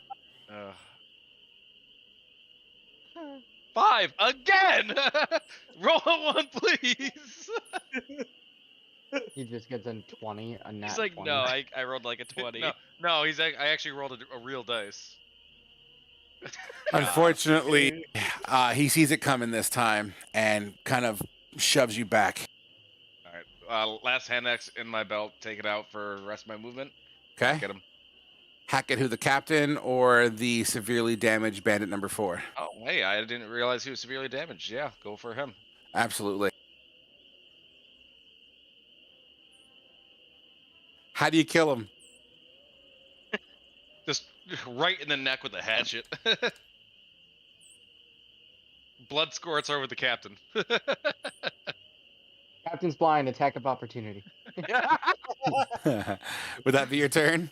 Hit in my fucking eye, that'll okay? be it. As his body thuds to the floor, bleeding at the neck and pooling. Bandit number 7 is Get in the water. swimming. With the fishes. You know what? Jesus, take the wheel. Oh, All God. right, cool. So that takes us to Ernest. I'm going to cast Ray of Frost on the bandit captain. Okay, make it so. All right, fuck it. Last point of lucky. Let's fucking go. Well, hold on. Before you do anything, you casted Shocking Grasp, not. Oh wait. Oh god damn it. Wait, that's weird because I used my other thing. Let's try again. Oh, for what the hell? My sheet's not working. Let's try this. Okay, it's not. I don't know what's wrong with it. Ray of Frost to be my light. There we go. Okay, 22 to hit for 8 It's- damage. It's still saying Shocking Yeah, Grasp, it's but still we'll shocking. Oh, but wait. we'll use the roll. It's fine. 22 to hit absolutely slides into that. Okay, and then Yeah, your shit's also- glitching. Yeah, so it's 1d8 cold damage. So I would do 8 cold damage, and its speed is reduced 10 feet until the start of my next turn. So roll 1d8. We'll just use the lightning damage and turn it into ice. It's the same shit. All right. Boom. He is now yellow. All right, well, that'd be your turn as this beam of ice slams into this guy. He's, oh! And you kind of hear as his clothes are halfway frozen and he's moving and it kind of cracks and frost kind of flickers to the floor. I just need to check something. 'Kay. I just want to point out either I die this next turn, or That's You're why unconscious, sir. That's why we roll in private. We didn't hear him. He didn't say. Hey, he could have rolled a 19 Okay, and that's a my turn. Wait, sorry, yeah, I it's not could my be turn. psyching you guys I'm gonna out. you're gonna see me like as a bonus action. You're gonna see me kind of channel some energy, and I'm gonna spend my 2 sorcery points to gain back a spell slot. Okay, absolutely. All right, that takes us to Sylvian. Fuck it. Contest me in a grapple.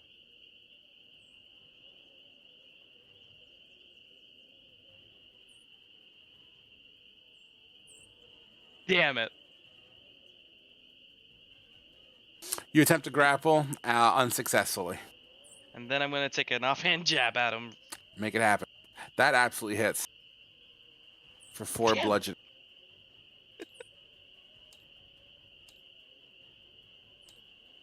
Yeah, I'm going down after this. Will that be your turn? Yeah. Okay. Bandit number 3 is over here. Yeah, crossbow. Boom. Sylvian, you're the biggest threat right now. A 14 to hit doesn't do it, man. You're just quite nimble. And it just flies past. Okay. Jaeger.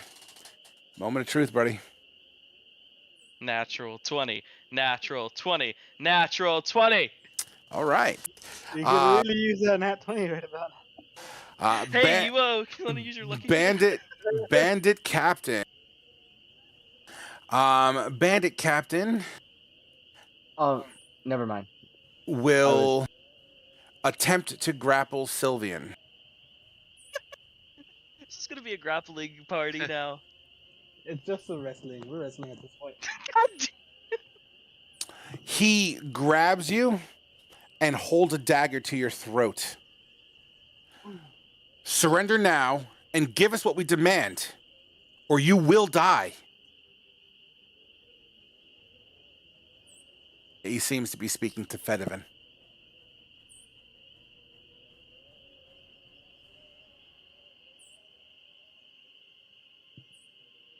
Oh, is this ongoing conversation? Yeah, I'm waiting for you. Oh, okay. Sorry about that. I thought it was gonna be like the end of his turn. Fedivan sees a butterfly. I'm gonna point my rapier right at him. You ain't looking too healthy yourself there, buddy, huh? I know you're giving me all the opportunities in the world, but Giving us the chance, and we're throwing it away. You must take me for a fool. I will kill him. Just like your partner down there who looks to be damn near dead himself. Don't fuck with me. Sylvie, you doing good? This old man's seen better days. But youngsters are meant to live. I'll drop my rapier for this round. Overboard. Throw him off the bridge. You too. As he kind of looks over to Ernest. I'm not holding anything. Is he gonna throw my self off the bridge? Empty your pockets. All your riches. Sorry, they're on the cart. Bring your cart over here. And your pony. I mean, how long? Wait, how long is this guy's turn? Like, I mean, I mean, I'm pausing for suspense because this, Oh. I mean, unless you plan on attacking again, I will give you the opportunity to do so. I will Not David plan on Hasselhoff. attacking again. I'm not gonna give up. Okay, so if we're going back into the rotation, then bandit number 5 would have held because of the conversation. So Apto, you're up. Boop, boop, boop, boop. Can I get here? Yeah, that's fine. Cool. I'll longsword bandit number 5. Make it happen. Let's go. 7. 7 does not do it as you swing and a miss. Just a bit outside. I'll end with it.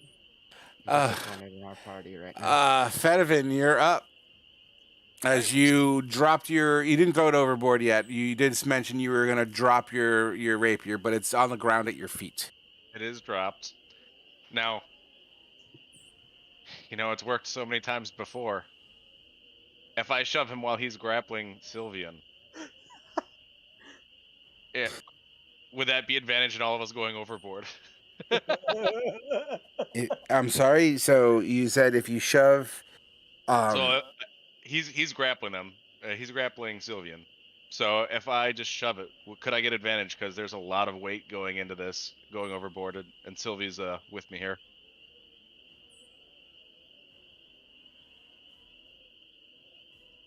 Sylvian's gonna.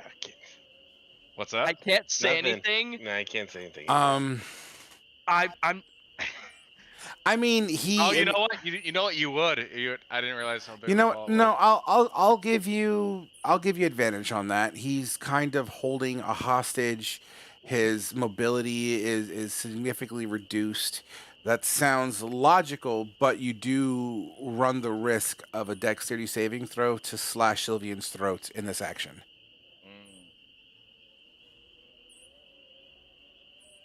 I'm just gonna warn you. If you knock me off and my scrolls go in the water, you're a fucking dead man from me. And now I shall rest my case. That is a sacrifice I'm willing to make. No, I'm just kidding.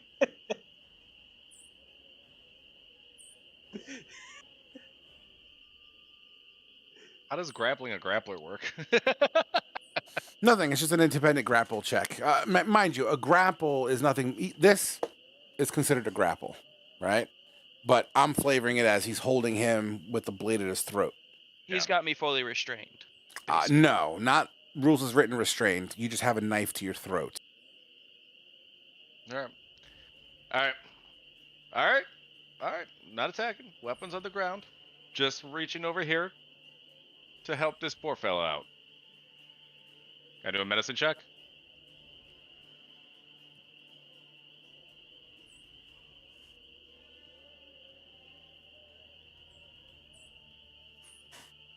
Yes, you can.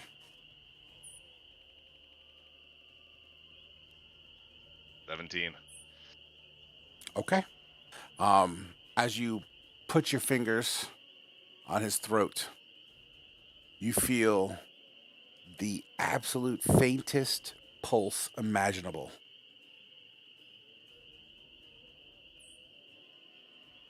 I'm assuming you tried to at least hold the wound.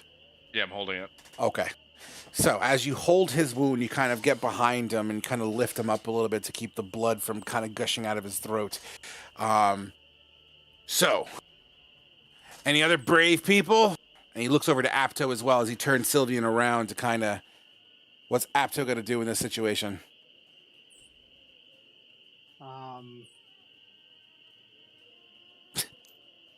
I don't know. Fedivin? Hey man, he's got Sylvie. Jaeger's bleeding out pretty bad. Your move.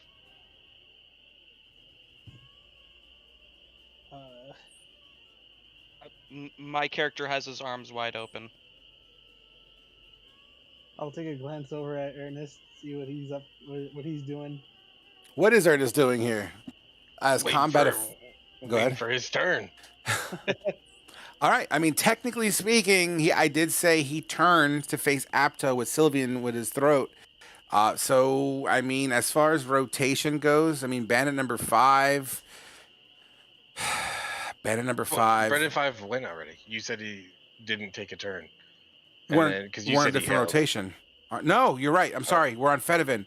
So, Yeah. bandit number 7, he's Is the in one the river. swimming. Yeah, he's fucking Jesus take the wheel. So, Ernest, in that case, in that official rotation, technically the bandit captain's back is to you, but once again, you are very well aware that there is a knife at Sylvian's neck.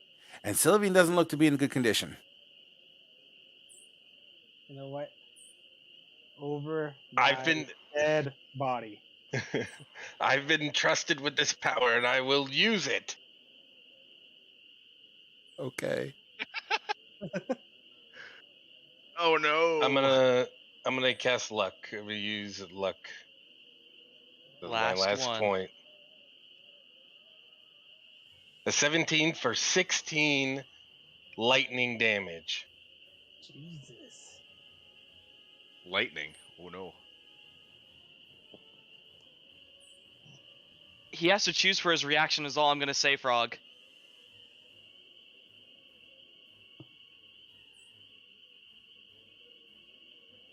What does lightning do?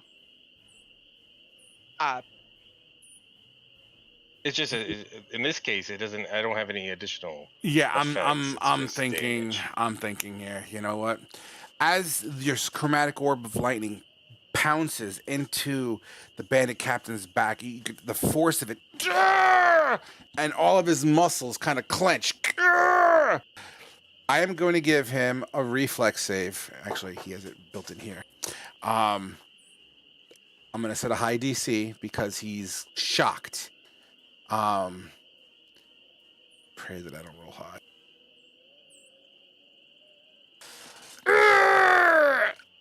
And he drops the knife.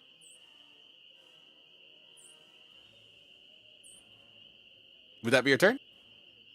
That is my turn.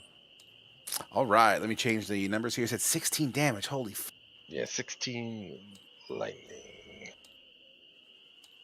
Homie is in the red. As he absolutely felt that. Oh, he drops the knife. That takes us to Sylvian, who is free. Him. I knew I could trust you, youngsters. Spin hook Now, kick. what was that you said? He said, Fuck it. this combat needs to end because DM has to go to bed. That's a hit. The first one, the 15, also hits. The 15 absolutely hits. That's 11. How do you kill him? I pop him in his jaw, snapping his neck. Bah! You hear crunch and his body overboard. I kind of like go like that, lunging at the other bandits. Would that be your turn? That'll be my turn. Roll an intimidation check. Pop.